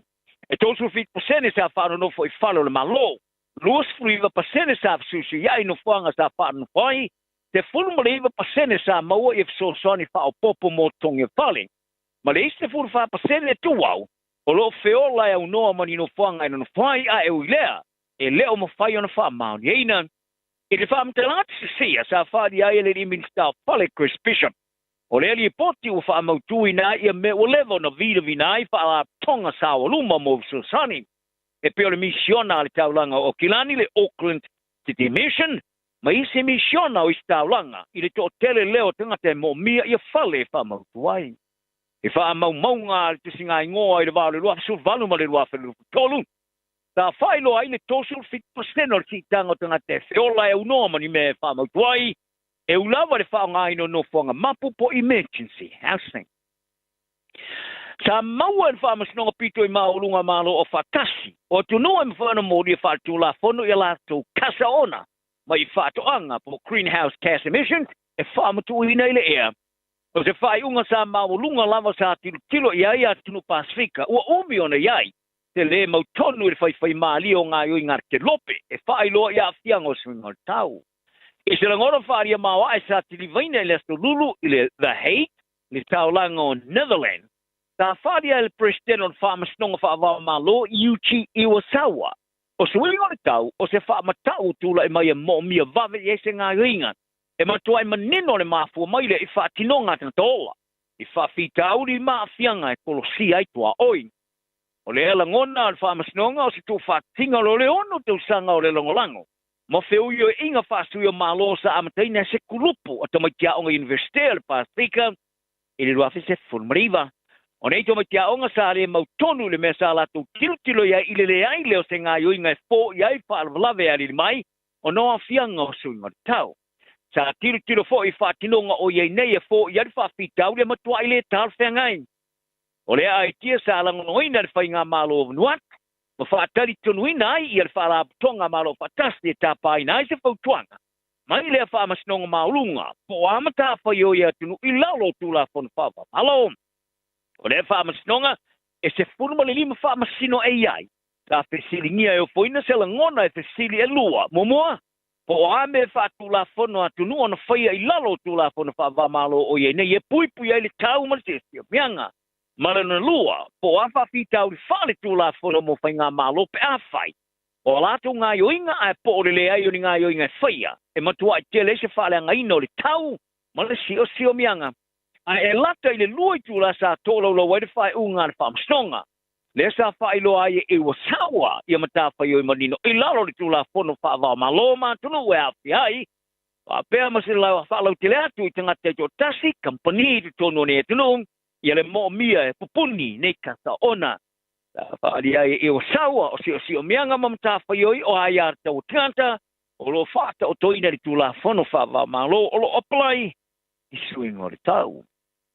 E tālonga wala fua i le vaenga o tālonga New Zealand, le sport New Zealand, i ana fascinoala mo le awhiai o le tupao whawhawhine, transgender people, i tālonga mo tanga lautele te wala mai i le fascino manga mai malo.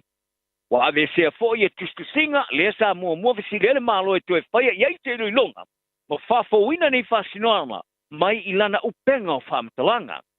Sa whai ngoa i le pātia le leipa i le whai unga o le stepu tua, mo fisiringi ai pe aisea ua sui ai le tūlanga. Mo i le whawhawino ma tā upu whawai le vesea atotoa. O le tausanga i wafa mara lufurulua sa ua i lomi ai le singa. Le sa tā pai e kino tā longa i tilo i se whata o tonga o ni whawai o ni te iala. Ina i tele ile a wai tā longa tanga talau tele o li tupa whawawhinge. Ai o ke topo le tausanga o mawai. O le minister tā longa i le Tammy Chris Bishop. Ai whaalia, o tino ta alonga o lo tau wivim whawhitau li se mata u whawhinga tā. Mata paile maenga o ta alonga ni sila e toi loilo, ma whawhau i e mata u whawai. O le whainga malo so whaatasa le National ma New Zealand First, o lo tu sia i tau tinonga whaatino le mau tino ai, o tino mo ta alonga tanga talo tele. E whaatupaina le malo, i a langalongoina i le wheo ta amelusanga, e le whe tūtu na i e tū la whono e iaiso tanga, mai tu aingo i tu pāo tangatan. O le toi loilonga, ua mai ana whātaunuina sa tu limantu i le minsta ua iei nei Mark Mitchell. E nei lo le toi whawhawina, ai ua longoina nei ale malo i le vaenga tālonga ni sila e tāo fia uma ngā luenga. I whasinoala o ma tāo whawai, ma ia vesea uma. Pāria le tomai tai ofisa sila o tālonga ni sila Raylene Castle. Tālongoina i lato le malo i le tau o na awai i lato le lomiaino taiala e yeso tanga mai tu aingo i tu pāo tanga te tālonga. Ele amatanga le masina nei sa lo mi ai se tusi fa o tele le grupo. Mo le fa o ino ta longa ta mai tai le Australasia, le Save Women's Sport Australasia, e ave ya Mitchell e ta pai o ia e la foi nei te yala. Ila mai ai o le fai tau sanga o le ai o se whaaloalo ma se amana ia i la tōru tonu o le ta'alongo whai pelenga. Wo oi le taimi mo Australia langalo ai le tamafusu piro sili o na lele i le tunu. E bea na whaari ai stasio i ngoa longolonga Australia i whai pelenga te Fennec. A o whapeo na tongi le ta langolango le tō tele o tangata Australia i a Team Tissue o na olona tūlanga o seatari o le champini la ulo mua ia Kostia pa o popo ia i malonaru rua i le ruangi. Ai o tai o peteia e mea mata ina tele le wha maumongo ana fusuanga e lei titi lava se malo i ai o Australia. O peteia lo ia umia le champini no langa le IBF ma le The Ring e le au panga le Cruiserweight. I le matati e luas furuvaru fusuanga le se whaia ina luas fururua manu tuioti. Le ua vea ma se tamapito sili ona wha matau le Cruiserweight i le neipa neta i tau sanga ui nei. E au fia ia na manu mata ina ona fusuanga e lua mo Maris Brightus o Latvian. Le sa ia whaua ma yele champina no langi e ulava ina fusu mai tu uma e lua e ngau o le au vai. Ma le la fusuanga lo na lua le sa ngau e po le isu i le puipi o le champini. Ma whātūlanga ina o se whaamatua o le ta'alonga i tingata e fia tele whai perenga. O le kampani whalau tele fusuanga le Matchroom Boxing ta latu sainia le alo sa mo Australia le ruapi ma le putolu. Talu mai le taimi. Ta au fia i fusuanga te tele i fusi o le pangwa mamfa sa whai e Saudi Arabia, Tyson Fury, ma Alexander Usyk. Ai ula vai lea, e leo ato tona avi ele tō sina o tangata lau tele Australia, ma whaali e Fennec. Wo le teime te taua ia te o na tele atu se whaalau roi te tō nolo nā tanu. Tana no ele porokalame o ta'alonga le Wide World Sport, o Fennec sa avea mo mo champina lo langi. Ta te siringi eina pe ai se ai le maua o pe taia se wha ne enga tusa, e pe o isi tamai Australia. Australia Fennec, o pe taia o le tamafusu pito stili leo na le lei Australia mo le te olo sanga. Ai le se isi na te loina i o pe taia. I le ta te na fasala la wina le televisia le Fox TV. I le se tala no e winga ia teia tulua e valea pe o se mea malie. Ma fusuanga i Australia o pe o se mea malie. Sa tua ia fo e Fennec ia le loto fua, loto elelea ma mea pipilo tulou. O lo tupu mai fusuanga i tonu o Australia. Tala nal le yaso, ma o pele to vai le tunu, manu ia le so. Talofa, we're the Katinas, and you're listening to Radio Samoa on 1593 AM.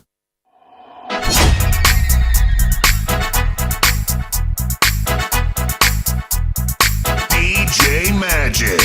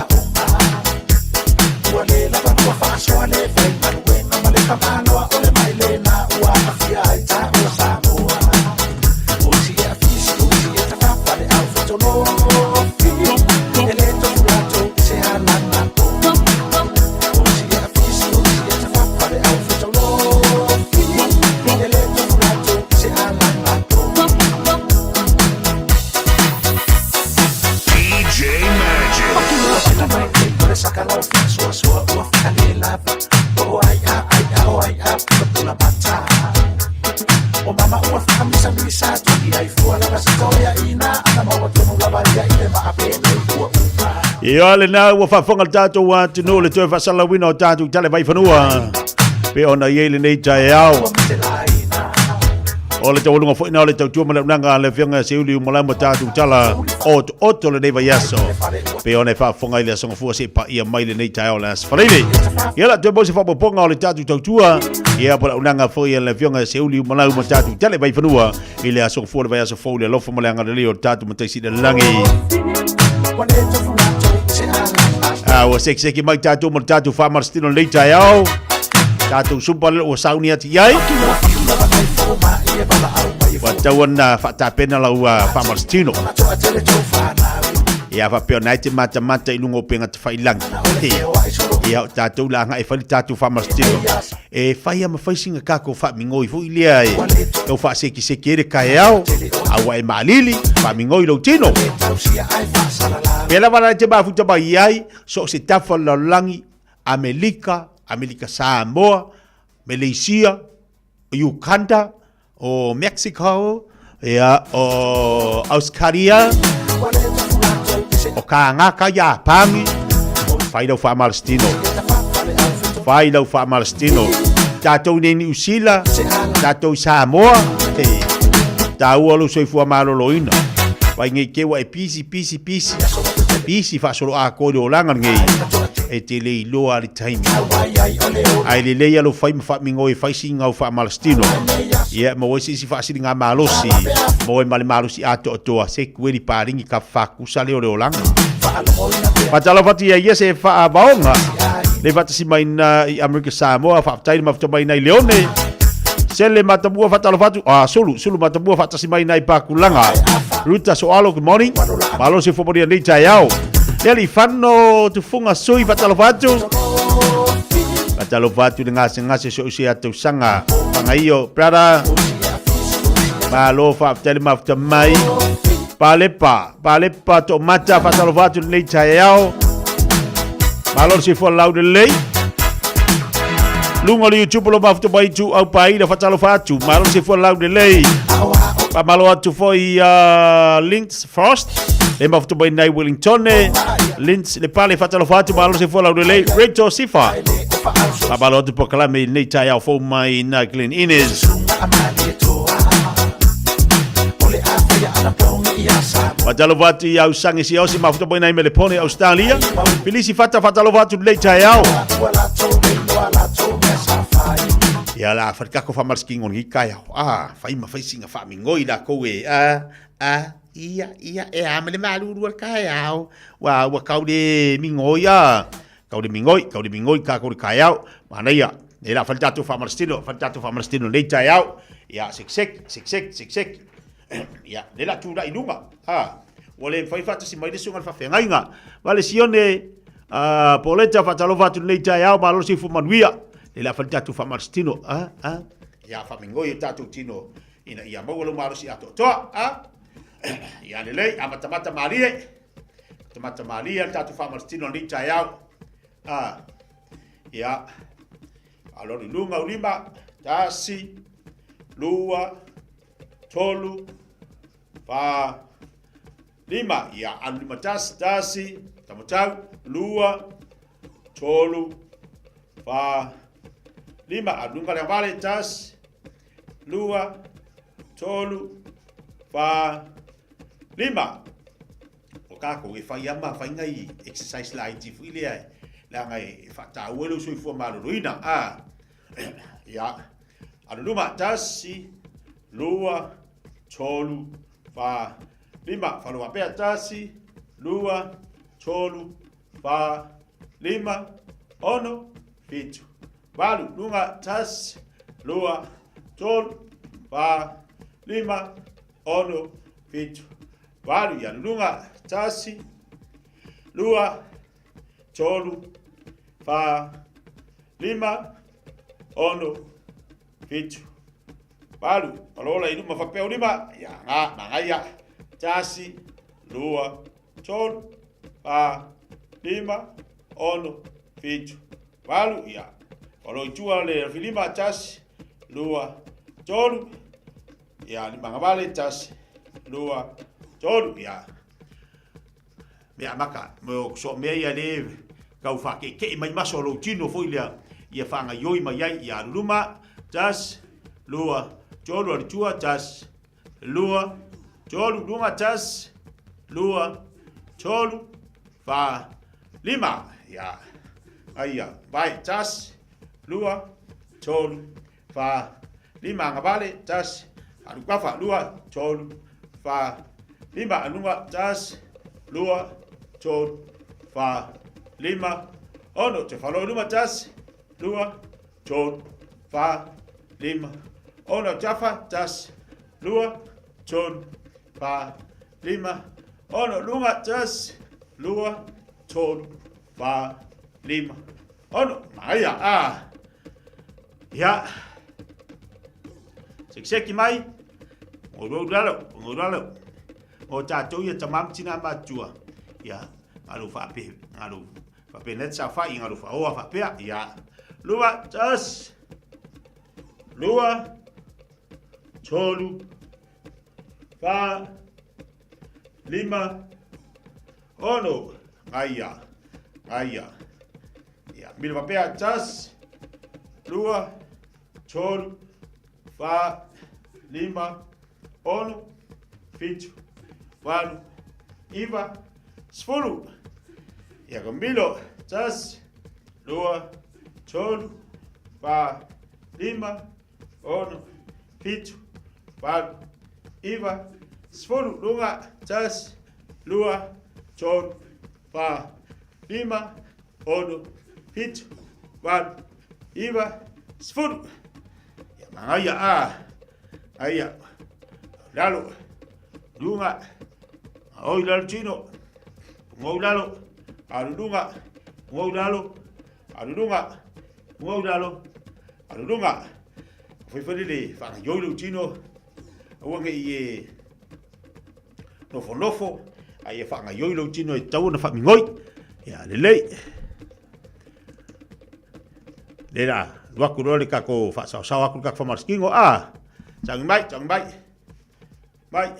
luma, tek, tas, lua, tolu, fa, lima, ono, fitu, wad, iba, sfolu, tas, lua, tolu, fa, lima, ono, fitu, wad, iba, sfolu, lunga, tas, lua, tolu, fa, lima, ono, fitu, wad, iba, sfolu. Iya, aya. Ya, luma, kaki ya, hook, tas, lua, tolu, lima, ono, fitu, wad, iba, sfolu, kaki, tas, lua, tolu, lima, ono, fitu, wad, iba, sfolu. Aya. Ya. Se mai.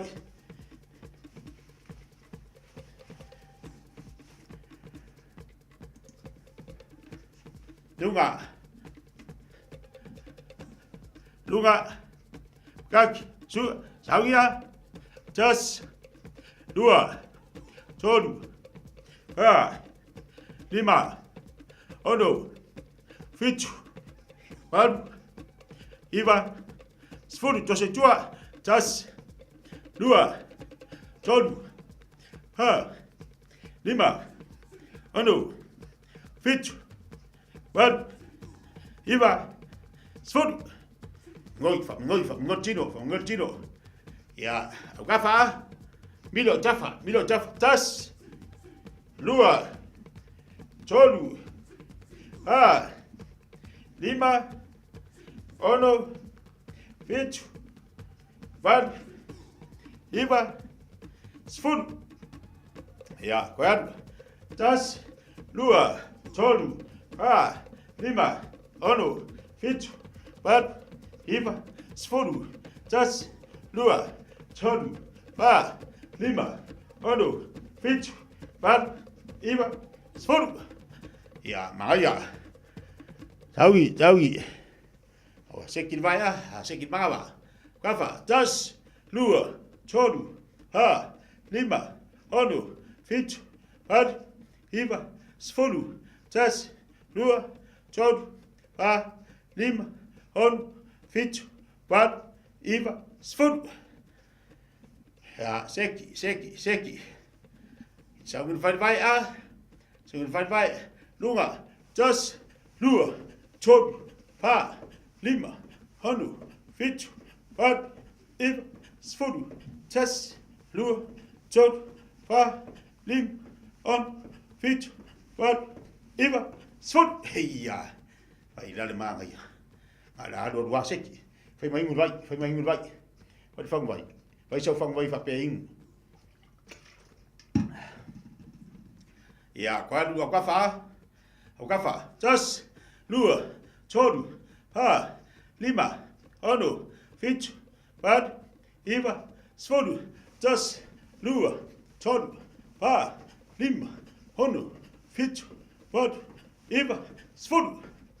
Ja, taui, maya, taui, lunga lima, tas, lua, tolu, pa, lima, ono, fitu, pad, iwa, sfolu, tas, lua, tolu, pa, lima, on, fitu, pad, iwa, sfolu, lunga, tas, lua, tolu, pa, lima, ono, fitu, pad, iwa, sfolu, tas, lua, tolu, pa, lima, on, fitu, pad, iwa, sfolu. Hei. Ja, hallo, la kwa kopesi. Seki baka kopesi ya.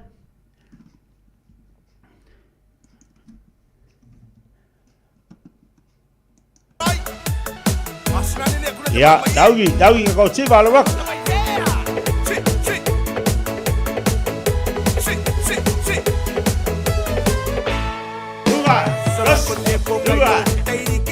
Aya. Oi. Das. Semangai terbat napa, ngirani kapani de moangale. Di mari de, shalala. Halo.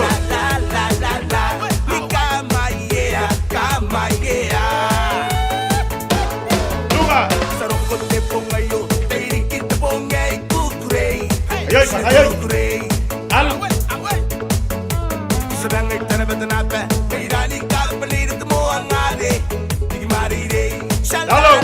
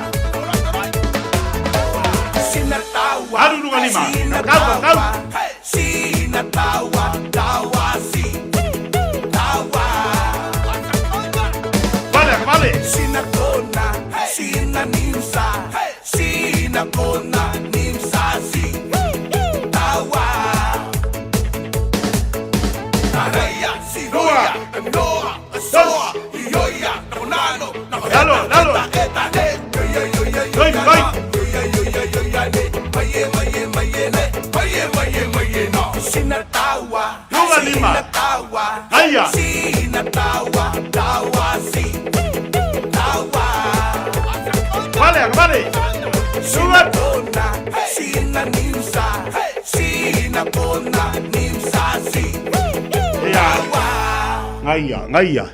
Waida, mingoi ya, e afu ya, sik.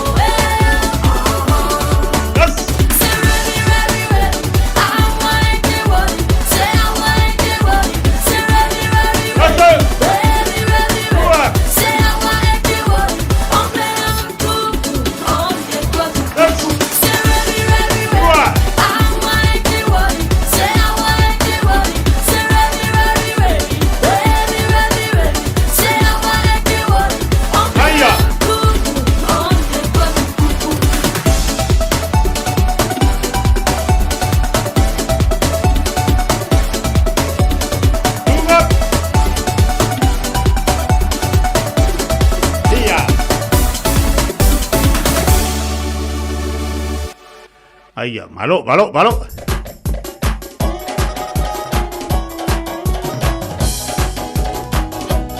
Ayoi.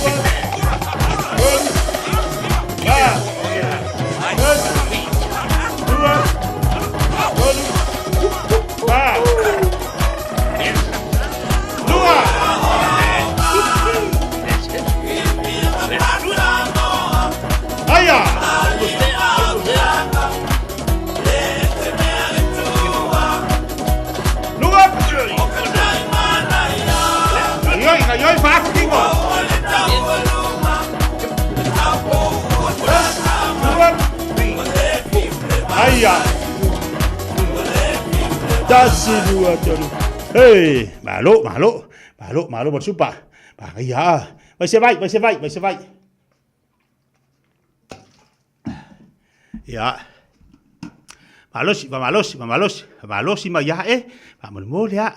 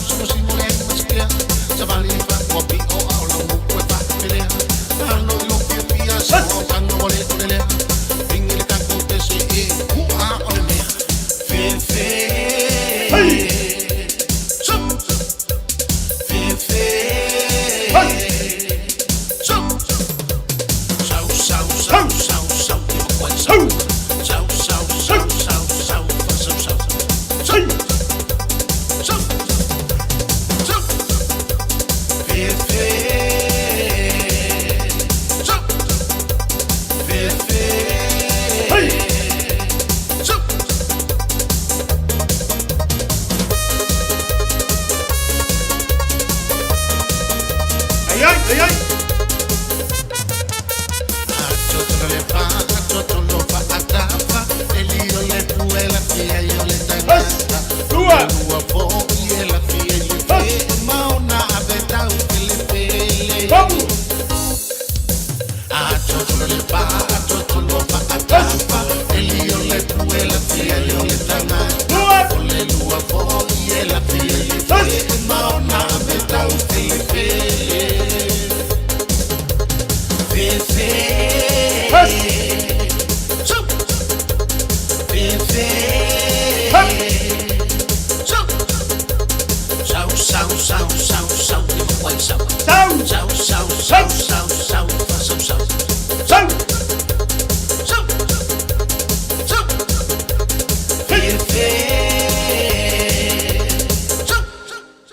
Iya, malo ah.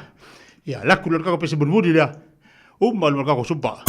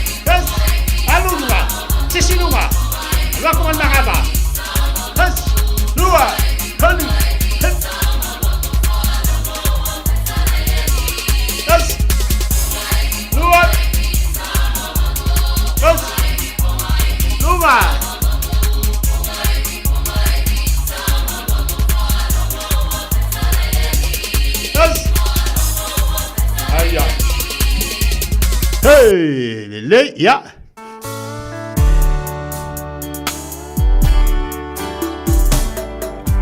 La ubele. Ya, malo, wan sawa la fua. Tas, lua, tolu, kosong lima tas, lua, tolu, lalu, tas, lua, tolu, kapa tas, lua, tolu, tas, lua, tolu. Urmanto, papatas, lua, tas, lua, tolu, lunga, tas, lua, tolu, kosong tas, lua, tolu, tas, lua, tolu, ayah, baik, tas, lua, tolu, tas, lua, tolu, luma, tas, lua, tolu, tas. Dua, tolu, tas, dua, tolu, tas, dua, tolu, lalu tas, dua, tolu, tas, dua, tolu, itu atas, dua, tolu, pa, lima tas, dua, tolu, pa, lima jaga tas, dua, tolu, pa, ayah tas, dua. Tolu, ayah, dua tas, dua, tolu, lima tas, dua, tolu, tas, dua, tolu, jaga tas, dua, tolu, tas, dua, tolu, lalu tas, dua, tolu, ilo, teki, ayah, malo,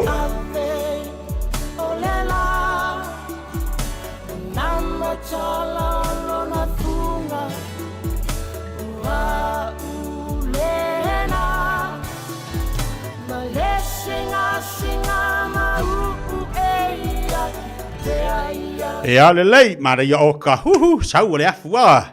Patau a tatu hola, patau o lo tatu ola maloloina, loi soifua maloloina, ia maua e oe le soifua maloloina.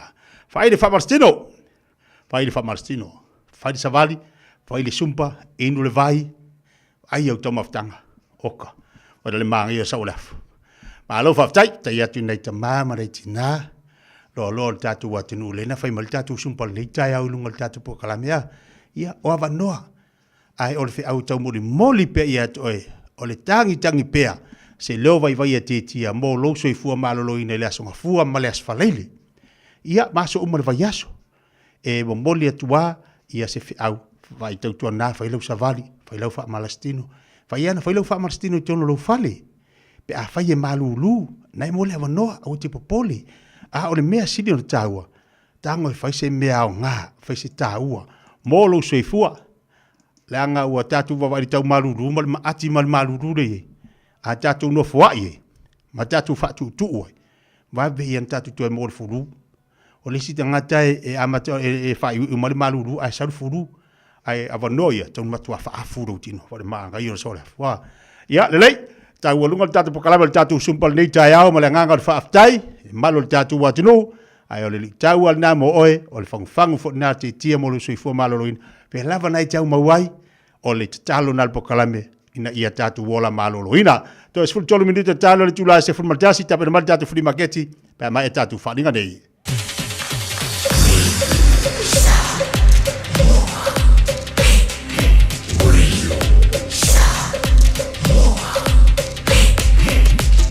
Tasi lima iwa tu, amo. Oceania Career Academy, Sauni! Kako oi, kaule kaua! Hai ana fai! Wāste no mga imaguia! A whaia sa ili se la asanga fau moe, a waloa e teno whai. O le OCA e au tauina ai o e imtata e sese. Maua visenga fau fale, vali fale, palasa, male soifua maloloina. O le nei avanoa e anga wa aitanga tano fo mau masiti seni New Zealand o loo halala i au kilani. Le sitala nei loa i le OCA i le go.oca.nz/apply po le vili mai i le o varselau ono lua lua valo fitu tasi. O varselau ono lua lua valo fitu tasi. O i sauni malanga i Samoa, manatua loa mana rentals, e maua so se taavale e te fili mai ai, e tusa ai malu manao, e mawhaiona pikila taavale i le malewa lele i whaleolo po o whangalii, whapealo tātou ofisa au tui ala fua, pe mawoli atu fo i le whantali malo o loo e whamautu ai ngā whaabitoa, lo i le tātou insurance cover e te fili mai ai, ina rei tupu se whaalawelawe ai o loo iai le puipuinga, manatua lo i le tātou account i New Zealand, pe lafo sa fo i le mana rentals e whaonga ai le Pacific Easy, pe whaonga fo i lau credit card, e whaatino ai le tongi ina o lo sa. Monisi whaamtalanga wala au le Pacific Easy i le ovalu se lau o tasi ono, po numera masani au kilani o le lua fitu ono fitu iwa fitu wha, po le lua fitu ono fitu iwa valu wha. Matalo sanga e transfer o e i le moana, pe asiasiane i le Facebook a le Moana Rentals, po le tanto upenga te wha ilangi o le moanarentals.com. Moana Rentals o lau paanga e taitoloina oe, a oe malanga asiasi i Samoa. Being up to date with our COVID vaccinations is a way to take care of ourselves, our elders and loved ones. COVID is spread between people, which can affect us all in different ways, some more than others. To protect yourself from serious illness, a COVID jab is recommended for all people aged 50 years and over. It's free and can be given 6 months after receiving your last COVID vaccine or testing positive. To book or find out more, contact your doctor or chemist or visit bookmyvaccine.nz. Talofa lava, mai le tanika kas. A fio mai e fili sau piki apu, taporke, o komeki, pe suikia, to e leda onon foa. E lua se furu lea e mawa i le teminei, mai le lua se furu afe tala, iwa se lau iwa se furu mali, mai le tausanga lua afe se furu maliwa, e o i le lua o lua tolu. Bahala au mai misa i le lua fitu o, pe fio mai i le tanika kas, i le fitu tasi fitu, Great South Road i Papa Toi. Wala au mai misa i le lua fitu o. Ua na o le Radio Samoa se furulima iwa toru a mo e tautuaina o e ilaunga ngana fitu aso le vai aso. Leo talatu tato leina mo tatu fili market nei tai au tatu telefoni o tolu fitu taslima tolu fitu taslima tolu tatu fili market ya leo avano atu tatu leina mo mano tatu watu o la tu fi mai la tu oloa e lunga o le tatu po kalamel tai au nei le lei le o tos fulu minute on tale o le tu la se formaltasi ya tale tu la sumaltasi fa mai fo ile o tatu pokla il tatu fuli market ya le o tala tu tanto leina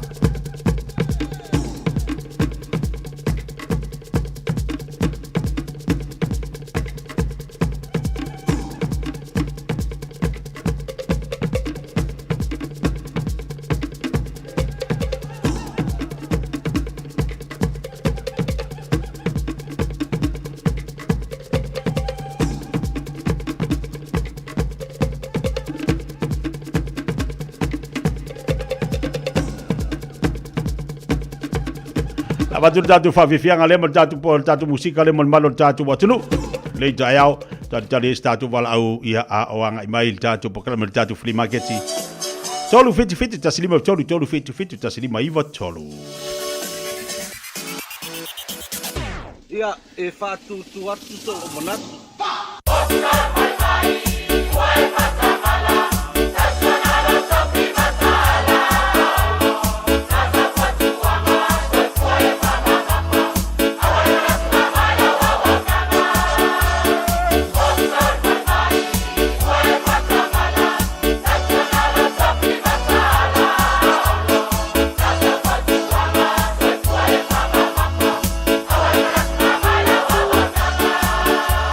Ada boleh tatu falau dungal tatu leida talofa.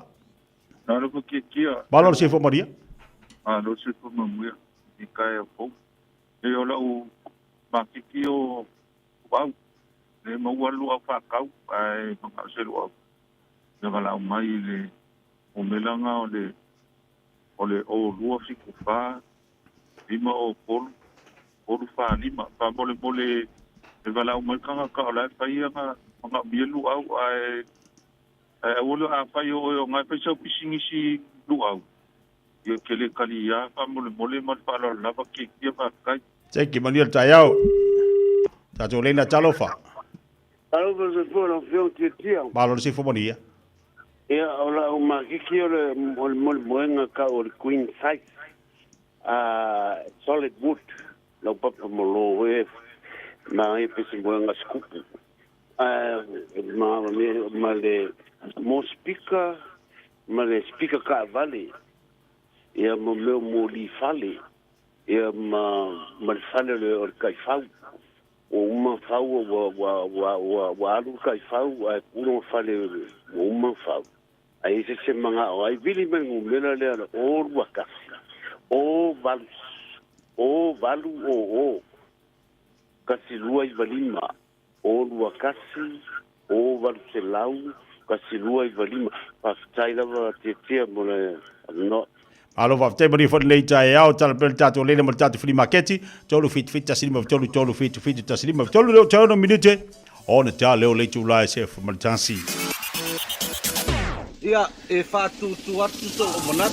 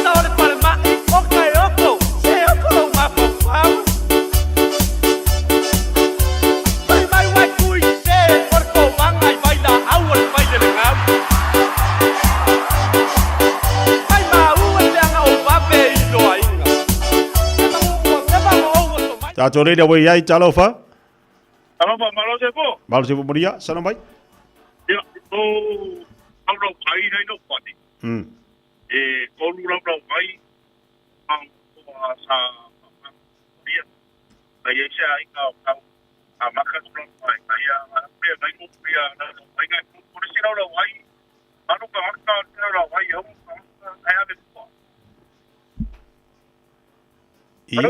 ia na ta ko mai la ko ai si nei go lo pali na pa vai ai ave mai ai de na va kula mo bela ole olu ka public basi iva ko va pa mo boli te sa tasi ta telefoni fa mo boli olu atasi pa fitu tasi iva to walu Teki, de lei fa te bodi ta yao. Ia, va bena vo pa to. Se voia. Talo fa. Au je voia kia. Paulo se fu moria. O pa o cavale ole Fort Ranger. La o maia de brand o de Bridgestone ah. Ya, la o de se la lo fa no si ba o ai da foi mo le ring ah. Fa pa o de ya ai ma wa sa o como fie o no ka ko ma ki nga foi so mo ko ka so de kuma ki ole ma wa sa ka ri mo sa la wa ko ma nga pa nga fa sa ki fa o ma pa la ko ma o bi mo sa wa ko ranger ya ma ngule ya so ke kia la telefoni ole ngomela o rua kasi o rua fiku waru rua iwa o rua kasi o rua fiku waru rua iwa pili mai po se mere ko di mi kira ngale ke drive mo ke kia o kuai ia check le mo watu ia mo wela so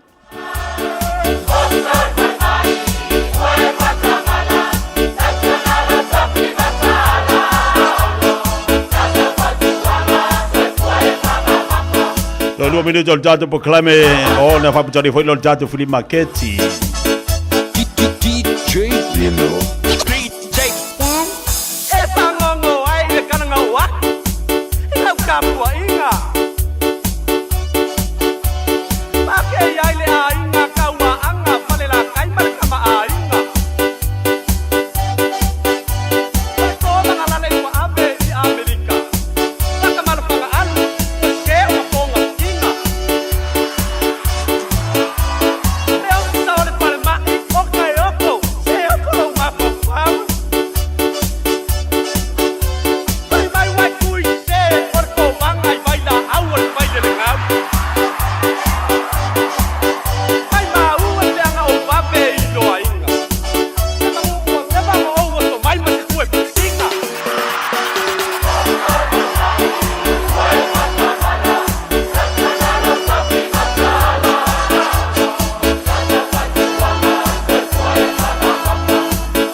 Malato tonu ai mal tatu Fili Marchetti ne yas flaile.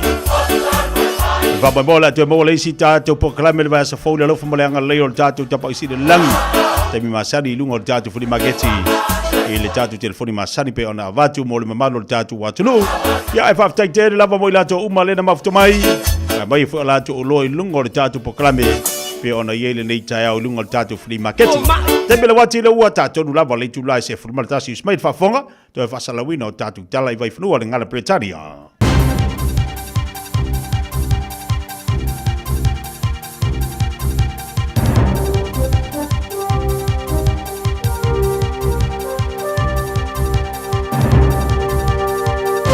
In this update, the government's redesigning the country's passport to put English text before Te Reo.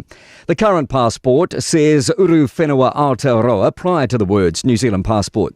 Confirmation comes as New Zealand First Leader Winston Peters questions why the term Aotearoa is used on official government documents and is said in Parliament. Minister of Internal Affairs, Brooke Van Velden, says the government's stance is English first, but not English only. While the security upgrade are underway and the new design of the new passport will have English first, we need to get through the backlog of those older passports first. Unprecedented discussions between a high-ranking US justice official and Ghislaine Maxwell. The meeting's just concluded. CNN reports Deputy Attorney General Todd Blanche met with Jeffrey Epstein's accomplice in her Florida prison, where she's serving a 20-year sentence for child sex trafficking and abuse offences. Intelligence analyst John Miller says a meeting like this is unheard of, speculating they could have discussed others involved in the scheme or what she'd be willing to say publicly on President Trump. Nobody who's in jail does anything for nothing.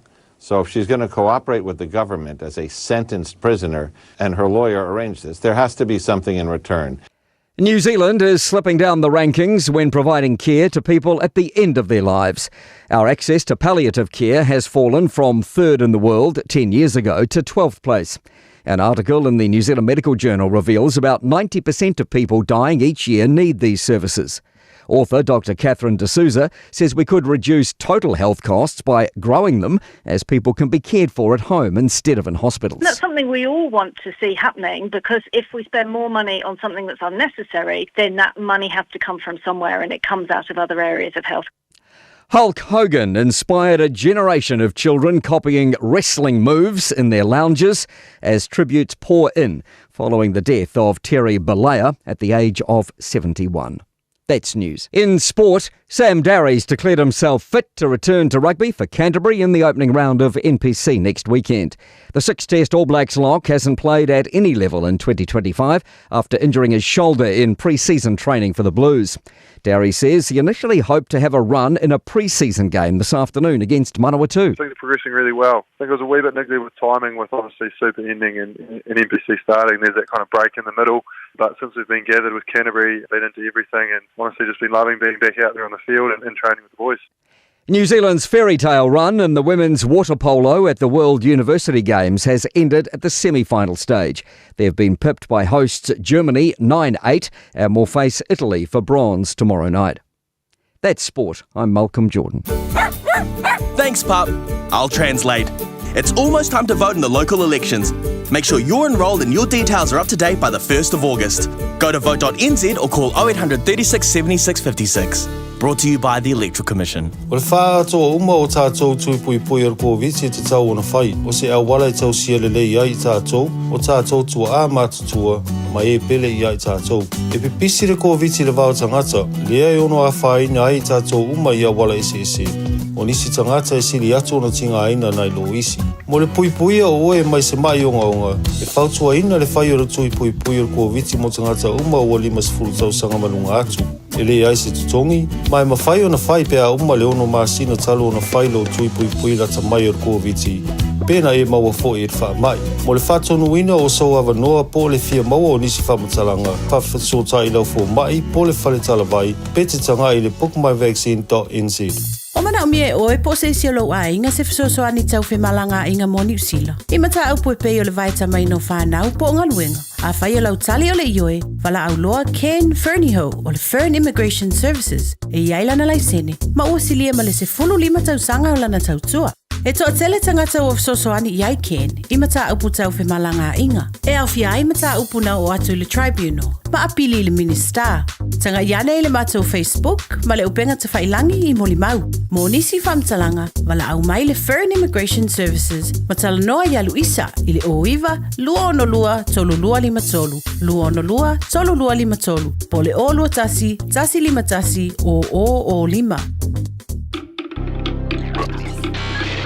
Tasi lima i watolu amo. Radio Samoa.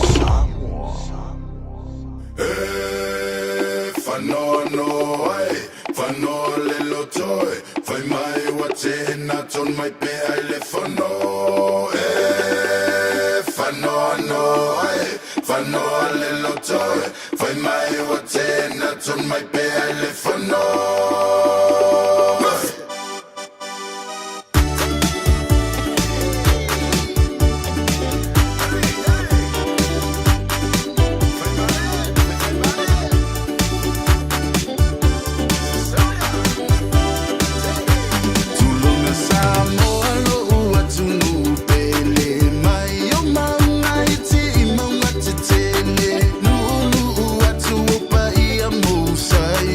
Love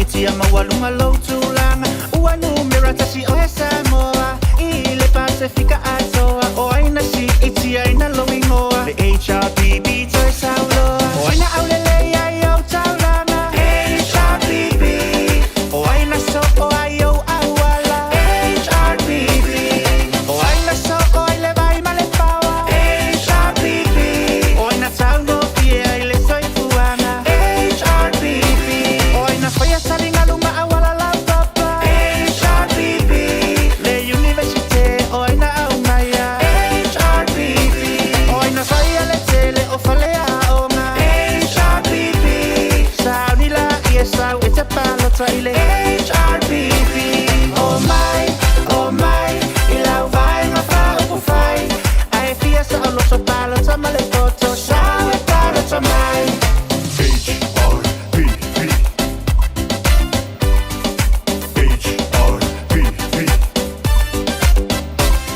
ua e masani ia matauanga ai faale fia I le tautala e le matele ini folanga ai o ngaluenga e moli maulava sila I lou malaiva alele o pia I au fale tele feifo I o se taulanga vai tele tuana I matoi luma le sa alo tele o aina suia le tu awala E ala le os fulu me to chene le tula sumal tasi di sa tatu fa fianga ya po tatu musika fo tunatu mo le nei tai au ma fu le tatu wa tunu malo le sai malo fo lava pali malo le tawa tai a luenga mo le nei va yaso o le to telefo la to le lo ma fu mai lungo tatu po klame fa ta ya tu ma fu mai malo fo lo sai fa fianga ya po nai vi inga fo nei tatu wa pati Ia e pei ona ia lantu ana batau ia malantu sabalinga le uta pena tu ali tanto palota ile masina foula so lua se funmreiva ole talo ai el proclame mo tanto langa to telefo tanto le tu si mai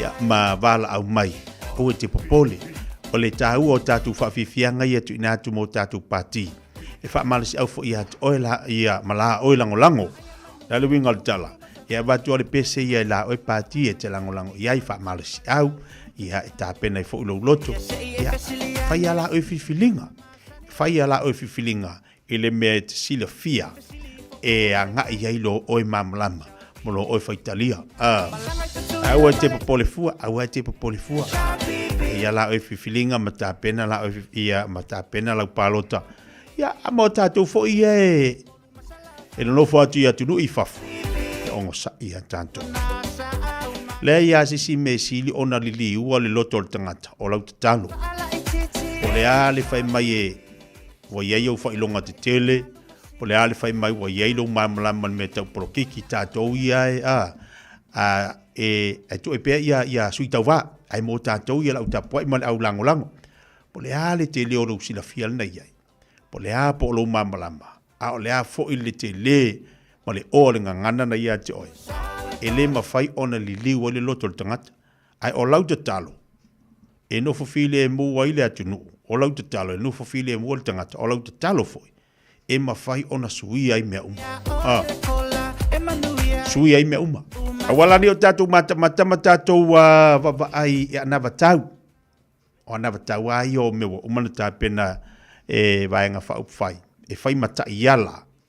Ia lantou fo I savalinga pe a fai o I lawa le vaenga o le anga ia tutono le tapena le tatou malo a o tatou la ia le au tapua I mal au langolango le ai taua I o lau te talo taua lau te talo le ai asisi mesido na taua o lau te talo e le whamalisi awa le sunga ia Vincent le fita Samoa fo I le li tono I salai mana ia le sonaf mana ia lana lu I tau malan whamalisi awa le tatou watunu a tatu tilo ni pawale ole vaenga fa nga ina I upulea e suia fainga e tu mauna fa vai pe a ol taimi tatu te anga I le anga nu ole tunu pe a faini fa lo longa taimi fa sanga inga tatu te fa longa le upulea e suia fainga e tu mauna fa vai ai fa mai le saunu anga le fita la sonafi ole taimi ni tatu tilo wa ye le upu fa le upu fa pe tatu tu mauna fa vai a wa ye swinga sui a fainga ai tu mau na whaavai la swinga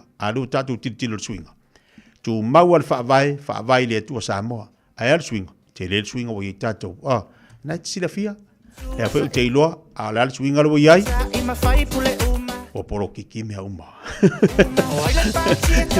Wa nga i mai ale poro kiki mea uma. Wa sui ei maloto tangata. Ai le ia sisi me silona tau i lau te talo lesi ainga ma lesi ainga.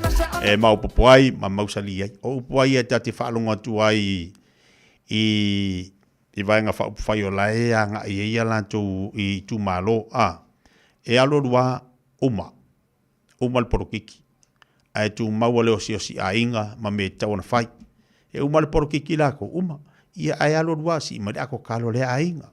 Su e aku le kauanga i lea ainga. Ia longo aku le mariu i lea ainga. Whai mai sao ngai lea ainga.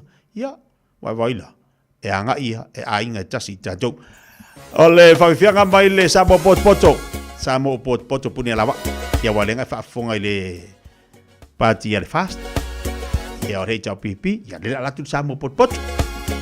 Tepe le wati sifuru 1 minuta te le tula simaltasi.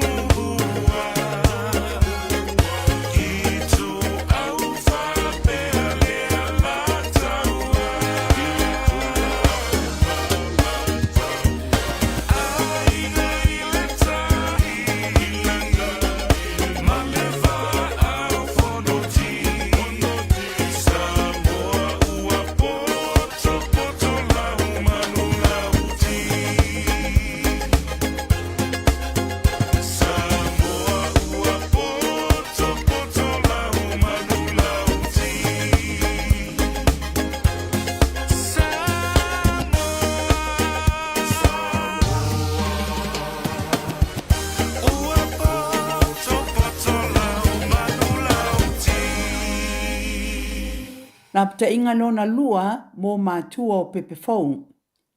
I le taiminei o lo whaatupula iai le talibivini i Aotearoa New Zealand. E silon pipisi mai mawhai o lamati ai pepe fau whaatu awhana nau mai. Ai mai se lava i le ono vai aso mua o le tu se ina ma le tina au la ititi tele mo le tui. O lea a whai o le tina po se tausitama caregiver o le whai o le tui pui o lau pepe mai le whooping cough i le taimi te tau o le awala sili le nae pui ai mai le pisia infection ma whaiti ai a fianga o le wha mai. O tui e le se tutongi mai whaia pe a ono vai aso le matua o le pepe fau o na tue whaia le tolu masina ma le 5 masina. Ia wha so tai lau fo mai masani e wha mau pe poka aso mo tui pui. A whai o misia le tui mua lau pepe po tui uma a wal popole ai tala noa lau fo mai. Tātou pui a tātou oloa po taonga sile o na tāua. Tau tua nā le tui pui immunize. Tala noa lau fo mai wha ina i se taimi vave. O fia maua sau ta vale po sau piki apu. Ai tongi ta i vai aso, lua vai aso, pe ta i masina. O le sleek cars o le a maua ai le fisosoani. Ua ta pena le au whainga ruenga a le sleek cars mo oi malo a inga. Aua e te popole i se mea e tasi. Te tala fitu aso, mai le sifulu i le tai au, angai le afo le ono le afiafi. Tele la lai au kilani i saute, mili mai loa, i le o lua tasi faa, fitu lua selau, po le o lua o, faa 5 tasi 5 tasi. Talofa Samoa, o Ateshna Ryan, o le Licensed Immigration Advisor mo le Auckland South Immigration Consultants. E visosoani mo so se tu ai ngā visa e malanga mai e New Zealand po Australia. Telefoni mai nei loa i le o valu o tasi o no valu faa fitulua. Po le o lua tasi o no valu fitulua tolu o. O e sila fia e iwa te si ma le tolu 5 miliona ta la le se leni a le UTOS ua toe whaasafua atu i ona sui whai unite i le lua o lua wha. Whai sau teo ngā tupe e teo whaafainga luenga ai lau se leni ina ia vave whaatau nuu se wha moe ta ua a lau a inga wha pe e ka le sia. Whao ngā au nanga le ANZ po le talofa voucher, le M ta la, ma le My Cash e ala i le Click X. Whaafso tai mai le ono valulima lua ono iwa whaiva, le www.utos.ws, po le emaili o le info@utos.ws, po le Facebook, le UTOS, le whaaputu ngā tupe teo whaafainga luenga o le mawaenga tausia Samoa, teo whaafainga luenga e mātou lau seleni, ai sele e oe le manuia. Malo soifua, o le si fufonga Samoa, Radio Samoa, tasilima i vatolu a mo, se ki a Radio Samoa. Radio Samoa, tasilima i vatolu a mo. Radio Samoa, tasilima i vatolu a mo.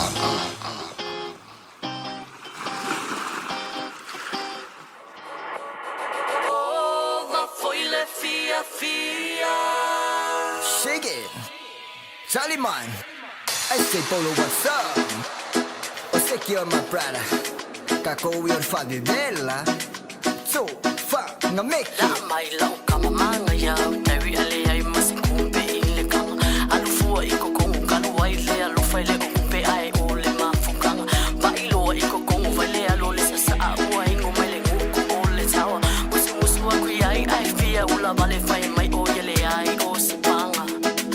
Nenga hepa waselo wangalenga. Okapo ula bai koe fasiela. E a feme police lai soli ele mala.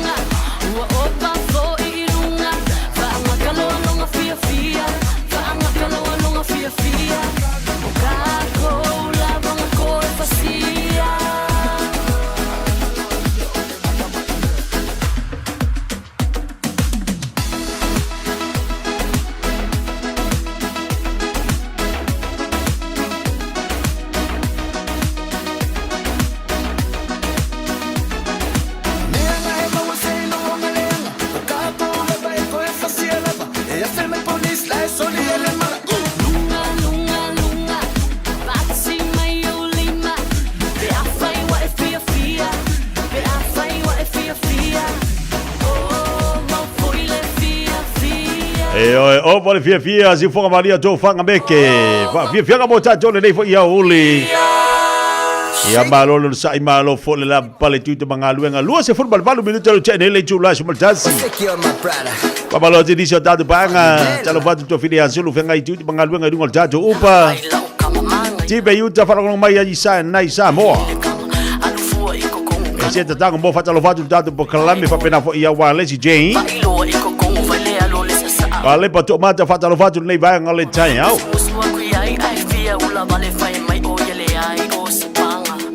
Lunga tato YouTube to telefone la tu lelo lo mafuta mai ai tu au baila. Tapu tau pa ole fo te fat sibai lunga tato po kalame. Ai sibai lu ole tai au. Ke lo fai singa fa seki mai ole nei fo ya oli. Au nei se tia oile matua mana yo sulu mai ole la. Ai tau onna fa utau tale lei oi. Seki mali. Ai le lei po le me tona fa. Ai te tau ona fai singa sa vai. Le fa palo tu po kala me nei te tina ma tu e mo to malawa. Le fa si bai lunga datu po kala me fa tele ma to mai. Tu me fa fega mo to for tua. Pa talo fa tu ne banga le tai au. Au nga se po la kuka. O la to lo nga fa nga senga to ma tanga. Malo tia to malaba.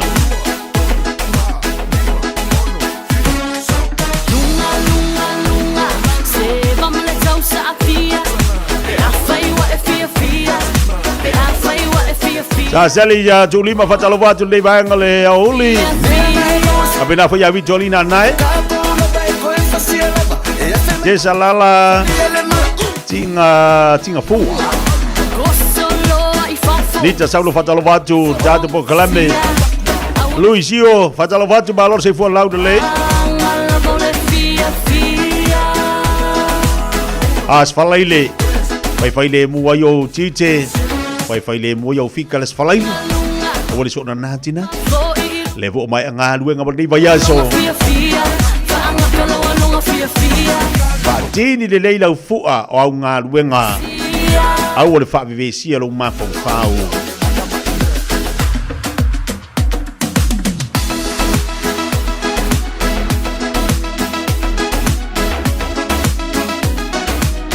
Telo tatu paga le bafuta boina ya Australia fatalo vatu le vai ngaleso. Ya ila to fo ile lo bafuta mai na tatu fale mai. Yo le fale mai na mi do moa fa tele bafuta mai. Ya te utou kalo fai nai fo mai ya oila to fo ia lea la o lo fata si mai o lo fe ngai man fale vai tala vai okay check mai ma to le nei I fale mai mi do moa pa talo fatu po kala me te utou ia po nga fu ke kausi mai fa talo fatu ia po oil na uta oto ono mai el tino fatalo fat bien yo lau kausi mai o mai wa makwa la popo aru kalu ai le la korea singa ya kari ira ngasua alu aku le singa kari ira ngasua e uba engo wa pa e le mai la por kausi mai ia le se mai fa vifianga mai juna vai lua mai al tatu fa vifianga le ona tatu taliwa tu le pokalabe le moi o kove mai wow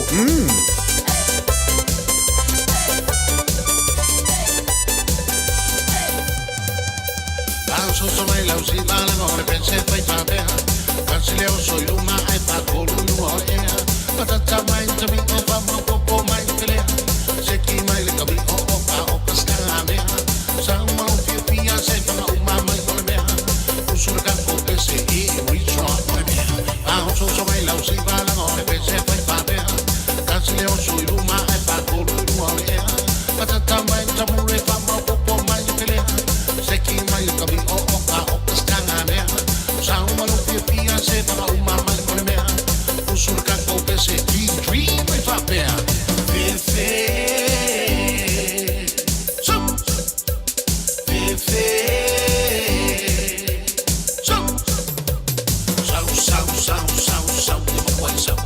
South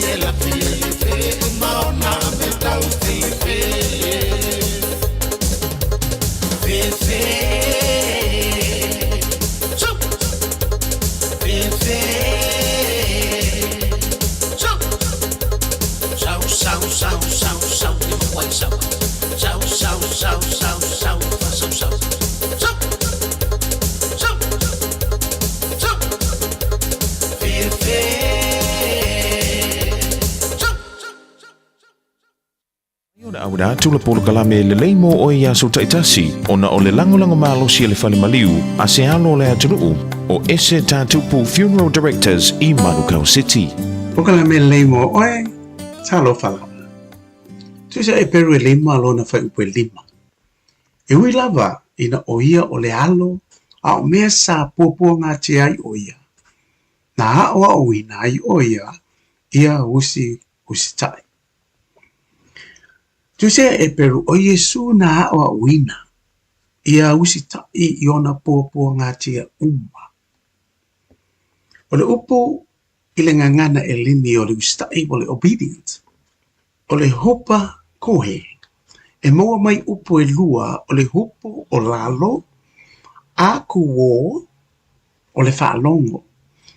Lo winga whatino o le pito i lalo po o le vaenga mau lalo e whaalongo ai. O le ustai o Yesu na o wina i a ustai. Ai sea, o Yesu e iai le poto uma i le lalo langi ma le langi. Ai o le winga le au mai e le eperu. O le ata e tusia mai. Ona o le ngaluenga ma le anganga ma le mawhawhau ke riso. Nā alu ese mai i lona nofo ali. Le loto ma le anganga maulalo. Ma le ustai.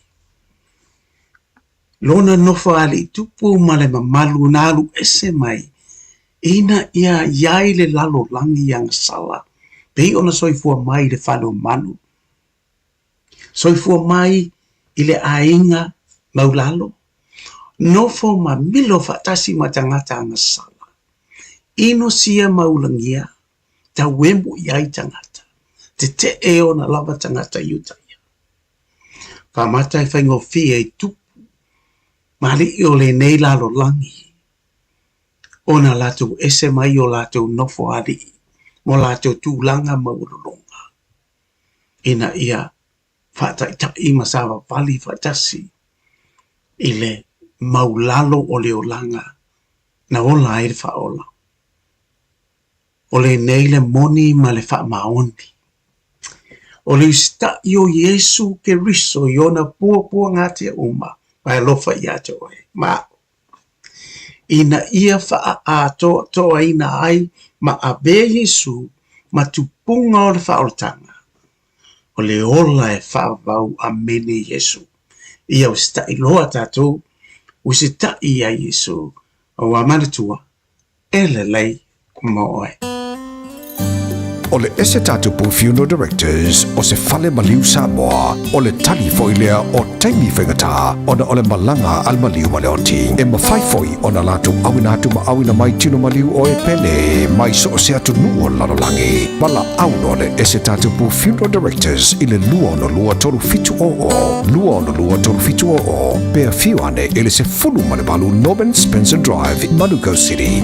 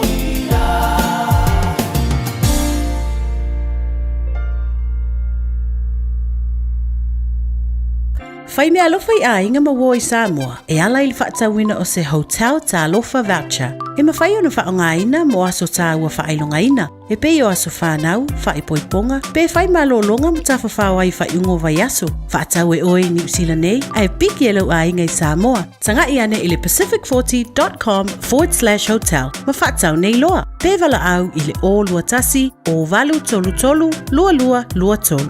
O lua tasi, o valu tolu tolu, lua lua lua tolu. Faasilsilanga I lupe faalele ma tama whanau a whastauta. E whaatulu atu I pa ia ma mamanu o le ainga sātuala, o le ainga whaalangilangi. Ai ua mātou valulusia I a o le la au. O na o le ngā ruenga o le manuanu tāpua I a le whakasa, o loo fausia te tonu siu tātou nu. E tālo sanga atu ai malanganga o le whaaloalo, ina ia tātou awai uma I le tātou tausala, a wāsef sosoani mo le ngā ruenga. O le rifa moe moe o le a whaia I le asto na I a solus fuluono I ulai, I le mautau Samoa I mangele o le a manta I le sefulu le taia o mai mawhai o le whaapso tai le komiti mo le whaamawina o la au tautau sala. Whaaptai o lo sainia ai ono pulu whaaea whale upolu I le olu a tasi whalua fitu valu tolu o. Le au pepetele tala I lene I le olu a tasi 5 tolu whawha ma ape po moe mausu so whara I le o iwa lua tolu 5 tasi. O le wha toa uma o tātou tui pui pui ar COVID te tau ona whai. O se au wala I tau sia lele I ai tātou, o tātou tua a mātutua, ma e pele I ai tātou. E pipisi le COVID le vau tangata, lea e ono a whai na ai tātou uma I a wala ese. O nisi tangata e sili atu ona tinga aina nai lo isi. Mo le pui pui o oe mai se mai onga, e whautua ina le whai o le tui pui pui ar COVID mo tangata uma o 5 tau sanga manunga atu. E le ai se tutongi, mai mawhai o na whai pea uma le ono masina talo o na whai lo tui pui pui lata mai o COVID. Pena e maua fo e wha mai. Mo le whatonu ina o sau awa noa po le fia maua o nisi whamatalanga. Pawhasota I lau fo mai po le whale talavai, pete tanga I le bookmyvaccine.nz.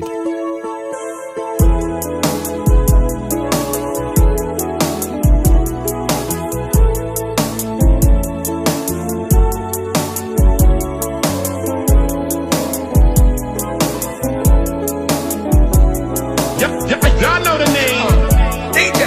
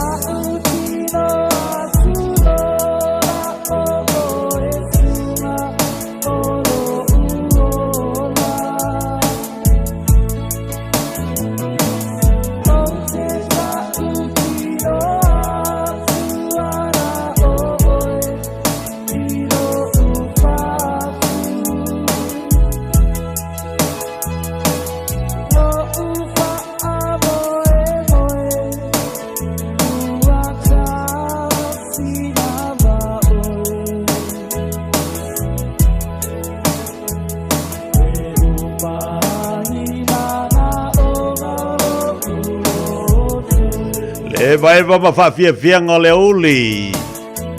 Ino to iva minuta talo le chula se football lua. Tale chula se football lua yo na tali wa fo ilea o tatu tala mai samo le to fa sala wina ne fo te melenso. E va pena misi ya o le town le la tali chula balu. Tala le chula se football lua fa simali to fa ya fonga mo se bon Francis Johnny. Ya wala fa wina tatu chua. Pata se ilea man tatu tala na mai samo.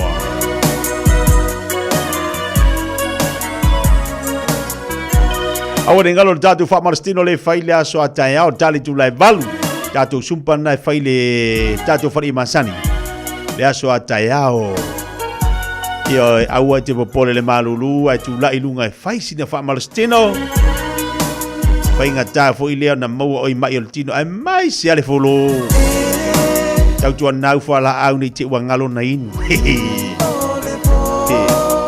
ye ke wai malili mai pulu ngi yaso ai ngalo yo fala au wale me maua pe afa pe ngalo fala au ole ino le to ino fala au lo matua ai ino lo matua fala au to ino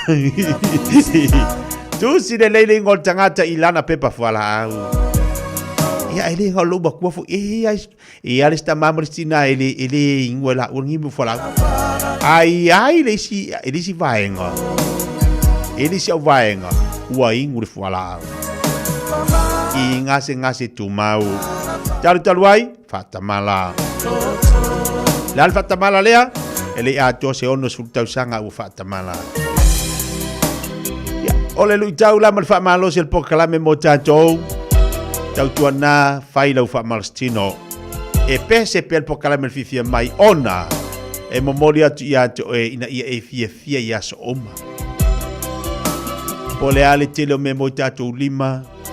Ole ale tele o tupe i atu oe. Ai ale pa leni. Ma le lo so fo malolo ina. Le atu o to fo le fie tu tono le ai.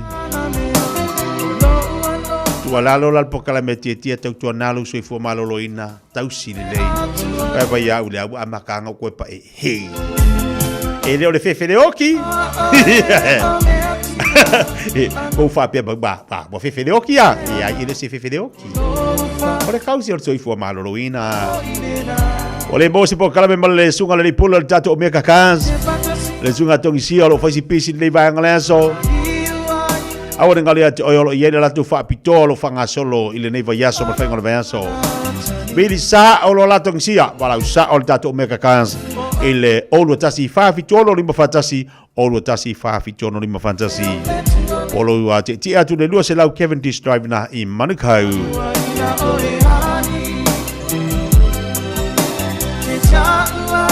E ale ngā, mai waila le manga i o le taulongolonga ti atu oe, waila u wha malostino. A vai mai le to ina, i e wha malosi o tina. A vai mai le tina, wha malosi o tama. I e a vai mai le tamaloa, wha malosi o fafine. A vai mai fa fine fa malo si o tamalo. Tau ta sa va vali. La kama ku kuang ya ka ke dia ka ke lai. Vai ya ko la ki ki ngo wa fa fa marski. O ko kala ga. I fi de ku kala de fin ko I kala dia. Dale tu la se football lu to telefon mamalo la tu no nga ia tu mo tau maftanga ma vai ainga. Vai si tau maftanga fa no file mo ngi yaso. Dia yo ma fa ngi as falai o fia nga ye fating ye fa unga va yaso e ya si mesi di lo ngofo le au ka fa mami ma va idi do ngaulu o le ko ngala po uku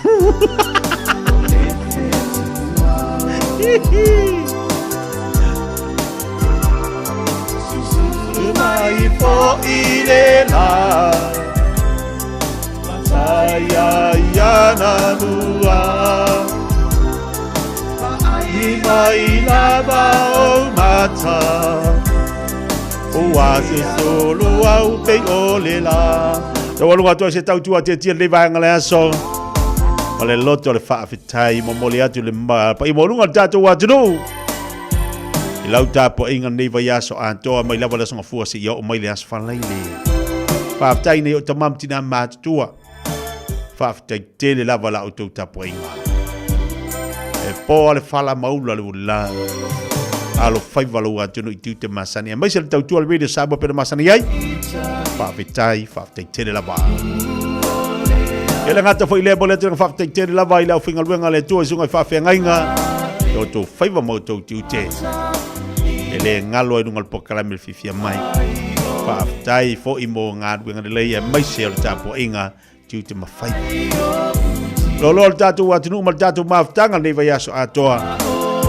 ia langona lava le tasi pa leo atua le whaaftaitele le whangaina le tautua le fifia mai ma le tautua le Radio Samoa whai mau paanga nei vai asu moli moli atua ina i whaafiafianga musika o kalame teitua luina o he ai ei fori tantolunga te tia sa iaia le sasi o lana aunanga ma nei vai asu ia o te whaamalu atu whaamaulalo atu pa i morunga le tatu atu whaamangalo se leo vai vai o tu auna le fa foi mai se fa mtalanga se tautua foi wale tauta mali i lau fa fonga tatu tapena tu la sapati o lo monei tapena fifio tatu lotu mai talo lisi ainga molisi ainga talo mol tatu atu no Samoa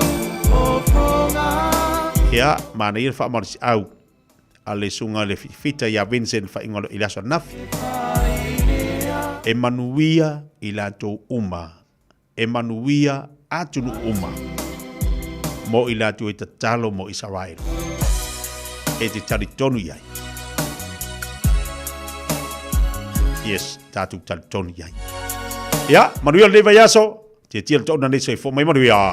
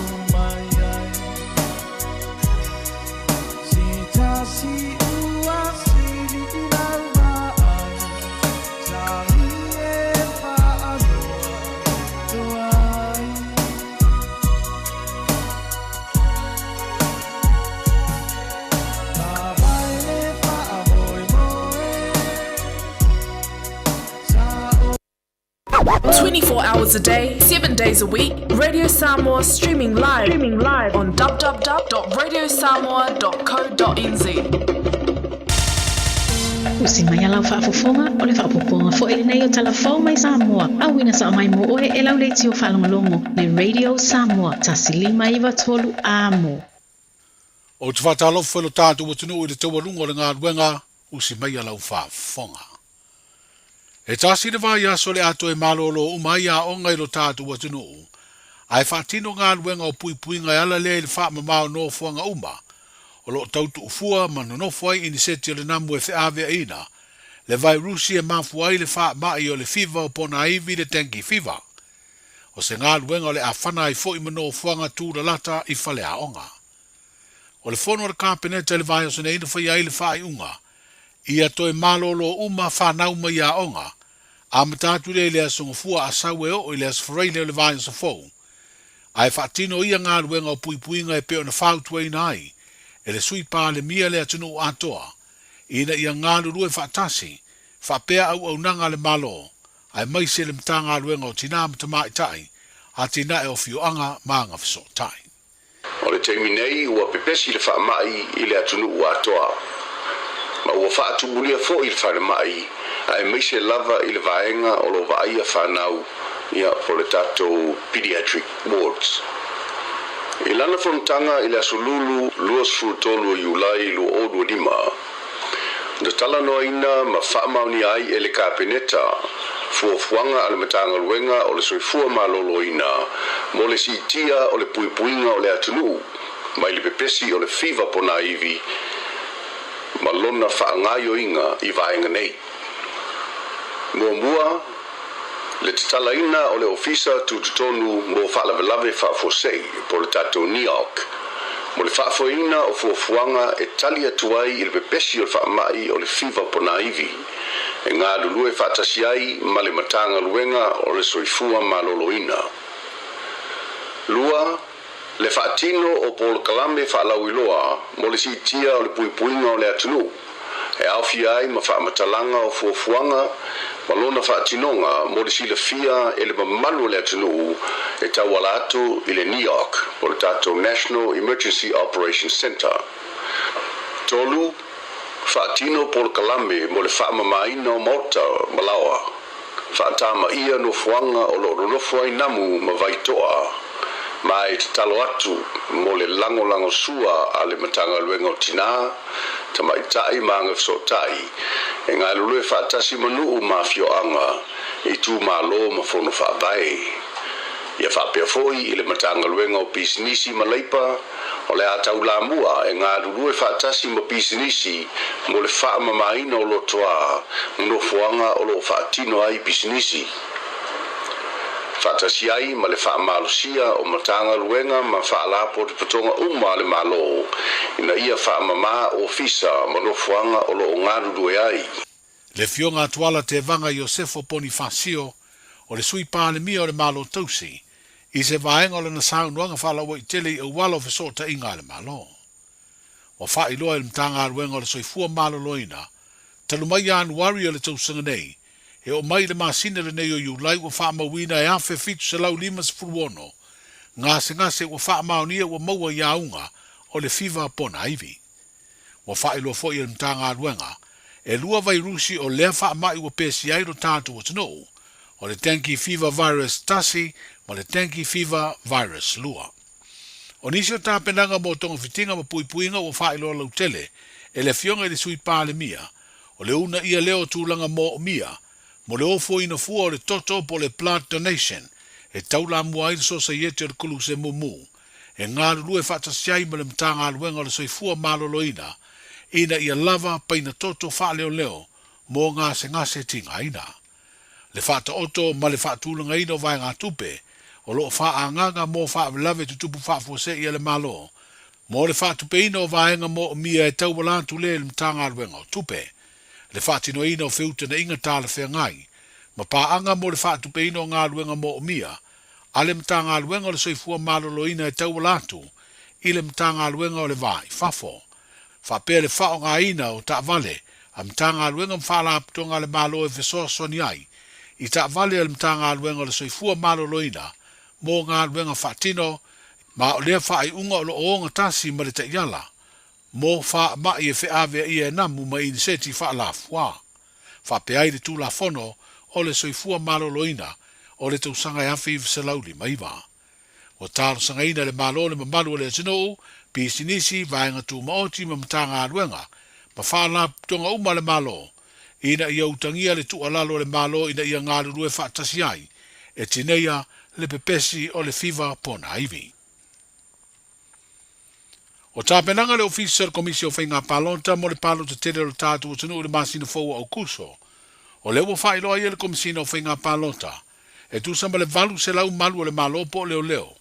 O le anga lurua i le teimi o le whainga whiriwhiringa le tunu ua wao. E ese mai lea o whainga le tūsamba le tasi le awhe fitu se lau tangata. O le anga lurua i le whaanga i o ia o au nanga ese i le teimi o le whainga palonta. Ma o lo whanga solo ai le te minea o onga mo lea o whainga o tangata whainga ruenga, e to tele lava ia i la tau lo ngā lulue i au nanga ese ane malo. O whailo fo i le komisina o whainga palota, le fionga to le afoa tu i a whelolo Alexander John Stanley, o tau nuu pusa palota mai New Zealand, ma o le te mua leo le a whaonga ai i tu ai ngā pusa palota, e ma whai o nai loa atu ai pepa palota i te tonu. O pusa palota sanga o sia le lau papa plywood, sa whaongai le palo te tere le lua orua tasi, o iai wha le tonu e pei o le pala lea ma ua le to e mawhai o na whaongai na. O le fionga le pale mia tausi o le malo Samoa, le fionga fia mena o mi mata afa. O le saunuanga ami lea na te tala i le whonu tanga tina o tenu o le Pasifika, i la tau o lo a vea mata i tai i tautua ma au nanga ese, lea sa hausui e i fiti i le vai o sonei. Wa wha i loa i se pepa o wha amtalanga, O le vala uli ai o le rua I pāle mia te maitai o le malo Samoa, na te whaia le saunuanga au tua te talai lea whaata singa atina o le Pasifika, o se whaalo alo e amana I ai, le sao le pāle mia o le tātu o tino, I so se tau mawhainga tau le una ia leo le tūlanga o le aveo tina ma te maitai, I le loto lo toi te tonu o pūlenga ma tonu whai, o se tasi leo vāanga tā ua I le aveaio I la tau ma tai. O lea whontanga na talanoa I nai fo inisio ma tā upu tā ua, e pei o upu whai o malo, o whainga wha vāenga wha upu whai maisi au nanga mana o mi ai, le sao tina ma te tai. O le whai unga le nei vā yaso e toi taliu mai ai I whanua, le lato I le ea o le fionga le te maitai pāle mia o le malo tausi. E tu sama le luas frui va feta la le tau o wha ilonga wha apitoa. Wo foina le company telefoni o le Vodafone Samoa. Mo ali ima ta maitai o le auta alo le atunu na manu malo I pine euro, siliva ma le apa me mea. I ta longa la iti le Pasifika lea na whaia talua I nei le atunu o Palau. O le stofi le nei va yaso na wha atinu ai e lea company, se tufa tufanga o ia wha ilonga wha apitoa po o Special Awards, lea na wha ali ai e le puresiri o le Vodafone, e tasi le afe tā la le pepa tala o loa, mo I lātou na maua pine euro, fitu se lau lima se furu tā la mo I lātou na manu malo I pine siliva, ai lima se lau tā la le pepa tala o loa, mo sui le au tā alo le atunu na manu malo I le pine apa me mea. Wha alia le puresiri o le company, e le o ni tupe e maua, ai o le pepa po le voucher, e anga I ai I lātou o wha mania ina I so se whare o loa le Vodafone I le tātu o tino, e wha ta wai telefoni tau ngatā maisi o loa, a le company. E ono sfutasi lau wha inga o pine a Samoa na manu malo ai ia tā longa a le Pasifika. Ia, manuia le wha inga o le vāiaso I si o tātu utino Sa lofa lava o le si'u fofonga le nei o Samoa, le Radio Samoa.